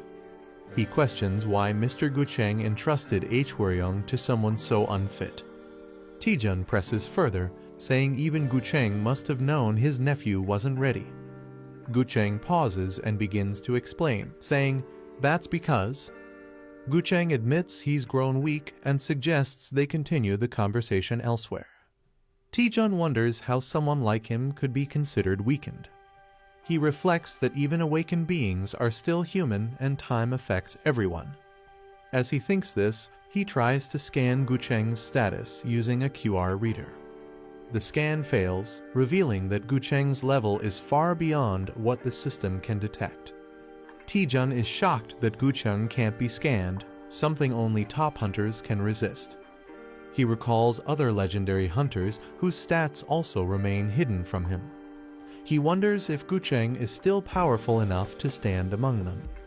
A shadowy figure looms behind Gucheng, making Taejun question what secrets he might be hiding. Taejun is amazed as they enter a glowing, hidden underground room. He's surprised that such a space existed beneath the mansion. Gucheng calls it humble compared to the other major guilds. He then tells Taejun that his initiation gift has been prepared inside. Gucheng offers Taejun a choice from powerful items, warning some have penalties. Taejun considers his options carefully and picks Magnetus's skull. The skull grants boosted stats, dagger mastery, and King Slayer's power. Taejun notes that even the other items are stronger than typical rare ones. Gucheng reflects that any ordinary hunter would be overwhelmed with gratitude for this opportunity. Taejun feels disconnected from the close combat-focused items on display. He asks Mr. Gucheng if there are any items related to blood magic. Gucheng is surprised and questions Taejun's interest in such a rare field. Taejun explains that blood magic has mana-free benefits and is useful for dungeon raids.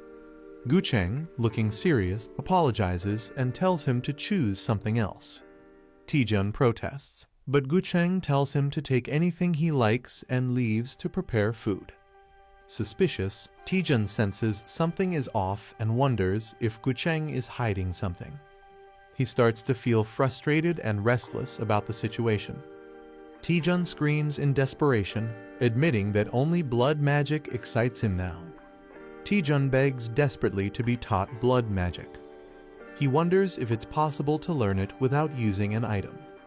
He's told that blood magic can't simply be taught like a skill.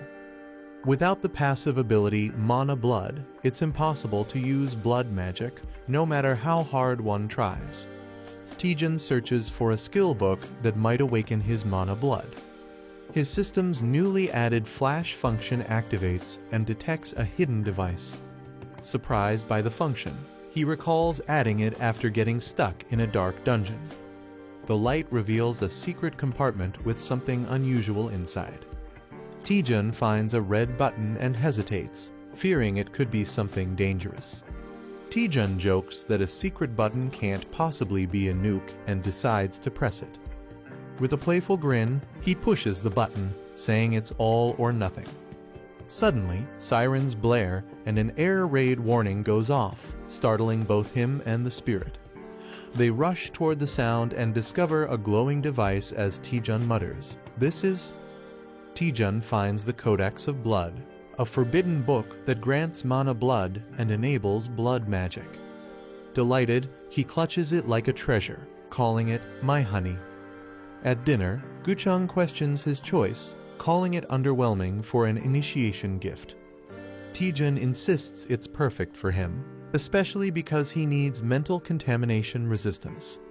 He also receives Banjir's Onyx, which boosts his stats and grants resistance to mental corruption. Gucheng accepts Taejun's choice and calmly ends the dinner, telling everyone to rest for the night. The group thanks Gucheng for the delicious meal and leaves the dining hall. As night falls over the island, something ominous begins to stir.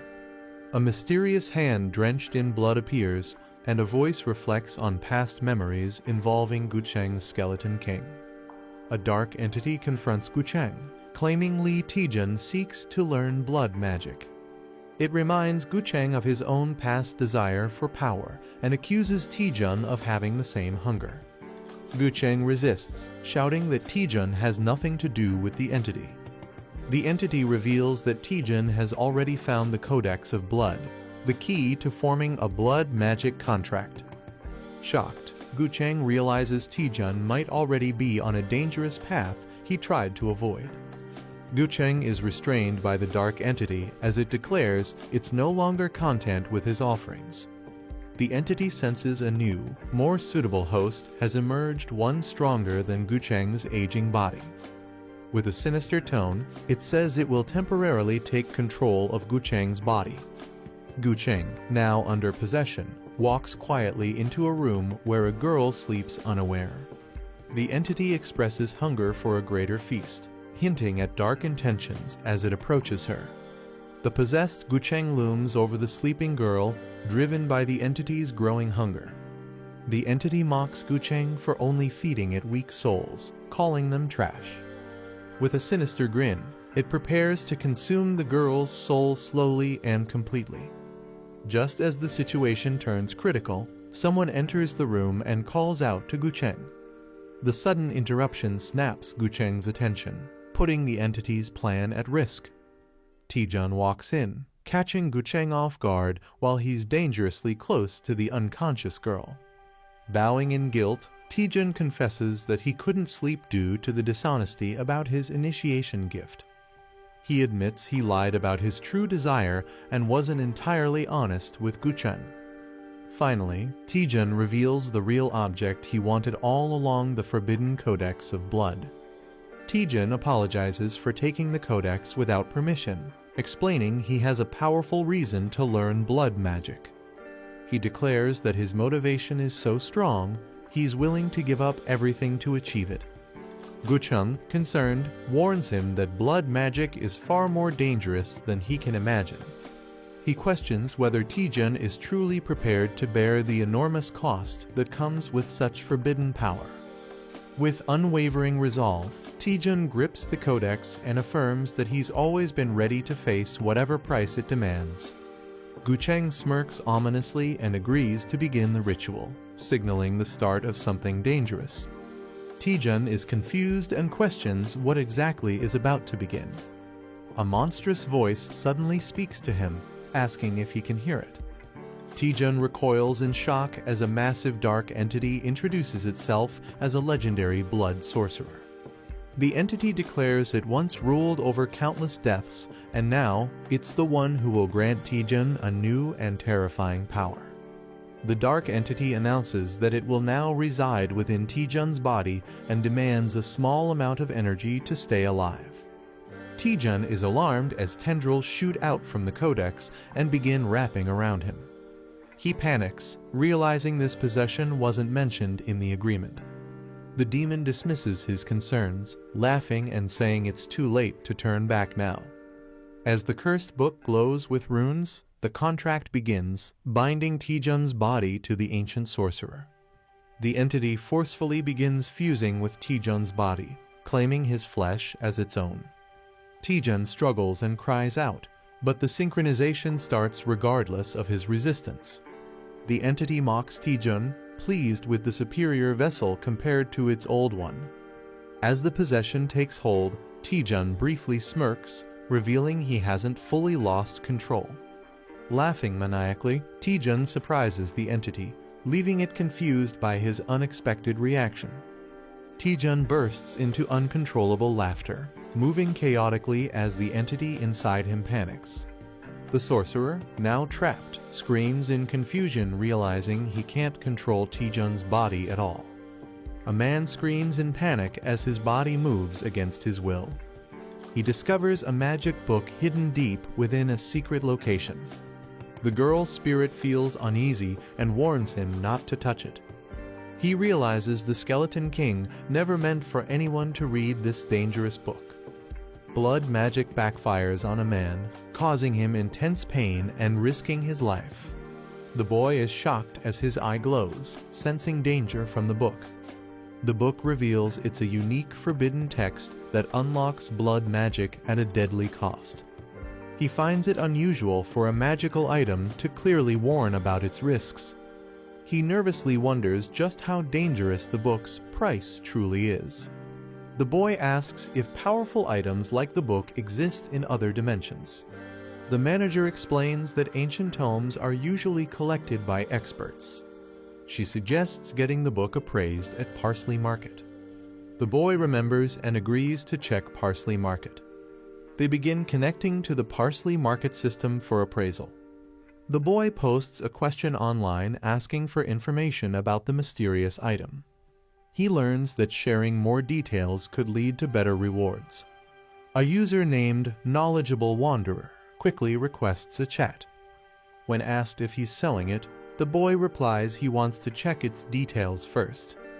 The boy chats online and learns the book is a soul-bound codex. He's told the book grants skills, but at the cost of the user's life. Shocked, he realizes his life might be the price. He anxiously asks what that actually means. When a contract is signed, the mage's consciousness merges with the user's body. This allows the user to access the mage's magic without limits. The boy realizes the book lets someone overwrite another's mind. But he's told the book is outdated and considered trash. Modern systems would block it instantly due to security risks. The boy smirks and says thanks after learning about Magic System 2.0. He promises to send a generous reward with a creepy grin. Suddenly, he hacks into the system, triggering an alert. The attacker laughs, thinking he's winning, but a virus is detected. Shocked and burning, he realizes too late that something has gone terribly wrong. The intruder is denied access and panics, realizing the system isn't normal. He suspects everything was a setup from the beginning. A fiery force strikes and sends him flying violently. Stunned and confused, he utters Lee Taejun's name, demanding to know who he really is. The firewall blocks the virus, preventing the system from being hacked. The attacker watches in disbelief, thinking the outcome is impossible. He mocks the failed attack, calling it pathetic until the end. The boy grabs the magic book with confidence, ready to claim it. A golden glow appears as he successfully acquires the Tome of Heavenly Blood and gains the passive skill Blood Magic. Lee Taejun unlocks a new feature called Horizon of Communication after completing a quest. He thinks the new function seems useless at first. Someone rushes to him in concern, asking if he's okay. Smiling, he reassures them and checks on the Skeleton King's condition instead. The older man is shocked, insisting he saw a demon's soul enter Lee Taejun's body. He questions why nothing seems to be happening afterward. He's confused how Lee Taejun is unaffected despite making a contract. Surprised, he asks if Taejun defeated Azazel on his own. Smiling, Lee Taejun replies that he simply chose not to listen to the demon. The man is shocked as Lee Taejun explains he broke the contract at the last moment. Taejun says the demon's soul was rejected from his body. He refused to sell his soul, no matter how powerful blood magic is. He declares that true strength comes from within. He jokes that the demon might now be lost in the afterlife, searching for a new host. The older man realizes the dark voice haunting him has vanished. He's amazed that Lee Taejun removed it with such a simple method. He thanks Taejun, recalling how he struggled with the contract for 30 years. During the Great Cataclysm, he had made a dark pact to protect the world. Now, he reflects that Taejun has shown him a better path. Mr. Gutchen reflects that none of the power he wielded was truly his. Lee Taejun acknowledges the heavy burden Gutchen has carried for so long. He reassures him that even without blood magic, he's already strong. Taejun gently urges him to finally let go of that burden. Suddenly, a girl complains about the noise, waking up and interrupting their moment. The girl wakes up and panics upon seeing Lee Taejun and Mr. Gutchen in her room. She yells, demanding to know why they're both there. Taejun awkwardly laughs, trying to explain the misunderstanding. Embarrassed and fuming, the girl hides under her blanket in frustration. Everyone panics as a terrifying sound echoes through the room. A sinister voice calls them foolish mortals, declaring its immortality. It claims that without a vessel, it still cannot be destroyed. The demon vows to be reborn using their flesh and blood. A monstrous, heavenly blood tree begins to emerge, summoned by blood mages.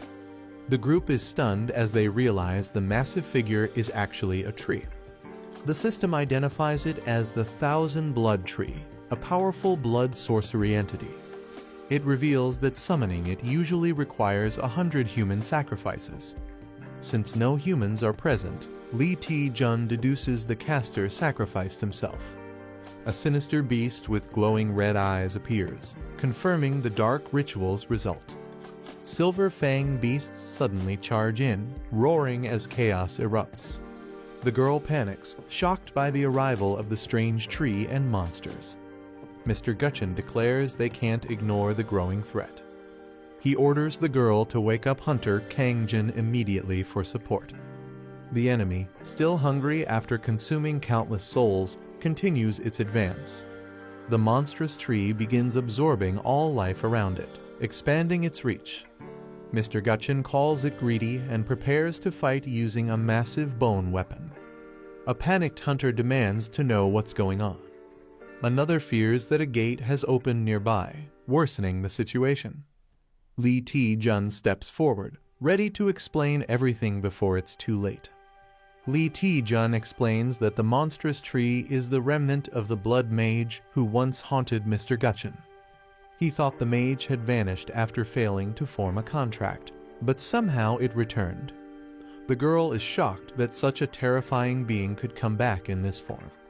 Mr. Gutchen confesses that all his past power came from that demon's blood magic. Another hunter expresses regret, ashamed of being called a hero despite the dark truth behind his strength. Mr. Gutchen is told not to belittle himself, as he's still a hero without blood magic. Magic users prepare to handle the incoming Silver Fangs with confidence. One of them casts a freezing spell to intercept the beasts. Lee Taejun notices something unusual about the enemies. He warns everyone that these Silver Fangs are not ordinary monsters. The Silver Fangs look normal, but are powered up by blood veins and buffs. They have magic absorption and healing, making regular attacks useless. Lee Taejun says they must destroy the tree first, or the battle won't end. He wonders if there's a way to completely eliminate the Thousand Blood Tree. Unfortunately, the tree's regeneration and passive skills make it nearly indestructible. Lee Taejun thinks hard, unable to find any weakness in the monster. Then he confidently says there must be one, and he knows a way. He asks everyone to trust him and buy time by handling the Silver Fangs. Mr. Gutchen agrees and prepares to fight, ready to show his skills again. A powerful green energy strike slams down as the battle begins. A creature emerges from the ground, relieved that the parasite on its body is gone. Surrounded by undead, it declares that it feels great for the first time in ages. The silver fangs roar fiercely, ready to attack. A muscular fighter charges forward with a loud battle cry. Using triple step charge, he smashes into the beast with explosive force. Seren summons ice magic, calling upon the spirits of the frozen earth. She activates the blessing of the Ice Spirit King to empower their undead allies. She signals Mr. Gucheng to launch his coordinated attack. Skeleton warriors clash with the Silver Fangs in a fierce battle. But the monsters activate a regeneration buff set to fully recover in just 13 seconds. Seren admits that if things continue like this, they won't be able to win. Guchen reassures her, acknowledging the challenge of the enemy's magic absorption ability. They both start wondering why Li Ti-jun hasn't made any progress yet. Despite fighting the Silver Fangs for a while, Ti-jun appears to be struggling. Guchen grows concerned and calls out, sensing something might be wrong with him. Li Ti-jun faces off against multiple Silver Fangs, readying his stance. He launches into triple step, Phantom Flash Strike, dodging and attacking swiftly. He follows up with triple step, Dragon Fang Strike, striking the enemy head-on. Despite cutting through the blood veins, the creatures remain unaffected. Ti-jun realizes in frustration that no matter how many times he attacks, the blood veins won't break. Li Ti-jun realizes that attacking through the blood veins no longer works. With determination, he decides to execute his final plan. Stepping forward, he declares to Azazel that he's changed his mind.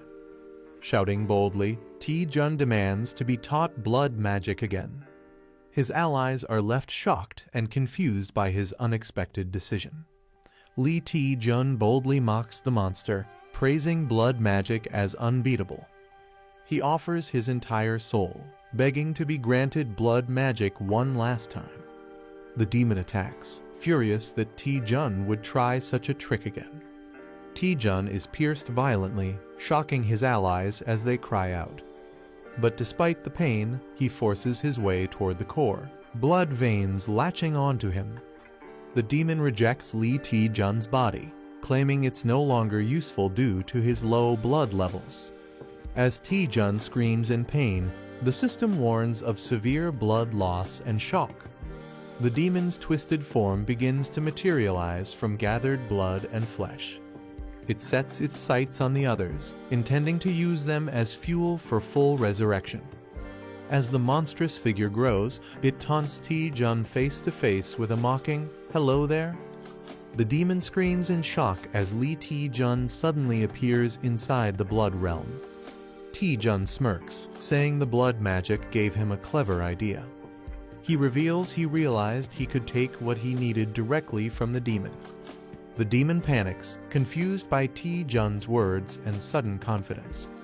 Ti-jun mocks him, telling him to experience the pain for himself, laughing darkly. Ti-jun grins maniacally as he declares control over the blood tree, revealing he now holds an overwhelming 14,573 milliliters of blood magic. Seren and the older man witness a terrifying red monster hanging Ti-jun in the air. Seren screams Ti-jun's name in shock as he is badly injured. Angry and desperate, she blames the enemy's magic absorption for the failure. The older man insists there's no hope left now that Ti-jun has failed. Refusing to give up, Seren dashes forward, determined to rescue him herself. The older man warns Seren that rushing in recklessly will put her in danger too. Crying, Seren asks if she's supposed to just stand by and let Ti-jun die. She shouts that she would rather die fighting beside him than do nothing. The man silently reflects, blaming himself for waking the enemy and causing this. Meanwhile, Ti-jun remains impaled and motionless, trapped by the monster. A deep sound echoes as the giant red eye monster begins to speak. It introduces itself as the legendary mage, Azazel, addressing everyone. Seren and the others watch in shock as a strange green aura surrounds them.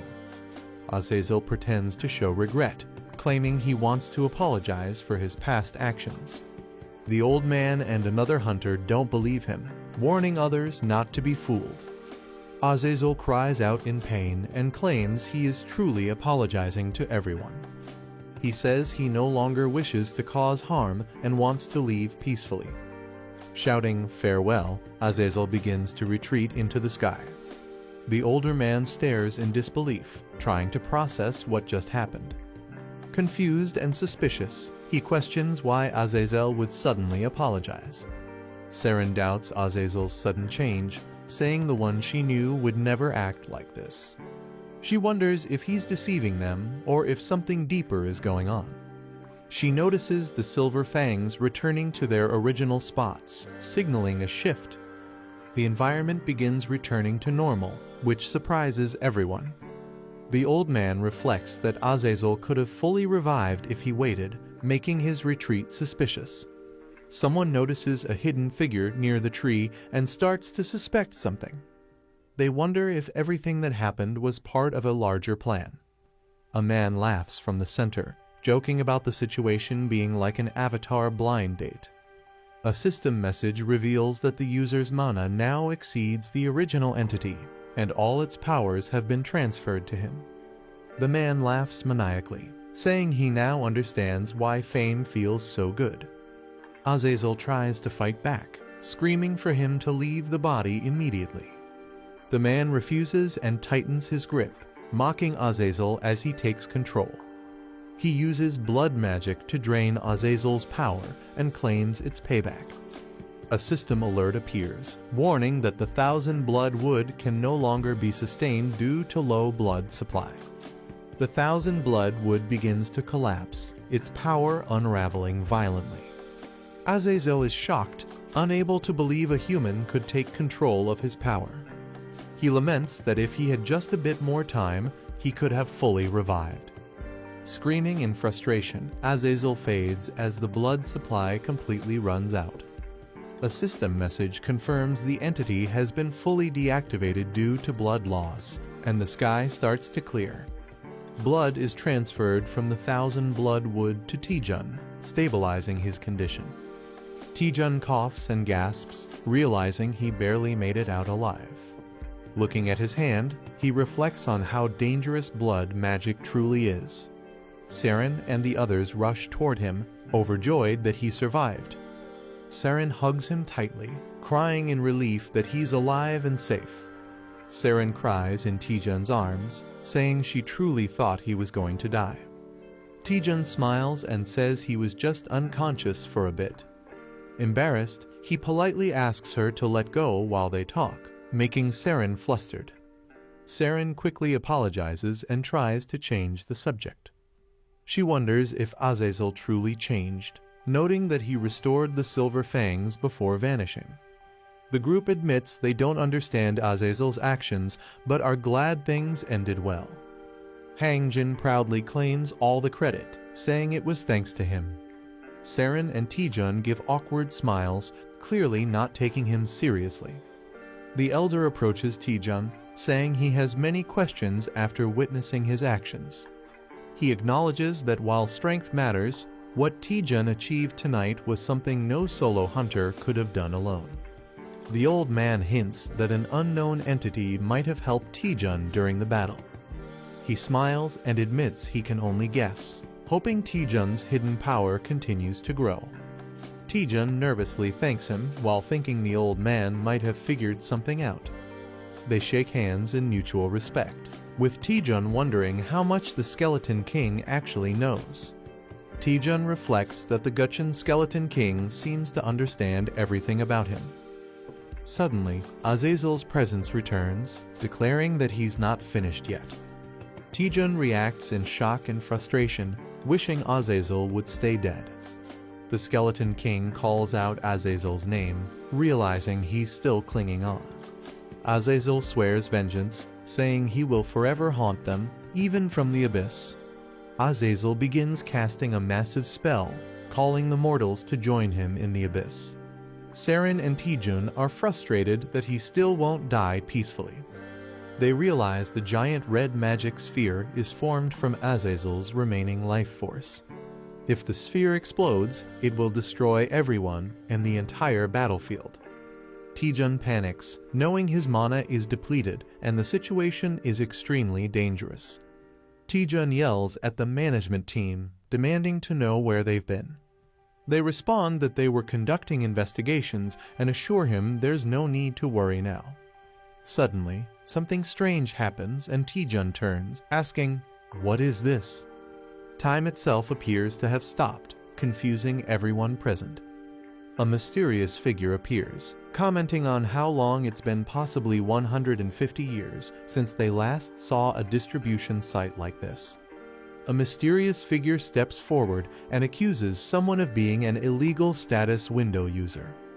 The agents casually prepare to finish their task quickly so they can head home early. The boy looks at unfamiliar people and wonders if they work for the same company as Manager Mai. He becomes suspicious as the strange individuals don't resemble anyone he knows. One of the newcomers checks a digital interface while a green creature watches, saying something seems off. A conversation reveals confusion about a police line setup and ongoing activity on the system.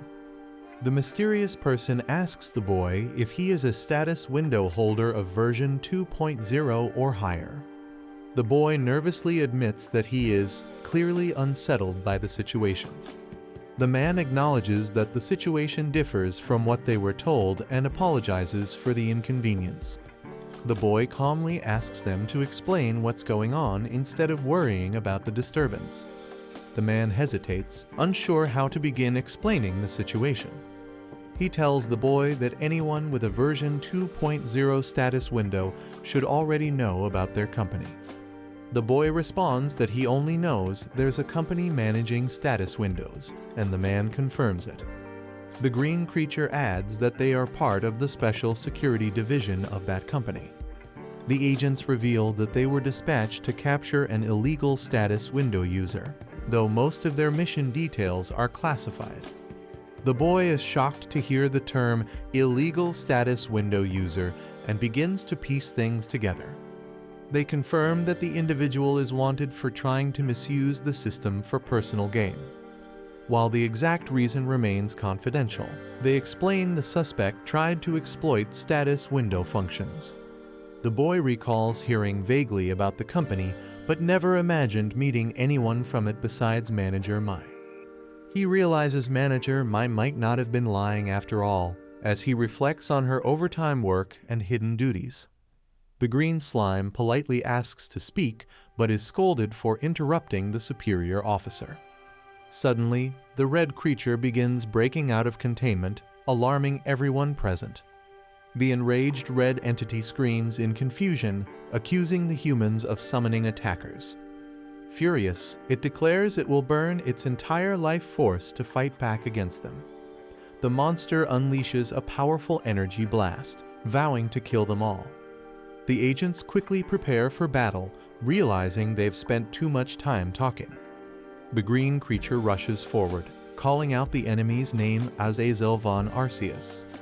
With a magical seal, it declares the enemy under arrest according to company law. The red entity is shocked by how close the green agent has gotten. The battle intensifies as the green creature traps the enemy in a swirling vortex of symbols. The boy watches in awe, questioning the unbelievable scene unfolding before him. He's stunned that the creature suppressed powerful blood magic without even using its hands. The green slime agent makes a gesture as the situation wraps up, signaling the end of their task. The officer apologizes again and mentions the status window manager likely already informed them. He adds that, as a thank you for cooperating, they will offer a token of appreciation. The boy looks confused and repeats the words, "token of appreciation," unsure what to expect. The officer smirks and warns him that he'll soon lose consciousness, leaving the boy stunned. The officer says goodbye as a portal begins to open behind him. The boy panics, confused and alarmed by their sudden departure. A senior figure quickly orders Hunter Taejun and Kangjin to escort Seren to safety. As the portal vanishes, people are left staring at the sky in confusion. Saren asks what just happened, realizing everything changed in mere moments. Suddenly, Hunter Taejun is violently thrown back, shocking everyone nearby. The boy is unconscious as someone urgently checks if he's okay. He wakes up in a peaceful, sunlit building that appears to be a recovery facility. Manager Mai greets him enthusiastically with exaggerated, outdated language. The boy yawns and questions her odd way of speaking, finding it old-fashioned. She asks why he lost consciousness when he still had enough mana to stay awake. Manager Mai explains that even an advanced status window couldn't prevent Taejun's stamina from being drained. She adds that navigating a quarantine dimension is extremely difficult and not something easily handled. She encourages the boy to check his own status window, hinting his opinion of the special division might improve. Confused, he opens it and sees a bounty reward notification for capturing a Tier 3 criminal. Shocked, he exclaims at the massive reward of 10,000 parsley coins being deposited into his account. He realizes the large payout makes sense given the high-level bounty on the criminal they captured. The boy comments that the bounty reward isn't as much as he expected. He realizes the token of appreciation was actually the bounty reward all along. He suddenly tells Manager Mai that he wants to quit being a hunter. With a dramatic expression, he declares that his new dream is to become a bounty hunter. Manager Mai stares at him blankly, asking if he's joking. Manager Mai reminds Taejun that everything started thanks to her reporting the illegal user and expects some gratitude. Taejun jokes about wanting a hug, then asks if she can teleport like the special agents. Manager Mai replies she could with higher approval, but declines his playful request. Taejun confirms that Azazel was a Tier 3 wanted criminal and wonders if higher tiers exist. Manager Mai confirms there are Tier 1 and Tier 2 criminals, though they're very rare. She explains that even Tier 3 criminals are dangerous and far from being small-time offenders. Taejun asks what it takes to be classified as a Tier 1 criminal, and Manager Mai explains it's based on power and crime severity. Manager Mai gasps and suddenly realizes she might reveal too much. Nervously, she says she can't share anything further because it's classified company information.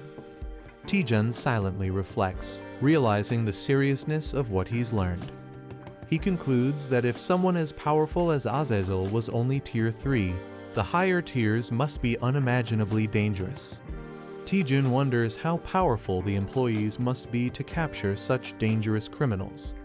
Manager Mai smiles and tells him not to overthink it. The boat arrives at a chaotic and damaged shoreline. The captain, confused by the destruction, wonders if a volcano erupted. Yu Si-rin happily greets the captain while approaching with her group. The captain recognizes Si-rin and invites them aboard warmly. As everyone gets ready to set sail, the captain suddenly tells them to wait. The captain is shocked by something unexpected right before departure. A man in a suit unexpectedly climbs onto the boat, surprising everyone. The crew questions why he's boarding, jokingly asking if it's for fishing. The captain refuses to go fishing today because it's his wife's birthday. The suited man says he's just hitching a ride for business inland. A confident woman with blue hair and stylish clothes appears at the dock. Yu Si-rin excitedly runs toward her, shouting "Yeonhwa Ioni" with joy. Si-rin runs into Yeonhwa's arms, crying that she missed her deeply. Si-rin says no one would believe what happened on the island, and Yeonhwa comforts her. Si-rin wishes she could share more, but she's bound by a confidentiality clause. Yeonhwa gently notes that Si-rin has traces of undead magic and drained mana. Shocked, Si-rin asks how Yeonhwa knew, but Yeonhwa chooses not to press her. A man acknowledges Yeonhwa's efforts and respectfully calls her Guildmaster Asio Yeonhwa. The old man asks if anyone else came, and she replies it was just her and a knight guarding the Skeleton King. He's relieved the media isn't present and appreciates the privacy. Yeonhwa says she expected that and handled everything discreetly. The man thanks her, acknowledging the difficulty of setting everything up alone. He assures her he's still working on a solution to her request, and she humbly says it was her honor. Yeonhwa quietly thanks the man with a grateful expression. She waves goodbye and says they're heading back to the guild, while Si-rin replies politely. Si-rin shyly calls out to Taejun, who looks surprised and curious. She admits she's been calling him Appa without permission and wants to grow closer to him. Taejun smiles and says this experience helped strengthen their bond, including with Kangjin and the Skeleton King. Si-rin shyly asks if she can keep calling him Appa, and he happily agrees. Taejun tells her to call him whatever she likes, making her feel relieved. Si-rin smiles warmly and says goodbye while waving from the car. As the car drives off, Hangjin runs after it, begging to hitch a ride too. He respectfully addresses Taejun as Master T and compliments his martial skills. Hangjin passionately declares that he will surpass Taejun the next time they meet. He runs off dramatically, shouting adios, while Taejun watches silently. The older man tells Taejun they should move quickly since everything is ready. He then asks Taejun if he's prepared to be the center of attention. Taejun is surprised for a moment, but quickly regains his composure. With confidence, Taejun responds that he's always prepared. A press conference is being held for the return of the Gutchen Skeleton King. The reporters prepare in excitement as the event banner is revealed. Cameras start flashing the moment the Skeleton King appears on stage. A shocked reporter recognizes someone and quickly zooms in. Everyone is surprised to see Lee Taejun on stage with the Skeleton King questioning his involvement. Reporters are surprised that the Skeleton King looks normal, unlike the rumors. He asks the media to lower their cameras and promises a cue and a later. He explains that although he's back, he won't return as a hunter. Instead, he plans to train a successor to inherit his rare blood magic. He reveals that his chosen successor is none other than Hunter Lee Taejun. The audience is shocked, whispering that Taejun is learning blood magic and must have had a deeper reason for joining Whirling. Reporters agree that someone like Lee Taejun is worthy of the Skeleton King's trust due to his high standards. One reporter calmly notes that everything happening was within expectations. A panel explains that blood magic requires international certification, and only the Skeleton King can use it in Korea. For Taejun to legally wield it, having the Skeleton King's support is crucial. The Skeleton King begins an official announcement during the press conference. He declares Lee Taejun as a special candidate for the rank evaluation, shocking everyone. The press is shocked that Lee Taejun is nominated for a special rank evaluation. Reporters quickly rush in to ask questions about Taejun's promotion. Reporter Hong Sujin raises her hand and formally requests to ask a question. The Skeleton King grants her permission to speak. She asks about the requirements for a rank promotion, which include clearing dungeons, slaying rank monsters, and owning S-rank items. It's revealed that a special evaluation allows candidates to bypass these usual conditions. A reporter questions the true reason behind nominating Taejun for the special evaluation. She warns that if Taejun fails, the one who suffers most will be the Skeleton King himself. Taejun realizes the weight of the risk failure means a 5-year ban from taking another rank test. On top of that, his recommender would face serious fines and consequences. The guild's reputation would plummet, and the public would ridicule them. Despite the risks, the Skeleton King confidently states that Taejun is more than capable of passing. The reporter thanks the Skeleton King for his answer and prepares to move to the next question. She announces that the next question is directed at Hunter Lee Taejun. Taejun, slightly nervous, gives permission for the reporter to proceed. The reporter points out that the Skeleton King's return drew major media attention. She then asks Taejun what makes him worthy of a rank evaluation, given all the eyes on him. The reporter asks Taejun to briefly introduce himself in front of the press. Another reporter comments that it's a sharp question, basically asking, "Who do you think you are?" The room murmurs, realizing it's a clever way of questioning his special treatment. Taejun feels the pressure, knowing this is a question he absolutely can't dodge. Overwhelmed, Taejun screams loudly, shocking the entire audience. The press conference is suddenly disrupted by unexpected noise. One of the reporters expresses frustration, saying this isn't a place for childish behavior. A woman questions the speaker, confused about his random mention of ice. The man jokingly tells her to chill out, comparing it to ice in cold coffee. She's stunned and doesn't know how to respond. The man mocks her further, saying she's not chill and just uses fancy words to persuade others. He grabs a drink and says hunters should prove themselves with their skills, not their words. The man confidently raises his drink, saying he'll stay chill and let his skills do the talking. Reporters swarm him with cameras as one steps forward to ask a question. The woman at the table watches him, surprised by his attitude. Despite his ordinary appearance, he handles the pressure with confidence. A reporter acknowledges, it's been a long time since a rookie stood out like this. The scene shifts to Moscow, Russia, hinting at a global scale. A mysterious person holds a drink, saying they haven't lost a single night of sleep in 3 years. Sergei Mavrodi says he unexpectedly woke up at dawn today. He wonders if his awakening is related to the Bone King. He feels pain in the shoulder that was wounded by blood magic. His subordinate asks if they should take care of the situation. Jin Woo-young, a team leader, confirms the name of the disciple, Lee Taejun. Sergei asks if they have any information on Lee Taejun. Jin reports that Lee Taejun broke records during a rigged B-rank test and got a double promotion, even clearing an S-rank dungeon within 2 months. Jin adds that Lee also defeated a dangerous villain team and even overpowered a powerful vampire noble. The man explains that Lee Taejun earned his Vice Guild Master title through pure skill. He acknowledges Taejun as someone truly worthy of the Skeleton King's recognition. Another man asks if there's a plan moving forward. A woman suggests proposing a collaboration with the Hwaryeong Guild for an upcoming 72-gate expedition.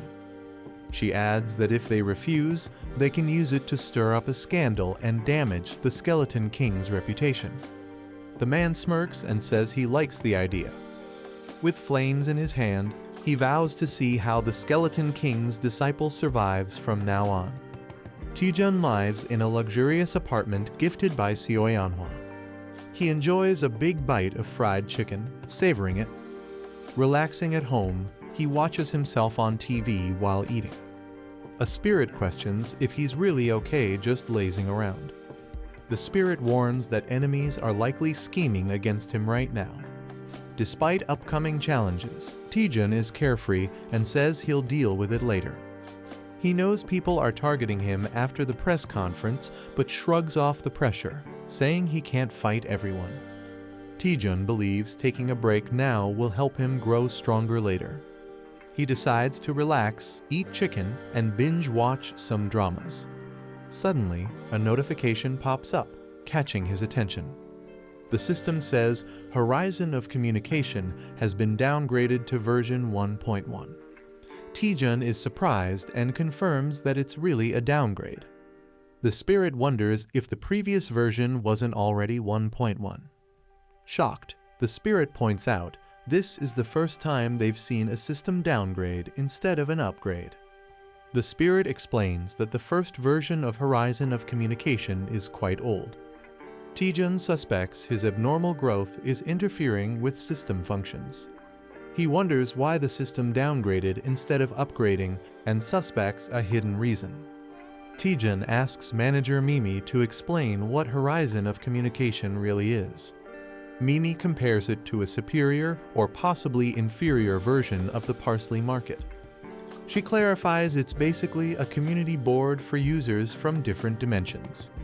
Curious, she taps to activate it and launches Horizon of Communication version 1.1. Taejun sees the Horizon of Communication and realizes it's just a basic forum. He notices that all the posts are extremely old and nothing new is there. Mimi explains the forum was already shut down before she even started working. Taejun wonders why he was given a dead forum as a feature. Suddenly, they receive a notification that a new post has been uploaded. Surprised, Taejun and Mimi rush to check it, realizing someone is still active on the forum. Mimi is shocked someone actually posted, while Taejun jokes she's panicking more than he is. Mimi is shocked that a regular user could access the closed system, suspecting Taejun's abnormal growth might be the cause. Taejun wonders if the other user might also possess abnormal growth. Mimi states that officially, Taejun is the only remaining holder of explosive growth. Taejun realizes he might be the only one, which confuses and intrigues him. In the forum comments, a user named Sky Thief notices someone is reading and asks for a reply. Taejun responds. Sky Thief wants to start a face-to-face chat with Taejun, asking if he wants to accept. Taejun is shocked by the sudden face-to-face chat request, while Mimi warns it's dangerous. Unlike regular item markets, this feature allows users to physically enter a shared space. Some used it for deadly duels, while others misused it for money laundering. Because of the risks, this function was removed from newer versions. Taejun wonders if the other person is targeting his resources. He imagines the other user could be a crazy fighter seeking thrills. Despite the danger, Taejun hesitates but ultimately decides to accept the request. Taejun confidently accepts the face-to-face chat, claiming he always wins anyway. Despite Mimi's warnings, he's excited and pumped with adrenaline. He teleports into the communication dimension, eager to meet his mysterious opponent. The fog clears to reveal a shadowy silhouette with an ominous presence. Taejun's opponent appears with glowing red eyes, looking dark and dangerous. He gets shocked as he's suddenly transferred to Sky Thief's communication dimension. As he arrives, he looks around and sees floating islands. He's surprised and thinks the place looks better than expected. He wonders where Sky Thief is and questions his absence. Annoyed, he decides to teach Sky Thief a lesson once they meet. Suddenly, a mysterious figure dashes past him with incredible speed. He's stunned by how fast the figure moves. He questions if the fast-moving man is Sky Thief. He watches silently as the man walks away without saying a word. The man mutters bird names with a chilling aura around him.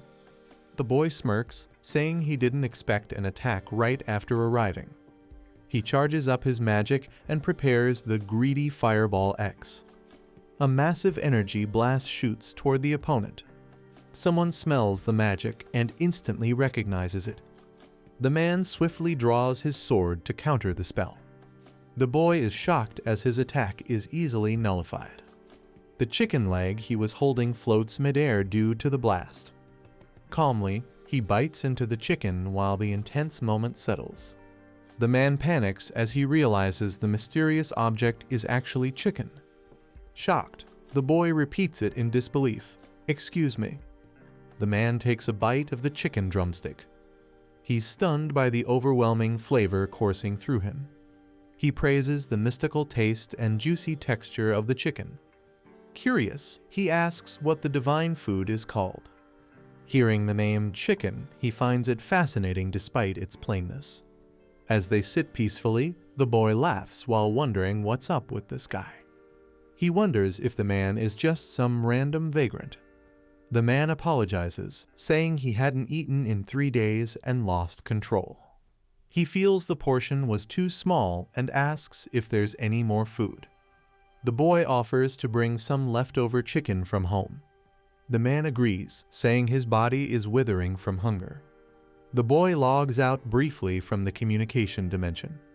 He returns happily, holding a full box of leftover chicken. The man is amazed to see that so much chicken was left. The man praises the aroma of the chicken and prepares to eat. As he eats, the boy reminds him he must pay for the meal. The boy says that in his world, chicken is a very expensive dish. The man panics, realizing nothing comes for free.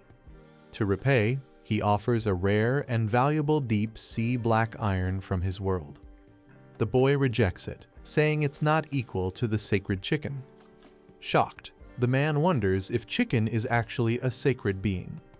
The man sees chicken as a godly dish beyond comparison. He cries out, wishing to taste just one more bite. Sadly, he offers only the scrap metal as he has nothing else. He feels unworthy, calling himself a penniless man. The boy says there's one way he can earn more chicken. He asks to be taught the Soha divine art in exchange. Shocked, the man wonders how the boy knows that name. A scan reveals that Byung's stats are even lower than a D rank hunter. By Earth's standards, Byung's stats are average for a normal human. However, the Soha divine art he used surpasses even X rank skills. The boy believes learning it could become his strongest weapon. Byung is surprised the boy can perceive his heaven's gate. The boy explains he uses something called the horizon of communication. Byung understands and calls it a status window from other dimensions.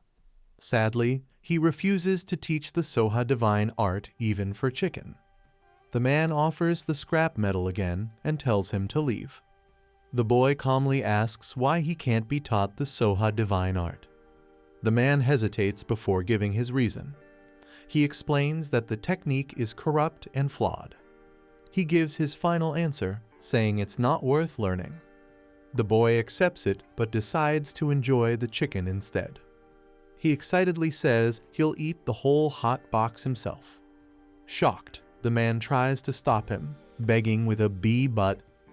The boy introduces honey sauce as the ultimate chicken upgrade. He dips the chicken drumstick generously into the golden sauce. He eagerly prepares to take a big bite. Byung panics and yells in shock, trying to stop him. The boy devours the chicken with intense satisfaction. He celebrates loudly, saying eating with honey sauce is the best. Byung is stunned, repeating, "Honey sauce?" in disbelief. Byung is overwhelmed and begs to at least taste the mysterious seasoning. The boy pops open a can of beer with excitement. He pairs the chicken with beer, calling it the perfect combo. He starts feeling a little guilty about eating it all alone. Byung rushes forward, yelling for him to stop. Desperate, he offers to teach anything, even the Soha divine art. All he wants is just one piece of the heavenly chicken. The boy leans in creepily and asks, "You promise?" The boy grins wickedly as he calls to order a fresh, hot new batch of chicken. Byung leans back, satisfied after finishing the entire meal. He happily exclaims it's been ages since he felt so full. The boy asks if he enjoyed the food, and Byung praises the fizzy drink. The boy smiles and calls it a fresh experience. He promises to bring new food daily if taught the Soha divine art. Byung is tempted by the delicious delicacies shown from the boy's world. Honoring his promise, Byung agrees to teach the Soha divine art. But before starting, he asks why the boy wants to learn it so badly. The boy stays silent, and the fairy says there's no need to hide the truth. The boy explains he can read special information from the heavenly tome. According to it, Byung's power levels should not be this low. He sees information about the Soha divine art connected to Byung. Byung confirms it's a passage from the tome only the boy can read. The fairy asks if he'll explain that passage more in the future. The boy agrees, promising to share more when the time comes. Byung begins teaching, saying materials are needed to start the art. He points out the boy lacks internal energy and even a danshan to learn martial arts. Byung explains that an elixir is needed to open the acupoints and build internal energy. He begins listing the ingredients as the communication session ends. The boy sighs, realizing Soha divine art is harder to learn than expected. His companion notices his mood and checks if something is bothering him. She explains the system upgrades the status window and unlocks a hidden message board. The boy realizes it's not just a skill, but a full growth system. He gains a breakthrough quest that will enhance his horizon of communication. The system makes it clear that Byung's case revealed a sealed-off communication feature. Learning Soha divine art unlocks a new breakthrough growth quest. There's even a mysterious message written beneath the skill itself. Gwarnami finds it strange and questions Taejun about it. Taejun admits it seems weird, but hasn't caused him any harm so far. He tells Gwarnami to investigate and report back with any findings. Gwarnami confidently tells Taejun to focus on getting stronger. Taejun cheers her on and counts on her to handle the rest. He begins checking the ingredients Byung mentioned by opening the parsley market. Taejun searches online for the rare elixir ingredient 1000-year Hishuwu. He finds multiple listings, but all are extremely expensive. He groans in frustration, realizing how costly it will be. At the Hwaryong Guild building, someone rushes in urgently. The man shouts that there's a situation and calls for Deputy Guild Master Lee Taejun. Taejun, in the middle of training, asks what's going on. The man explains that the Russian Mercenary Guild has sent a request for a joint expedition. The Russian Guild representatives have arrived in person to meet Taejun. Taejun realizes someone has been monitoring him all along. While making money through combat, he decides to see what they want. He agrees to meet them and prepares to head inside. They are informed the guests are waiting on the 19th floor. The elevator opens, and Taejun is greeted by a new presence. A man introduces himself as Jin Waijong, team leader from St. Winters. Taejun silently observes Jin Waijong, recalling his name. Jin is introduced as one of the top disciples of the Heavenly Stream Sword Saint. Taejun greets him, impressed that Jin operates on a global scale. Jin responds with a smile and handshake, recognizing Taejun. Internally, Jin mocks Taejun, doubting his strength. Jin tries to expose Taejun's weaknesses using a mana scanning technique. A firewall blocks the intrusion, and Jin is thrown back by a shockwave. Startled and sweating, Jin shouts in disbelief, "What?" Jin is shocked that his mana probe was completely blocked. Taejun jokes that it must be static electricity causing the interference. After introductions, he invites everyone to get to the point. Jin confirms they're here to collaborate on the 72-gate expedition. Taejun notes the gate was auctioned for over 1 billion won. Yet Jin is offering expedition rights for less than 10% of that value. Taejun finds the offer too favorable and grows suspicious. Jin explains the dungeon is inhabited by dangerous Russian giants. The representative explains that Russian giants are tough enemies. He adds they're weak to undead-type summons used to provoke them. Since Hwaryong is known for necromancers, they request the guild's help. Taejun confirms the payment will follow proper international contracts. Jin agrees, saying they only have one small request. They want Hunter Lee Taejun to personally join the expedition. One advisor whispers that something feels off, but Taejun accepts. Smiling slyly, Taejun asks if he can adjust the terms just a little bit. In Moscow, they're surprised that Taejun accepted the offer so easily. A man questions if Taejun agreed without hesitation and gets confirmation. He suspects the Gutchin Skeleton King must have warned Taejun. Another man asks if there were any unusual demands. Jin explains Taejun only requested mana stone distribution based on contribution. Surprised by the simple request, the man questions if that was all. He approves the contract and tells them to proceed immediately.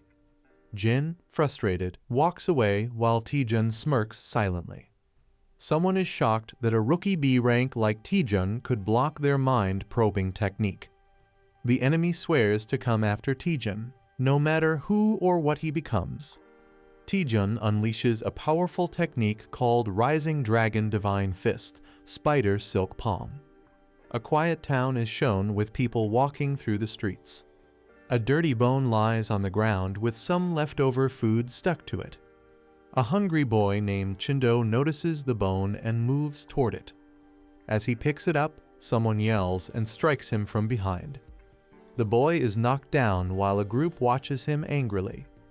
A leader orders someone to bring the bone to him. The leader calls Chindo a worthless thief and holds up the bone. He mocks Chindo, saying he'll return the bone only if Chindo answers his question. The boy mocks Chindo, saying he was cursed by the heavens. He claims Chindo has no heavenly outer gate and must be slow and useless. Laughing, he says someone like Chindo couldn't even catch a weak monster. He demands an answer from Chindo while shoving the bone near his face. Chindo stays silent, and the bully angrily kicks him hard. While Chindo lies in pain, the boy says he heard an interesting rumor. He mocks the rumor that Chindo has a gate, but it gives no stats. Chindo stays silent, holding his torn clothes tightly, refusing to speak. The boy challenges Chindo, saying if his gate stat is higher, he'll return the bone and apologize. He mocks Chindo again, saying even a low gate stat user would get hit only once. Chindo remains silent while the bully presses for an answer. The first boy's stats appear, showing low values and no skills. The second boy's stats show much higher values and a grappling skill. The crowd rushes in to compare their stats with Chindo's. Chindo is beaten again, and the boy laughs, saying he lost once more. Chindo gets hit hard, bleeding as the bully mocks him for thinking he had a chance. A boy smirks while introducing a dish with excitement. He dramatically announces the name, Royal Pigs Trotters and Bossum. The food is shown sizzling, looking delicious and tempting. Another boy calmly points out that it's just a bone. A peaceful scene shows someone sitting alone beside a river. That person experiments with something while sitting quietly in nature. A boy suddenly asks what kind of life someone named Byung lived. Another boy guesses it must have been very hard, remembering something unpleasant. The person admits they're unsure but confirms Byung's stats are extremely low. They recall checking Byung's status window before and not being surprised. In Byung's world, checking others' stats seems to be normal. The girl explains people instinctively look down on those weaker than themselves. When someone weak suddenly gains power, it usually causes problems. She reveals she has created a special item called the Spirit Pill.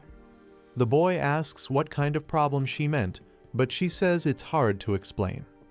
She offers to let him check the item himself instead of explaining it. The boy is shocked by the green glow, but she says the color is normal and not to worry. The boy groans as the strange green pills are being analyzed.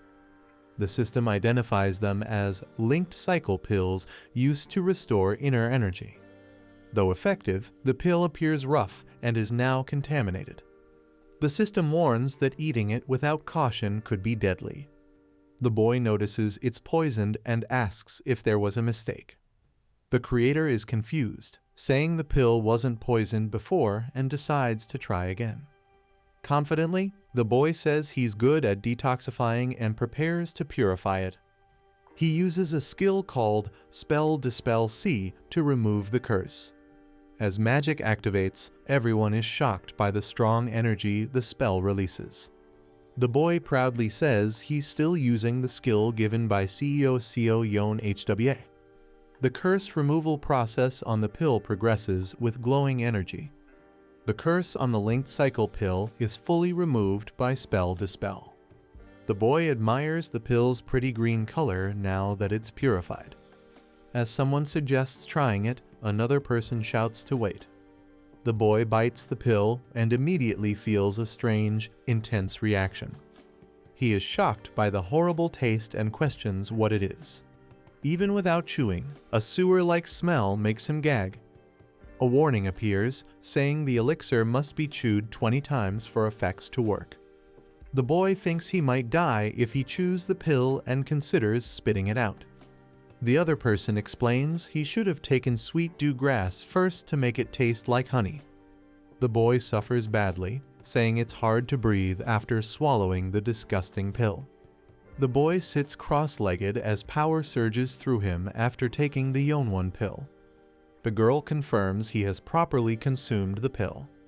He shyly admits he did take it, with a small smile. She explains it's time to fill his empty energy center now that his internal energy is reset. She hands him a wooden sword and tells him to take it. He looks confused and wonders what to do with a wooden sword. He asks if she's going to teach him an internal energy technique. He recalls that in martial arts comics, people gather energy by sitting and breathing. The girl explains the Sowa technique is different and not based on quiet meditation. Instead, it builds energy by pushing the body to its limit through calmness and action. The girl explains that Kai must be gathered amidst crashing waves and storms. She unleashes a powerful red energy blast, shocking the onlookers. A red-haired boy reacts in fear as a strong force rushes past him. He thinks it felt like something amazing just happened. A massive shockwave destroys a rock into pieces. The girl stands calmly with her stick while the dust settles. She reveals the move is the first form of Sowa divine art. The boy is shocked she turned a rock to dust using only a twig. The spirit beside him can't believe this power is possible with internal energy. The girl tells him to stop asking questions and try to follow her now. The boy looks shocked and wonders if the training is progressing too fast. He swings his wooden sword with full force toward the large rock. His strike hits the rock with a strong burst of energy. He tightly grips the sword, feeling like danger is always nearby. He yells loudly while giving his all in the strike. The sword hits the rock, but it doesn't even crack. Breathing heavily, he realizes the rock didn't move at all.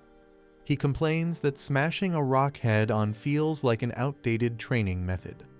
He questions how he can learn the Sowa divine art through such brute force training. The master explains that the rock is called immutable deep rock, known for its unbreakable hardness. The girl says that even top martial artists and swordsmen couldn't leave a scratch on the rock. The boy casually responds with a bored so, showing no surprise. She tells him to keep repeating her move until the rock changes. She explains that once he succeeds, he'll be able to fully master the Sowa divine art. The boy screams in frustration, calling her a brat for making him copy it. He complains that just showing and telling him to mimic her is a bad teaching method. The girl smugly says even she could teach it that way. He believes it would take a year to learn this skill, even if it's powerful. He notices that he's been in the chat room for a long time. Confused, he asks the admin if the time system is broken. He realizes he's been there over 6 hours, yet the time hasn't moved at all. The boy is shocked, thinking something's wrong with the system. The spirit girl checks and confirms the system is working fine. She realizes in disbelief that this might be a time distortion. She explains that early versions of the chat room had time-related anomalies. The boy listens as she says 10 minutes on Earth equals 2 hours here. He's stunned to learn that 10 minutes could stretch into a whole 24 hours in this realm. She explains 1 Earth day equals months here, but activating this time distortion requires massive internal energy. She can't even imagine how powerful the one who created this must be. The boy admits he always knew that man wasn't ordinary. He thinks back to the Sowa divine art and realizes it defies common logic. Now determined, he decides not to waste any more time and activates the parsing market feature. The girl is surprised and asks why Taejun is suddenly using the parsley market. He says time is money and he can't afford to log out even to eat. The system shows all his meals will now be handled inside the chat room. The girl panics, realizing he doesn't plan to log out at all.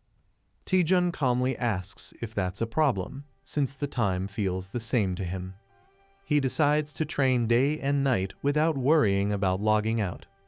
He declares that he's survived at the bottom for 7 years and isn't afraid. Holding his sword, he says no matter how long it takes, he'll break the rock. He slams his sword into the rock, determined not to give up. As the fire crackles at night, the master silently watches.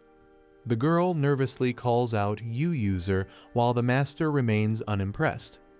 The spirit girl is surprised because the user contacted her first, which is rare. She blushes and explains it's because he usually never contacts her at all. She apologizes, saying she didn't mean to cause him suffering as the administrator. The user admits he doesn't really believe her apology, but doesn't hold a grudge. He says he knows she didn't act with bad intentions, so it's okay. She asks what he's curious about now. He questions why she activated the time distortion feature, knowing how risky it is. She stays quiet, remembering that a mistake could have ruined his entire energy center permanently. She reflects on her empty life and how gaining a disciple made her act on impulse. She explains she just wanted to see how far he could grow. She promises not to give him any more advantages from now on. The master says it's time and prepares to leave. She decides to visit her first disciple after a long time. She teleports down to the land, quietly approaching. She sighs, calling her disciple foolish. Seeing the chaotic scene, she says he turned the place into a complete mess. The boy stands quietly, recognizing her presence. He turns around and says, "It's been a while, master," with full internal energy restored. Lee Taejun continues intense training on his 247th day. The girl notices a scratch and gets worried. She pauses, realizing she might be imagining things too. Taejun says it's understandable since he's repeated the same routine for nearly 2 years. She asks if he's really okay staying there for so long. Taejun responds that she can disconnect from him and return to her original timeline. The girl insists she will keep watching over him as his manager. She says it's her duty to record all his actions as Master Taejun. Taejun quietly thanks her. He thinks he might have lost his mind and become a sword-swinging machine without her presence. He leaps off a cliff, explaining the second reason he survived there. Lee Taejun releases a powerful strike during his training. His internal energy keeps growing steadily over time.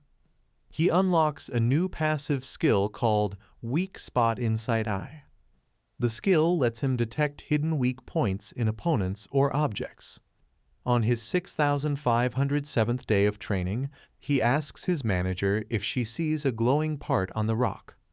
She looks but says she doesn't see anything glowing. Taejun confirms it's a weakness only visible to him. He decides to focus on this weakness as a clue for progress. He needs to narrow the entire surface down to a point to break it. He attacks the exact weak spot with precision. His internal energy rises again after the successful strike. Taejun strikes perfectly as the circle focuses into a single point. His internal energy increases as a result of his precision. He channels his energy and unleashes a powerful blow. He finally masters the first technique of the Soma divine art. His internal energy reaches its maximum level of 800. A skeleton with glowing eyes praises Taejun in awe. On his 7,253rd day of training, others cheer for his success. The skeleton claims Taejun's effort surpasses even other Lichdom warriors. He says no human has worked this hard to learn just one move. Taejun smiles as his manager excitedly calls him Aratus. The manager praises Taejun's tenacity as top tier among all users. Taejun smiles and says thank you. He reflects on training alone for 2 full years. He senses that his isolated training is finally reaching its end. He prepares to use 500 internal energy and activates Piercing Flow. With glowing energy, he strikes the heartless rock. The massive rock cracks and shatters from the impact. Taejun clenches his fist, saying he's finally done it. He smiles, proud of learning the difficult skill. He's greeted by someone who calls him Master after a long time. The man notes it's Taejun's first time accepting that title and asks if he's had a change of heart. Taejun acknowledges his master's guidance and addresses him respectfully. The master questions what Taejun thought of him before. Taejun jokes that he saw him as a mukbang YouTuber. The master calls him an ungrateful disciple. He says Taejun's piercing flow still needs improvement. Taejun humbly agrees and promises to get better. He reflects on how his version only chipped the rock, unlike his master's complete destruction. Taejun asks his master how long it took him to master the technique. The master pauses silently for a moment. He replies it took him 1 gapja 60 years, shocking Taejun. Taejun realizes 1 gapja means around 60 years. He's shocked that his master repeated one move for 30 years straight. The master tells him to enjoy some fresh air and bring back food. Taejun agrees, knowing their next meeting may be far off. He confirms he's going to test his skills in the real world. He wants to prove his master's teachings through action. The scene shifts to the outside world as he logs out of the training chamber. Taejun wakes up in the real world, stunned to be back. He's relieved to breathe freely again after being in the chamber. He jumps onto the bed, amazed at how soft it feels. Taejun jokes with his manager to lie down too because of the lighting contrast. He tosses away his fasting pills, ready to eat freely. Suddenly, he notices a lot of missed calls on his phone. All the missed calls are from Guild Master Go Youngman. Taejun picks up the phone and calmly introduces himself. The deputy guild master is shocked and says they thought he was dead. Taejun explains he was fully focused on training and asks what's going on. He's informed about an upcoming joint operation and the guild's concern. The deputy warns about enemy schemes and scolds Taejun for not preparing. Taejun smirks and replies that he's already prepared everything. Taejun tells the guild master to relax while he handles everything. With a crazed grin, he declares he'll wipe the floor with all of their enemies. A car arrives at an old, abandoned location near a ruined entrance. A man steps out of the car. The girl, shocked by the surroundings, asks Taejun what this horrible place is. Taejun says it feels like a place straight out of a nightmare. He explains it used to be a popular theme park, but was destroyed when a gate appeared 10 years ago. Since then, the place has been left in ruins. Taejun adds that this ruined theme park is the site for their joint expedition with St. Winters. The girl realizes this is the infamous T-274 gate. Taejun confirms that gate activity was recently detected here. At a glance, Taejun observes it's a fairly ordinary precursor-type gate. Unlike random gates, precursor-type gates show signs before opening. These signs allow researchers to gather data in advance. However, exact gate details remain unknown until activation. The Dungeon Observer System, created by the International HQ, helps detect these signs. It can even predict what kind of monsters might appear. The timer shows how long remains before the gate opens. Taejun looks ahead as something unusual catches his attention. The girl is shocked and confused by what she sees. Someone yells at the broadcast crew to set up cameras quickly. Taejun is annoyed to see the media already there and mutters about the broadcast crew being creepy. Taejun activates the ring of the Howling Hound as the girl urges him to leave quickly. The scene shifts to the Hwarang Guild's base camp area. Inside the camp, someone stares at a screen, overwhelmed by the situation. A shadowy figure calls out to the boss. The stressed-out boss is frustrated and muttering about losing his mind. Taejun appears and surprises the boss with a greeting, causing the ring to deactivate. The boss recognizes him with shock and stutters, "TT."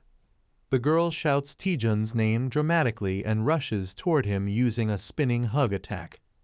A monster suddenly charges in and gets slammed to the ground by Taejun. The boss complains that Taejun didn't react to his hug, saying he was just excited to see him. Taejun awkwardly replies that he's not really into hugging. The boss notices that Taejun seems different and stronger. Taejun admits he's been doing some secluded training. The boss asks about the expedition plan and if Taejun has any details on the T-274 gate. The boss explains the gate will activate in 17 hours and the target monsters are biodescent giants. He reveals the real goal of the expedition is to damage the H-Warring Guild's reputation. He warns Taejun that the whole thing is actually a trap. Taejun thinks for a moment and responds, "In that case." Taejun jokingly says he'll back out and join the support team because he's scared. A man reacts with confusion, saying, "Excuse me." At the St. Winter's mercenary base camp, someone asks if the plan is going smoothly. A subordinate confirms they'll enter the T2 gate with Lee Taejun as scheduled. The boss is pleased and says success is only a matter of time. But the subordinate mentions something strange. According to the H-Warring Guild, Taejun won't be joining the main raid team. Instead, Taejun is assigned to the support team, surprising the listeners. The boss questions whether Taejun is a coward or has another plan. He orders them to stick to the original plan, kill Taejun after entering the gate. Meanwhile, the scene shows the base camp just 15 minutes before the gate opens. People are shocked to hear that Taejun has left the main party to join the support team. Lee Taejun walks silently through the crowd, drawing attention. A reporter reflects on Taejun's unexpected move, saying he stepped down like it was nothing. The reporter thinks Taejun must have a reason and notes his confidence even in risky decisions. A director tells the crew to pack the camera because they're moving. A staff member asks where they're going, and another complains about not having the main character. They decide to follow Taejun's support team instead. The team heads toward the gate area as time ticks down. One of the support members admits they're nervous despite not being essential. Taejun smiles and notes that usually the support team wouldn't matter in a raid like this. The girl notes there are no civilians to evacuate and jokes the raid team is strong enough without them. Taejun tells everyone to do their best just in case something unexpected happens. The support team enthusiastically responds, promising to give it their all. Taejun admires their spirit and finds their total experience amusing. A chart shows their years of experience, with most having only 1 to 5 years. The girl wonders why someone like Hunter Yoon, and a rank, is doing support duty. Yoon explains he lacks summoning skills, so he was placed on support this time. He adds that he's worked hard to improve his dark element support abilities. Taejun tells him that his skills will actually be quite useful. Yoon is surprised and curious, asking what Taejun means. Suddenly, something shocks Yoon before Taejun can explain further. One of the team members says the gate is about to open, and Taejun agrees. Taejun tells everyone to stay calm and focus in case something unexpected happens. The countdown to gate activation begins from 5. The team is shocked as a secondary dimensional portal suddenly opens. Someone screams that it's a top-level emergency. Taejun immediately commands the support team to follow him and attack the Birazin giants. He charges forward with a crazed smile, shouting about collecting all the magic stones. People look up in shock, wondering what is happening. Someone realizes it's not a transfer-type deployment. Another explains it's a pre-deployment. They conclude the main gate has limited defenses. Ferocious Burosan hounds appear, attacking.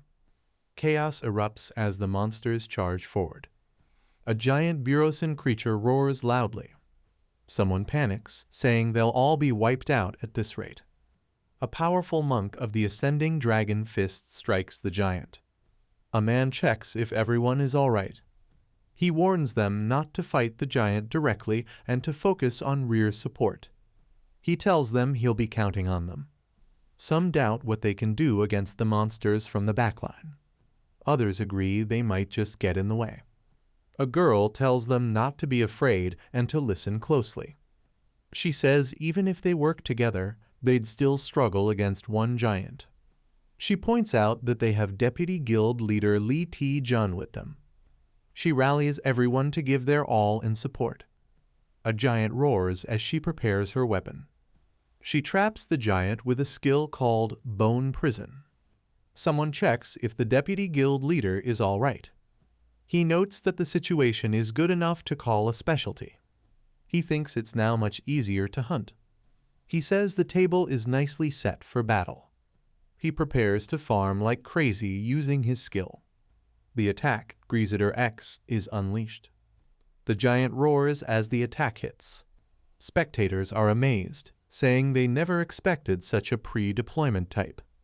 They praise his instincts, saying their stream will blow up. One notices something odd and asks why the strange look. Another explains the giant isn't part of a swarm but a lone unit. They realize it almost certainly appeared through a direct transfer. Hunter Lee Taejun acted as if he knew everything from the start. He even patrolled the site without any clear reason. Observers watch him in surprise, saying his name. They wonder how far ahead he can see. His battle map analyzes the closest gate and its details. The display shows a pre-deployment gate with time remaining and monster details. He notes they won't have to worry about such gates anymore. He adds that's not all and checks further information. They can now investigate other dungeons before entering. He launches a powerful attack with his skill. His strike lands on the giant, causing a heavy impact. He laughs, saying that was some satisfying action. He notes that the giants drop big mana stones too. He tells everyone to move to the next dimensional gate. A call comes for Hunter Taejun to return to the main squad. They report the monsters are transferring in an unexpected direction. They ask everyone to regroup so they can assess and respond. Taejun claims he can't hear well and decides to give the briefing himself. He explains the gate is a pre-deployment type. The officer is shocked to hear they took down 4 giants so quickly. Taejun estimates it will take about 15 minutes to finish the remaining 3. He says he'll regroup with the support team. Someone wishes him good luck as they part ways. A person yells for Hunter Taejun to get over there immediately. Another warns that the monsters keep coming. Taejun's name is called out in urgency. An enemy accuses him of thinking they're just clowns dancing in his palm. The enemy says that today will be different. They claim the clown will kill Taejun with his own hands. Taejun looks determined as monsters fall around him. He finishes off the remaining creatures. Taejun reports that he just finished patrolling and there are no more monsters nearby. They ask if they should proceed into the gate and inquire about the other Hwarang Guild members. They inform him that he missed the communications. The boss subjugation will be handled by their squad and Hunter Taejun. Taejun responds casually, saying it can be helped. He's asked if he's really that clueless. They explain that a critically injured guild member was part of his support team. Taejun admits he was so focused on fighting that he didn't notice. He laughs, revealing he made up the story himself. The bluff was to enter the gate alone with the others. Taejun says he's ready to start the mission. He thinks to himself that they're still dancing in the palm of his hand. A figure sits on a grand throne inside a hall. He catches a scent and recognizes it instantly. He identifies it as the blood of his subordinates. The team enters a large hall, surprised by the unusual boss field. They note that the room resembles some kind of temple. The glowing green aura suggests the boss monster is inside. They realize the boss hasn't been activated yet. One member hesitates, unsure whether to deal with Lee Taejun before or after the boss fight. He considers that, now that they're inside, outside help won't reach them. Just as planned, he secretly disables the communication on the team members' suits. Smiling, he thinks about defeating the boss first and then eliminating Taejun. Suddenly, someone shouts that Hunter Lee Taejun has disappeared. Shock spreads as they realize he was just there a moment ago but is now completely gone. The captain angrily scolds his teammate for failing to keep an eye on Lee Taejun.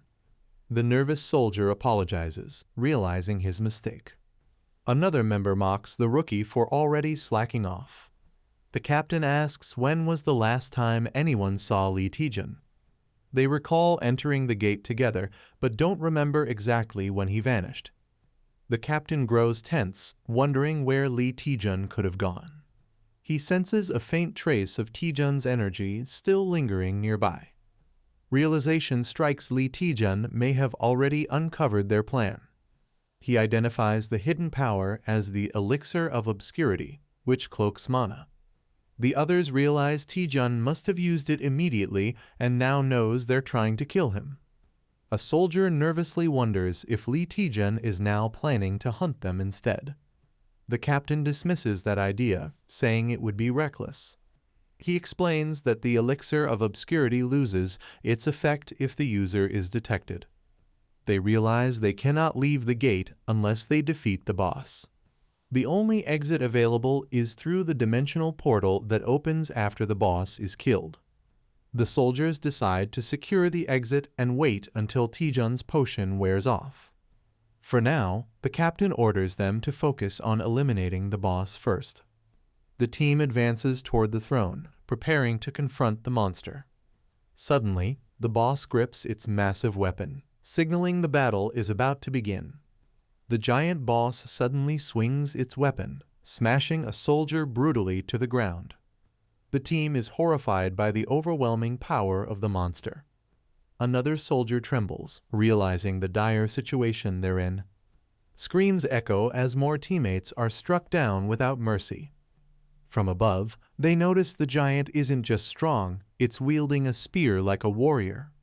Shocked, one exclaims that the broken giant is actually using a weapon. Fueled by rage, a soldier powers up, determined to strike back. He launches forward, shouting that he'll kill the monster right now. But the giant effortlessly counters, gripping him tightly. The soldier struggles desperately, shouting for the beast to let him go.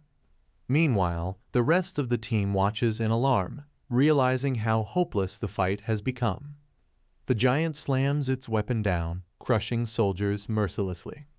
A terrified teammate stammers, calling out to the captain. They question if the creature is truly a broken giant. Another soldier screams for help as his body is torn apart. The horror spreads as blood and chaos fill the room. Shocked, someone wonders what kind of monster they are facing. Observing closely, the captain realizes its strength, speed, and intelligence far surpass normal. He concludes it is several times more advanced than the original giant. With determination, he prepares himself, knowing this is the only chance to use a secret technique. Clutching his weapon, he steels his resolve for a desperate counterattack. Blood splashes violently as the forbidden technique activates. The captain unleashes a dark, overwhelming power that engulfs his body. It's revealed to be a forbidden skill, banned even among advanced hunters. The destructive aura around him grows stronger and more unstable. He declares that this power will crush the enemy completely. With explosive speed, he leaps high into the air. His eyes burn with fury as he vows to kill the monstrous variant. Slashing downward, he pours all his strength into a devastating strike. The ground erupts under the force of his attack, blood and energy scattering everywhere. As he steadies himself, he declares that Lee Taejun will be next. But suddenly, his expression shifts to shock as something unexpected happens. The monster withstands the powerful attack, leaving everyone in disbelief. A soldier gasps, realizing there's no way it should have survived that technique. The massive creature steps forward, showing no signs of defeat. Its strength is compared to a mere B rank, yet it defies all logic. Raising its weapon, the giant prepares to strike back with deadly force. Bloodied and exhausted, the captain trembles, muttering in denial. The giant lunges is needed, ready to finish him off. Just as the blow is about to land, a new surge of blue energy intervenes. A mysterious voice taunts the monster, calling it baldy muscles and demanding it back off. The newcomer coldly declares that he has already claimed the captain as his target. He warns the giant to back off with a cold smile, as his words are magically translated into the monster's language. A man laughs as he says he already blew someone's head off. Another man warns his ally to finish quickly before more enemies arrive. A confused fighter demands to know how his opponent survived. The boy mocks him, saying if he had a head, he could think for himself. A large warrior calls him an interesting prey. The warrior recalls how all his subordinates died the moment they stepped out. Shocked, he realizes every one of them was wiped out. The boy stays silent, calmly facing his opponent. A system window scans the warrior, showing he is being analyzed. Outside, a strange dome-like structure stands tall in the snowy landscape. The boy attacks fiercely, sending the giant reeling backward. The giant roars in pain as flames burn across its body. The boy calmly observes, noting the giant is about to collapse. The dying giant struggles to speak broken words. The boy and his spirit companion are shocked by its attempt to communicate. The system translator activates to interpret the giant's final words. The giant says their king is waiting. It warns that all humans will die before their king. The boy realizes this is new information he has never heard before. He concludes the real danger is not the dungeon's monsters, but the dungeon boss itself. The boy reflects for several minutes, deciding whether to act. He realizes the giant had been using subordinates as bait. With clarity, he understands the enemy's entire strategy. He smirks, pointing out how the giants were being transferred elsewhere. The giant laughs, impressed at the boy's sharp observation. Since the giant's body cannot be scanned, only brute force will work. The boy's hand glows with immense power as he prepares to strike. Flames swirl around him as he launches a fierce attack. His body shoots upward, channeling overwhelming strength. With a roar, he unleashes the rising dragon strike. The boy's fiery punch clashes against the giant's defense. The giant grabs him tightly, declaring he's been caught. The boy smirks, saying he caught the giant instead. He channels his strength and unleashes Divine Power X. A massive impact smashes into the giant with explosive force. The giant groans in pain, shocked by the attack. The boy launches upward with incredible speed. He unleashes a devastating combo, the Rising Dragon 100 Strike. The final blow strikes with overwhelming power, leaving the giant reeling. The boy slams his attack straight into the giant with full force. The giant withstands the hit, barely moving from the blow. The boy wonders if the giant is already exhausted. He recalls the title of the enemy, the Great Burgon Giant King. Another strike lands, but the boy realizes something is off. Smirking, he confirms his suspicion that the giant is unaffected. The giant stands tall, unfazed, surrounded by strange energy. The boy admits he doesn't fully understand the situation. He realizes the giant is immune not only to blood magic, but even divine power. The boy thinks that if none of his attacks can land properly, he must find another way. The boy suddenly realizes something important he had overlooked. He suspects the giant must have the same latest status window as him. The thought makes him recall how similar their abilities really are. He concludes that every function he can use, the giant can also access. The QR code reader activates, analyzing the giant's equipped items. The scan reveals the armor of the dragon's heart, granting immense resilience. The armor reduces incoming damage by 90% and provides S-rank regeneration called Dragon's Tears. With a grim expression, the boy mutters that this is nothing more than team synergy. The boy questions the giant about its powerful armor, suspecting it came from the parsley market. The giant scoffs, saying there's no market in such a savage dimension. Calmly, the boy estimates its value to be around 1.5 million coins. He explains that even if the world ends, a monster like the giant wouldn't know the true worth of such armor.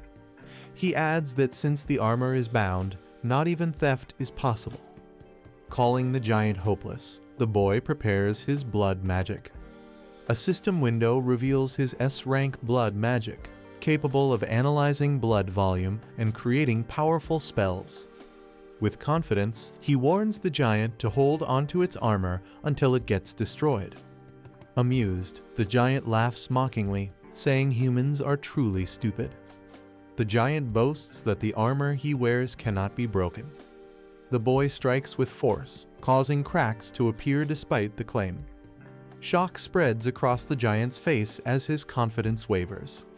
The boy smirks, asking if the giant really believes it is unbreakable. Power surges through him as he channels his internal energy. The system notes that 500 internal power is consumed for the attack. He unleashes the swordsman's fist, first technique, Insight Slash. A blinding strike tears through the giant with explosive might. The giant cries out in agony, overwhelmed by the devastating slash. The boy reflects that this technique carries the will and obsession of his master. Holding his blade, he declares it as the sword of fate, the weapon that even changed his destiny. A strange red core pulses with energy, and someone senses that something feels very wrong. The hunters outside grow uneasy, noting that the raid is dragging on far too long. One of them reasons that the boss monster should be similar to the ones outside, so the team inside should have cleared it already. Suddenly, horrifying signs of corruption encroachment burst into view, shocking everyone. They realize it's a preemptive formation mixed with corruption encroachment, leaving them panicked and confused. Fear spreads as one hunter urges his senior to retreat before they all get wiped out. The leader hesitates, noticing something unusual amidst the chaos. A violent explosion erupts inside, shaking the battlefield with destructive force.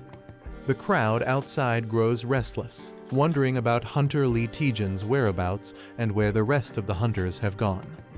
A man orders Kim Digi to turn the camera toward the unfolding battle. Pointing with conviction, he declares that the star of this expedition is none other than Hunter Lee Taejun. Lee Taejun's eyes glow fiercely, revealing his determination and power. He charges forward with overwhelming force, unleashing a devastating attack. A monstrous roar echoes as his strike lands with explosive impact. The ground trembles and shatters, glowing with the aftermath of his power. His opponent, stunned, mutters in disbelief at what a mere human could do. The creature admits that such strength is absolutely impossible to comprehend. With a thunderous crash, the giant monster is violently thrown to the ground. The blonde spirit scolds him for nearly shouting about resurrection scrolls, while he nervously wonders if they killed the monster. The giant creature lies on the ground in a pool of blood, while his ally complains about him jinxing things. Its head drops heavily to the floor, confirming its death. He checks with relief, saying the monster is definitely dead. The spirit admits that without insightful flow, he would have been finished, amazed at how it reduces 90% of all damage. They laugh together, joking about how broken Sohashin arts are, while he proudly says 2 years of training paid off. A pool of blood spreads across the ground, hinting that something is still wrong. Though victorious, his body is heavily damaged, and a warning shows he can no longer continue fighting. A system message reports a complete muscle rupture and fracture, recommending swift use of Usamata's potion. He reflects that while he took the boss down in a single strike, he underestimated the backlash on his body. Admitting he still can't fully handle the technique, he acknowledges how far he has to go. Deciding to heal, he pulls out the mythical grade Eusimatus potion. The system announces a reward for the illegal status window user, granting him an upgrade point.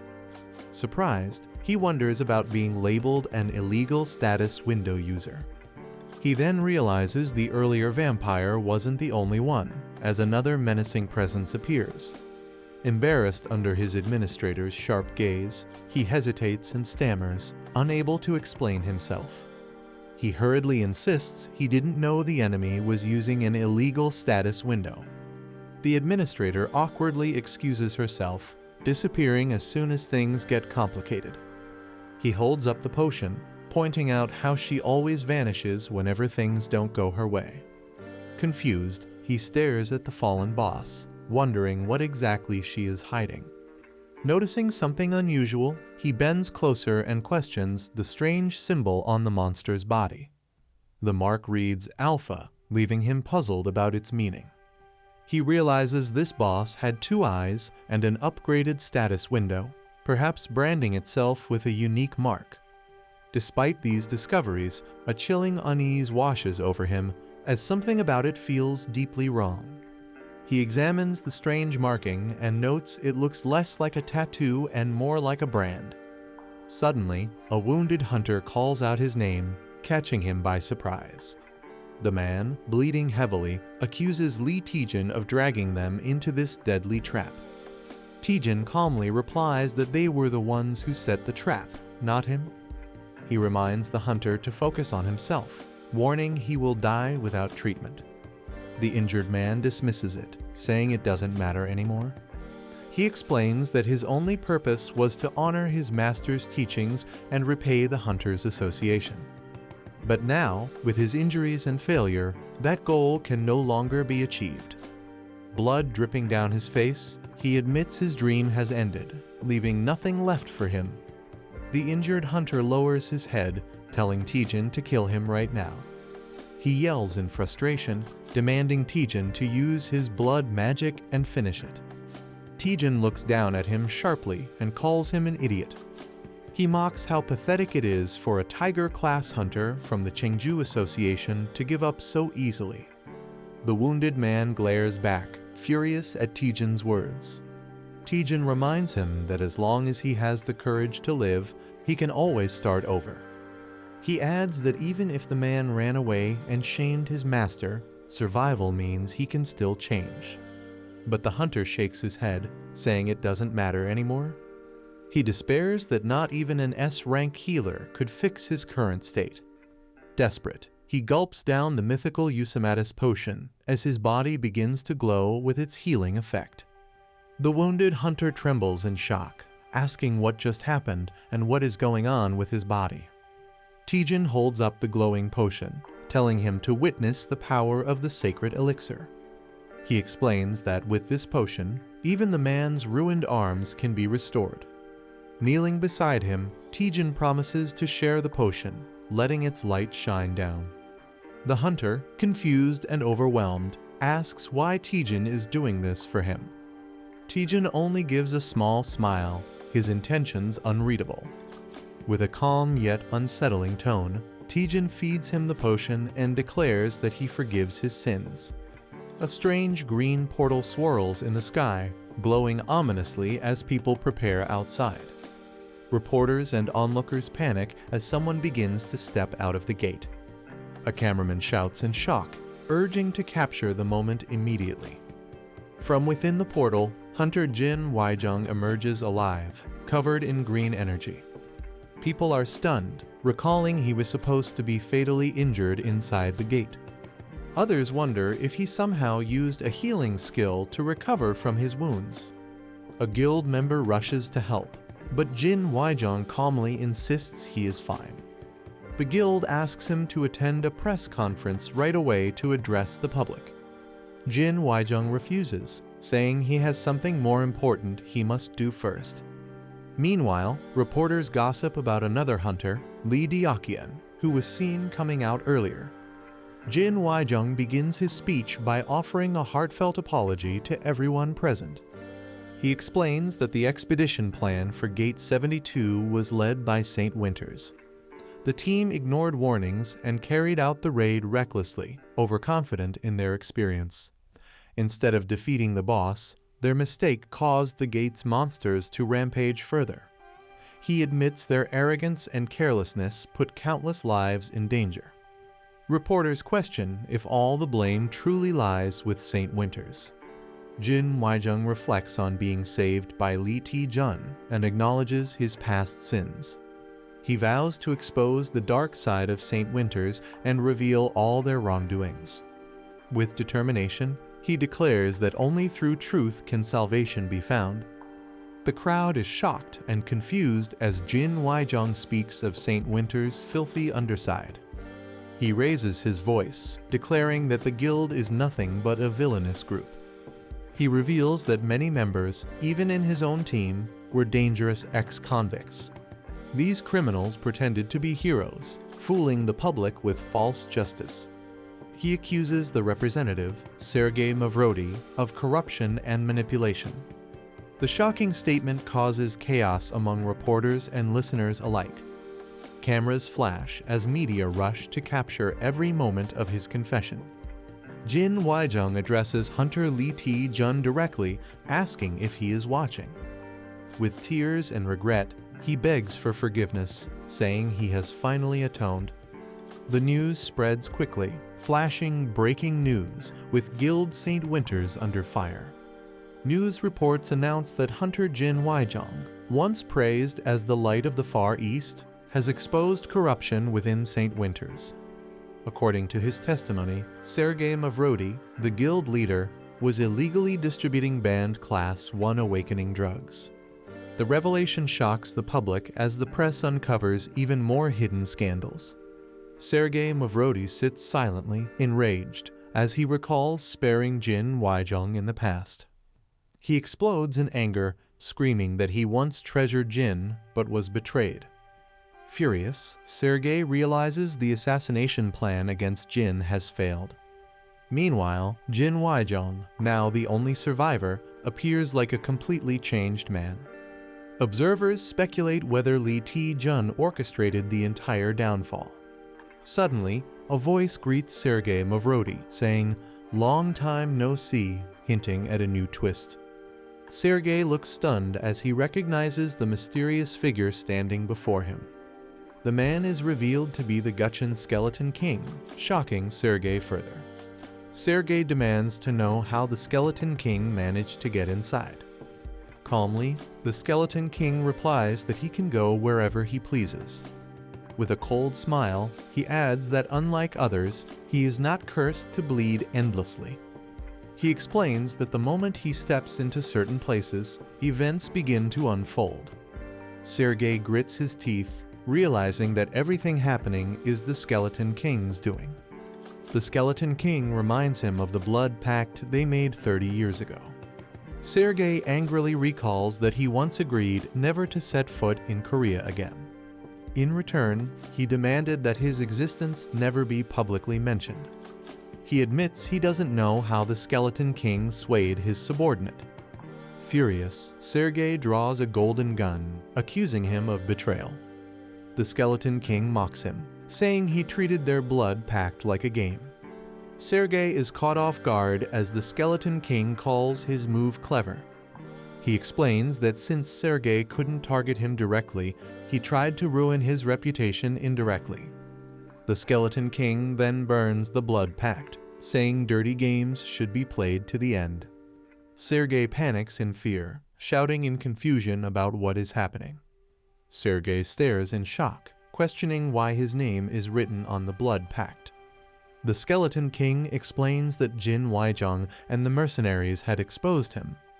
He adds that they faced a direct threat to their lives inside the gate. With a dark smile, the Skeleton King accuses Sergei of being the one who took the blood pact lightly. He warns that this time, a single stab wound won't be the end of it. Enraged, Sergei fires his golden gun at the Skeleton King. Dark energy instantly erupts, violently countering Sergei's attack. Sergei's body is struck and thrown back by the Skeleton King's overwhelming power. The Skeleton King declares that their long-standing grudge is finally coming to an end. The Skeleton King tells Sergei that the blood pact is no longer valid, shocking him deeply. He explains that both of them were nothing more than pawns in a devil's game, trading souls for temporary power. Now, he declares the curse of the blood demon no longer remains within him. He reveals that this freedom was made possible thanks to the very man Sergei despises most, Lee Taejun. The servant looked at his mobile to check the news and offers that had arrived for Lee with great excitement. He showed Lee that many offers had come and how much benefit he would gain from them. He elaborated on the amazing number of views on all of Lee's social media accounts, insisting that this was a very good thing. But he noted that Lee's reaction seemed cold and questioned why he appeared that way, since he had become a great superhero in just one night, which was very surprising. Meanwhile, the servant took out some papers from his bag and presented them, pointing out how many proposals had arrived in only 3 days since Lee had raided the gate. Then, the agent, who was his assistant, explained thoroughly that they were receiving offers from everywhere investment would be given. They would be featured in ads, and casting would occur in different shows. They would be called, and there was no place where they had not received an offer. His assistant was very excited about this, adding that if it continued like this, if their name kept being made, then there would be a time when Lee would be seen as a global superhero, and his fame would keep increasing.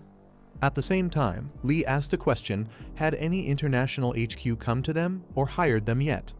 His assistant thought about it and responded that Lee was referring to the application submitted after the raid, whose result was due. They needed to check on it, as it seemed someone had seen something in the morning. In the meantime, the assistant began searching through a box, eventually finding a card which he handed to Lee. Upon catching it, Lee saw that it contained his complete information, revealing a special raid permit card exclusive to the top 10 dungeons, with Lee now counted among them. It was shown that Lee Taejun had become rank A, and his ID number was displayed.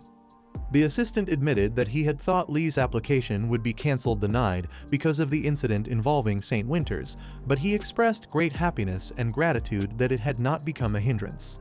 Then, the assistant stated that they had done everything on their side and should now come to work. He explained that he had prepared a full schedule for Lee, detailing when to move overseas, which shows to attend, and how much to earn. However, Lee responded very lovingly that he did not want to be busy with all that. He simply wanted to do his work.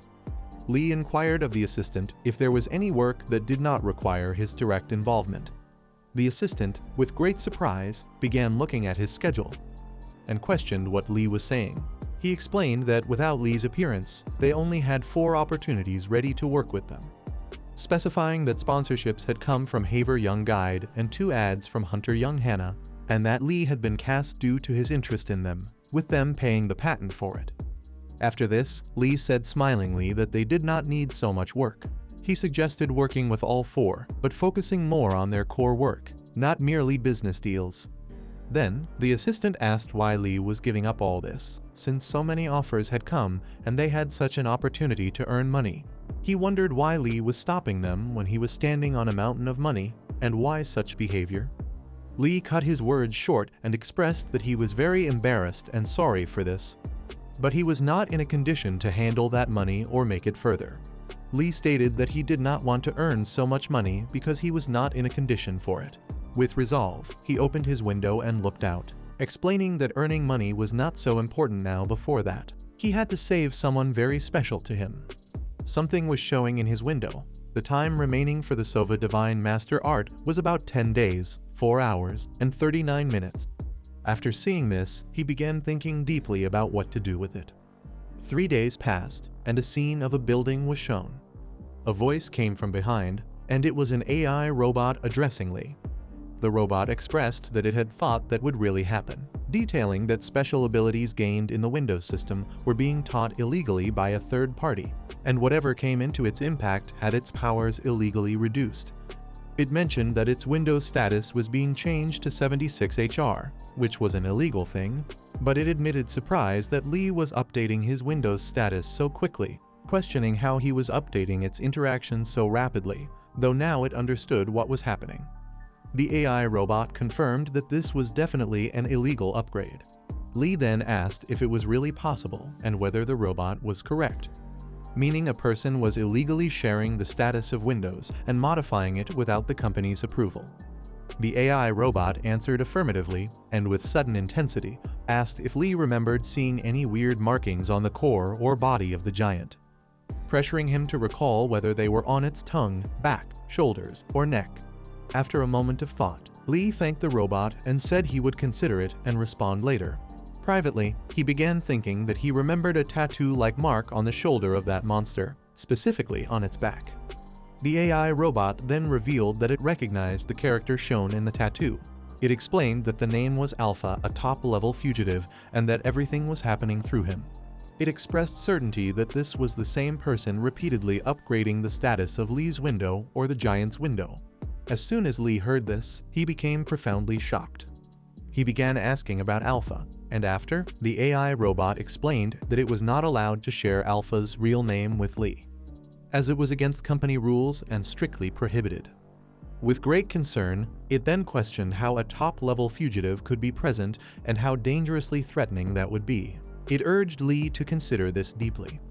Reflecting on their last raid, the robot noted that the monster they faced was only Class 3 level, yet its power had been so immense that it caused extensive damage even at that tier, so a master-level Class 1 entity would be far more perilous. It emphasized that Alpha was relentlessly trying to spread terror and increase the number of criminals.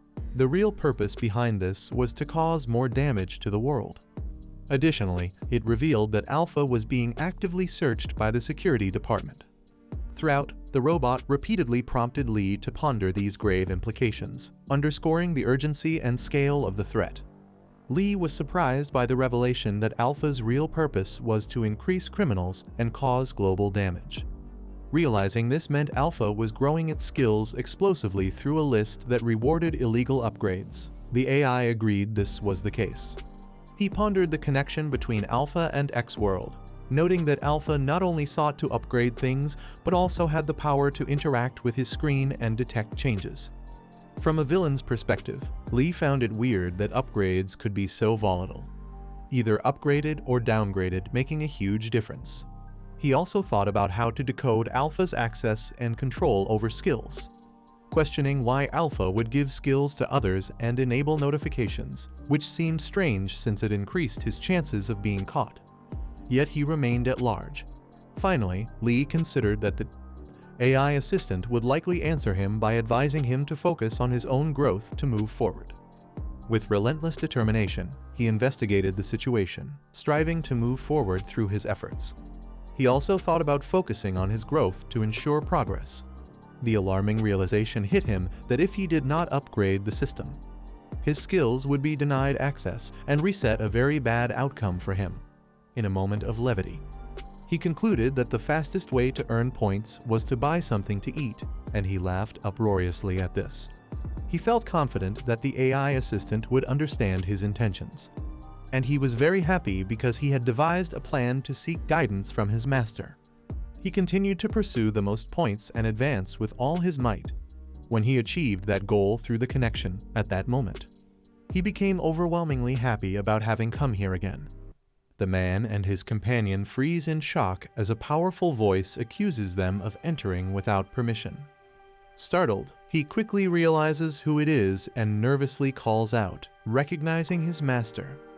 Sitting calmly, the master opens his eyes, his presence radiating a mix of authority and mystery. A faint, unsettling smile forms on the master's face, hinting at his unpredictable nature. With a cold tone, he tells them to stop hesitating and come closer immediately. The man looks up at his master, worried, asking if he's all right. The master gives a faint smile and admits his condition is clearly bad. Confused, the man asks how such a thing could have happened. The master calmly reveals that poison has spread across his world. He explains that the poison moves through everything that breathes under the sky, corrupting all energy centers. Eventually, The poison consumes everything, leaving no escape. The man and his companion are shocked as the system admin reports something strange about Bai Young's dimension. It's then revealed that dimension 157.98 was deleted from the system nearly 20 years ago due to having almost no active users. The blue-haired admin explains that Bai Young's world belongs to civilizations that were already destroyed long ago. Shocked, the man realizes that Bai Young's world has completely perished. He reflects that it always felt strange why Bai Young kept joining their small chat room despite having his own world. Now, it makes sense Bai Young had nowhere else left to go. The man asks his master if there's any chance for recovery, his tone filled with concern. The master chuckles lightly, assuring him not to worry while promising to pass on the Soha divine art before dying. He admits that in his current state, there's no guaranteed cure for the spreading poison. Yet with a faint smile, he vows not to die until he has passed on all of Soha's divine art. The master explains that the most difficult part of Soha divine art is mastering the insightful flow technique. He adds that the rest of the forms are just sword techniques combined with basic internal arts. The master assures him that if he dedicates himself, he can master all the remaining forms in less than 10 days. Surprised, the man remarks that it's much faster than he expected. The master admits that even he hasn't completely understood the final form of the Soha divine art. With regret, he says that if he had a bit more time, he could have passed on the last form as well. Shocked, the man realizes that the Soha divine art isn't yet a fully completed martial technique. However, the master calmly tells him not to worry, as even without the final form, the art is nearly perfect as it is. The master offers to start the remaining lessons immediately, showing calm determination despite his condition. The disciple lowers his head and apologizes, feeling unworthy yet eager to continue. With resolve in his eyes, he declares his desire to learn every single form, including the final one. The master refuses gently, admitting that he hasn't yet attained the final insight himself. The disciple insists, worried that if his master dies from the poison, the knowledge will vanish forever. Realization strikes him that the final form of the Soha divine art might be lost to time. He clenches his fist, vowing to achieve the impossible to restore the complete Soha divine art. Filled with emotion, he shouts his determination to cure his master no matter what. Watching his disciples resolve, the master smiles faintly, murmuring that this is indeed a strange but touching feeling. The master softly smiles, realizing that in all his years, he has never felt such genuine kindness before. He thinks that through his determined disciple, he might finally uncover the last secret of the Soha divine art. Meanwhile, the disciple frantically searches, shouting in frustration as he fails to find the rare herb needed to cure his master. The system displays no results for the pure heart herb, leaving him in panic. With only 11 days left, he realizes there's barely enough time to complete the quest. Sitting at his desk, he feels overwhelmed and shocked to learn that Soha divine art isn't even a finished technique. He panics, knowing that if he can't find the herb, his master will die and he'll lose all the progress he's made. A warning flashes before him if the quest isn't completed in time, all the benefits of his explosive growth will be revoked. The man clutches his head in frustration, knowing he must find the herb to save both his master and his hard-earned stats. Determined, he sends out an urgent message requesting help in locating the pure heart herb. A notification appears from a herbalist who claims to know a little about rare herbs. He quickly asks where the pure heart herb might be found, hoping for a clue. The herbalist replies that the herb doesn't exist in the current market or even in his entire dimension. Confused, the man asks for the reason behind its disappearance. He learns that the pure heart herb can't be found in any enlightened dimension under the company's control. Realization hits him since his dimension is one of those enlightened ones. The pure heart herb simply doesn't exist there. The man realizes that in any dimension with an advanced status system, the pure heart herb doesn't exist.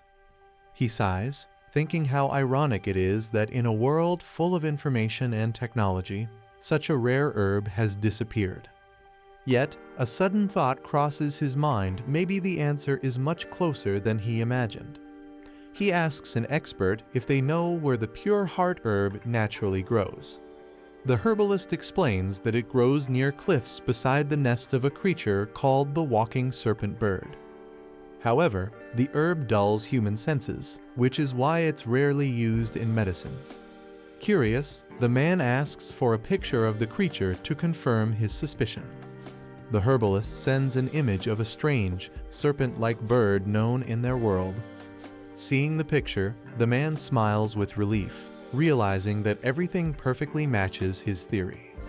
The man thanks his teacher for the detailed information about the serpent bird and its nesting habits. Using the clues about the herb growing near the bird's nest, he finally determines his next destination.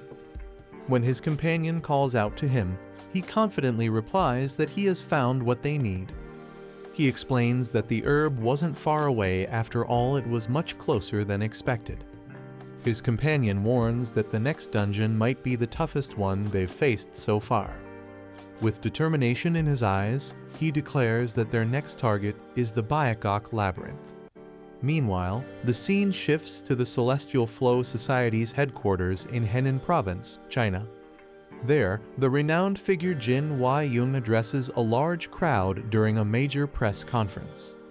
The disciples confirm to their master that they clearly witnessed the incident shown in the broadcast. They express their anger toward Jin Wai-Yung, accusing him of stealing secret sword techniques and tarnishing their reputation. Enraged, one of them shouts that he wants to storm the international headquarters and take Jin's head as revenge. The master, Yong-il Ryang, listens silently, lightning flickering around his eyes as tension fills the room. He finally mutters Jin Wai-Yung's name, causing everyone to fall silent in confusion. The disciples look uneasy as the master questions what nonsense they are all spouting. Raising his hand, the sword Saint Yong-il Ryang declares that the sword technique they just saw was actually demonstrated by Lee Taejun. The scene introduces Byakuok Labyrinth, also called the Arctic Maze, one of the top 10 dungeons recognized worldwide. It's known for its deadly terrain, with a survival rate so low that even elite hunters rarely return. Many have challenged the labyrinth for its legendary rewards, but all failed at the towering cliff called the Millennial Wall. Taejun studies the data carefully, analyzing the herbalist's information for any clue about the pure heart herb. He deduces there's a high chance the herb might grow near that very cliff, where no other vegetation survives. Cross-referencing the records, Taejun realizes the herb's location aligns perfectly with his findings. After a moment of thought, he confirms the place Shanghai his next destination. Taejun meets with an associate who assumes he's talking about a job offer from the Chinese Hunter Association. But Taejun surprises him by revealing he's heading into a dungeon instead. When asked which one, Taejun calmly replies the Byakuok Labyrinth in Shanghai. His companion is completely shocked, unable to believe Taejun would attempt one of the top 10 dungeons. Taejun confidently says he's already submitted his application to the international HQ. His friend warns him it's too dangerous to go alone, suggesting he reconsider. Taejun laughs it off and playfully pulls his friend closer, saying he's coming with him. The friend's horrified reaction echoes through the cafe as he shouts in disbelief. A group of friends is shocked to hear that Taejun is heading to Shanghai. One of them confirms the news, saying Taejun left without informing anyone. They assume he's avoiding media attention to keep things quiet. Another realizes the dungeon he's entering is one of the top 10 ranked ones. Everyone is stunned, wondering why Taejun always takes such extreme risks. The girl worries something bad might happen to him again. Her friend smirks, saying there's no need to worry. He reminds her that Taejun always survives, that's just the kind of person he is. The girl recalls how Taejun used to act recklessly in the past. She admits, however, that the current Taejun seems far more composed and mature. Determined to see what record he'll achieve this time, Taejun boards a flight to Shanghai. Upon arrival, his companion Go Young-min cheerfully remarks how long it's been since he last visited China. Go Young-min, however, is too relaxed, suggesting they grab food before the mission. Taejun eyes him suspiciously, realizing Go Young-min might have ulterior motives. As Go nervously laughs, Taejun coldly asks if he's really in China just for vacation. Go Young-min insists that eating something good boosts morale, teasing Taejun for being too serious. The narration reveals the real reason Go joined this expedition. A new rule requires a senior guild officer to accompany hunters entering top 10 dungeons. Since Go is the only high-ranking officer in their guild, Taejun had no choice but to bring him along. They walk through the airport as Taejun explains they're heading to Heian, where the gate to Baekgak Labyrinth is located. Taejun tells him to save the food tour for after the expedition. Go reluctantly agrees, pretending his intentions were purely friendly. But before they can leave, someone suddenly calls out to them from behind. Taejun and Go Young-min are confronted by two stern officers at the airport. The officers ask if they are the hunters who applied to challenge the Baekgak Labyrinth. Taejun confirms it confidently, unaware of the tension rising. The officers introduce themselves as members of the Shanghai branch of the Chinese Bureau of Paranormal Defense. They claim Taejun's expedition request wasn't filed with their bureau, making it invalid. One officer warns that without their approval, entering the labyrinth is impossible. Go Young-min argues that the top 10 dungeons fall under international jurisdiction, but they ignore him. The officer coldly threatens him, saying if he keeps talking, he'll be dragged off immediately. Taejun and Go Young-min realize they're dealing with the powerful Chinese Bureau of Paranormal Defense. The narration explains that after the Great Cataclysm, this bureau gained full control over dungeons and hunter activities. Their system is described as extremely rigid, leaving no room for negotiation or resistance. Taejun glares silently, thinking about how these officials abuse their authority. Go nervously asks how they can obtain approval to enter the dungeon. The officer smugly replies that they must file paperwork at the Shanghai branch's management office. He then adds with a smirk that the approval process takes no less than 4 weeks. Taejun reacts in disbelief after hearing that the approval process would take 4 weeks. He immediately asks if there's a faster alternative.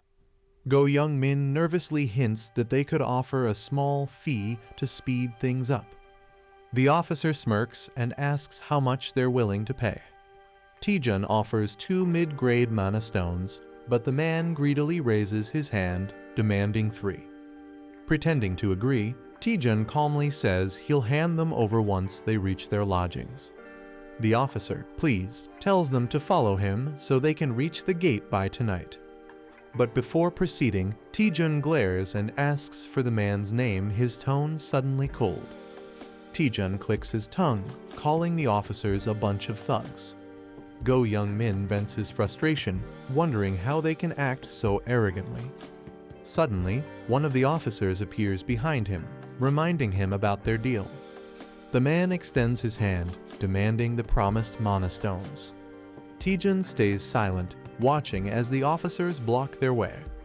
Both of them awkwardly admit that they don't have the stones with them. The officer's expression turns dark, clearly not believing a word they say. He smirks menacingly, asking if they're seriously trying to fool him right now. One of the officers grabs Taejun by the collar, angrily demanding payment while threatening him. Taejun smirks, then suddenly strikes, sending the man flying across the area in a single brutal blow. With a cold glare, Taejun declares that he doesn't hand over mana stones to imposters like them. The soldiers rush to their fallen captain, shouting in panic. The captain stands up angrily, calling Taejun crazy for attacking first. Enraged, he demands to know how Taejun dares to accuse them of being imposters. He points furiously, warning that they're part of the Monster Response Bureau and that harming them has consequences. Taejun stays calm, activating his device to record their voices. The system instantly detects deception, showing a 99.69% probability of falsehood. Taejun grins darkly, saying he has proof but refuses to show it to trash like them. He adds that these imposters usually avoid targeting well-known hunters or guild members. Taejun calmly asks if they truly know who he is, deactivating his hidden ring. The officers freeze in shock as green energy fades around him. One of them stammers, recognizing Taejun as the man from the A-72 gate incident. The captain's face turns pale as he mutters Taejun's name in disbelief. Panic spreads among the soldiers, realizing they're in serious trouble. The captain clenches his teeth, saying letting them go now isn't an option. He orders his men to attack, knowing their division's reputation is on the line. Chaos erupts as the soldiers charge forward, while Taejun's ally shouts in horror at the unfolding fight. The fake officers attack recklessly, but Taejun swiftly breaks one man's arm with ease. As the soldier screams in pain, Taejun smirks, asking if they still haven't learned their lesson. One of the attackers grabs Taejun by the collar, furious but trembling with fear. Taejun calmly channels his energy, his foot glowing with power. He mutters that he hates to brag, but calls out his technique Dragon Strike. A massive shockwave bursts out as he slams the ground, sending the soldiers flying. Covered in blood, one of the men mutters in disbelief, realizing Taejun's overwhelming strength. Terrified, the captain admits he underestimated him. This man is on a completely different level. Taejun grabs the officer by the collar and says it's time to make things simple. With a cold grin, he declares that from now on, the man will serve as his personal driver. The next day, they're seen speeding down the highway with Taejun in control of the situation. Sitting nervously in the front seat, the soldier keeps glancing at the mirror, afraid to speak. Taejun casually asks how long it'll take to reach the dimensional sphere. The officer stutters out an unsure answer, earning an irritated glare from the red-haired man beside Taejun. He corrects him sharply, explaining the proper way to respond to their superior. The officer quickly changes his tone, shouting that they'll arrive in exactly 1 hour as Taejun smirks in satisfaction. Inside the car, Taejun's companion mocks the soldiers, telling them they should be thankful to Hunter Lee Taejun. He laughs menacingly, reminding them that if not for Taejun's mercy, they'd already be rotting in prison. The frightened soldiers nervously agree, shouting their thanks in desperation. One of them grips the steering wheel tightly, wondering how everything went so wrong. He curses their luck, realizing they had crossed paths with the famous hunter from Korea. The narration reveals that impersonating a public officer in China is a crime punishable by death. As tension fills the air, the soldier sweats, fearing that they could still be handed over to the authorities at any moment. Taejun and his group finally arrive near the towering entrance of the Arctic Maze, one of the 10 great labyrinths. His companion looks up in awe, relieved that they've made it after such a tense journey. The massive red gate glows ominously, radiating a chilling energy. Taejun calmly states that he'll be entering the dungeon alone. His ally protests, calling it reckless to attempt a solo clear even in an easier labyrinth. Taejun reminds him of his injury and assures him that it's better for him to rest. As he walks toward the glowing entrance, Taejun confidently says he'll return before the arm heals. Turning slightly, he gives one last command to the soldiers, and they quickly respond with a loud, "Yes, sir," before he steps inside. Before entering the dungeon, Taejun warns his subordinates to take the injured director safely to the hospital. The soldiers stand straight and salute, shouting their acknowledgement. As they leave, the director thinks to himself that no one has ever perfectly cleared the Arctic maze before. He recalls news articles predicting that if Taejun succeeds again, his fame will skyrocket worldwide. Smirking, he mutters that all this depends on whether Hunter Taejun can truly achieve a perfect clear. Limping toward the car, he snaps at the soldiers for standing around and tells them to move faster. When they rush to assist him, he orders them to take him to the hospital immediately. Just as he enters the vehicle, he casually mentions that they'll have to pay the hospital bills themselves. The soldiers freeze in shock as the director laughs under his breath, enjoying his petty revenge. The director suddenly senses danger and notices one of the soldiers pulling out a knife. Shocked, he barely reacts before the soldier lunges toward him with murderous intent. The director dodges back, shouting in disbelief at their betrayal.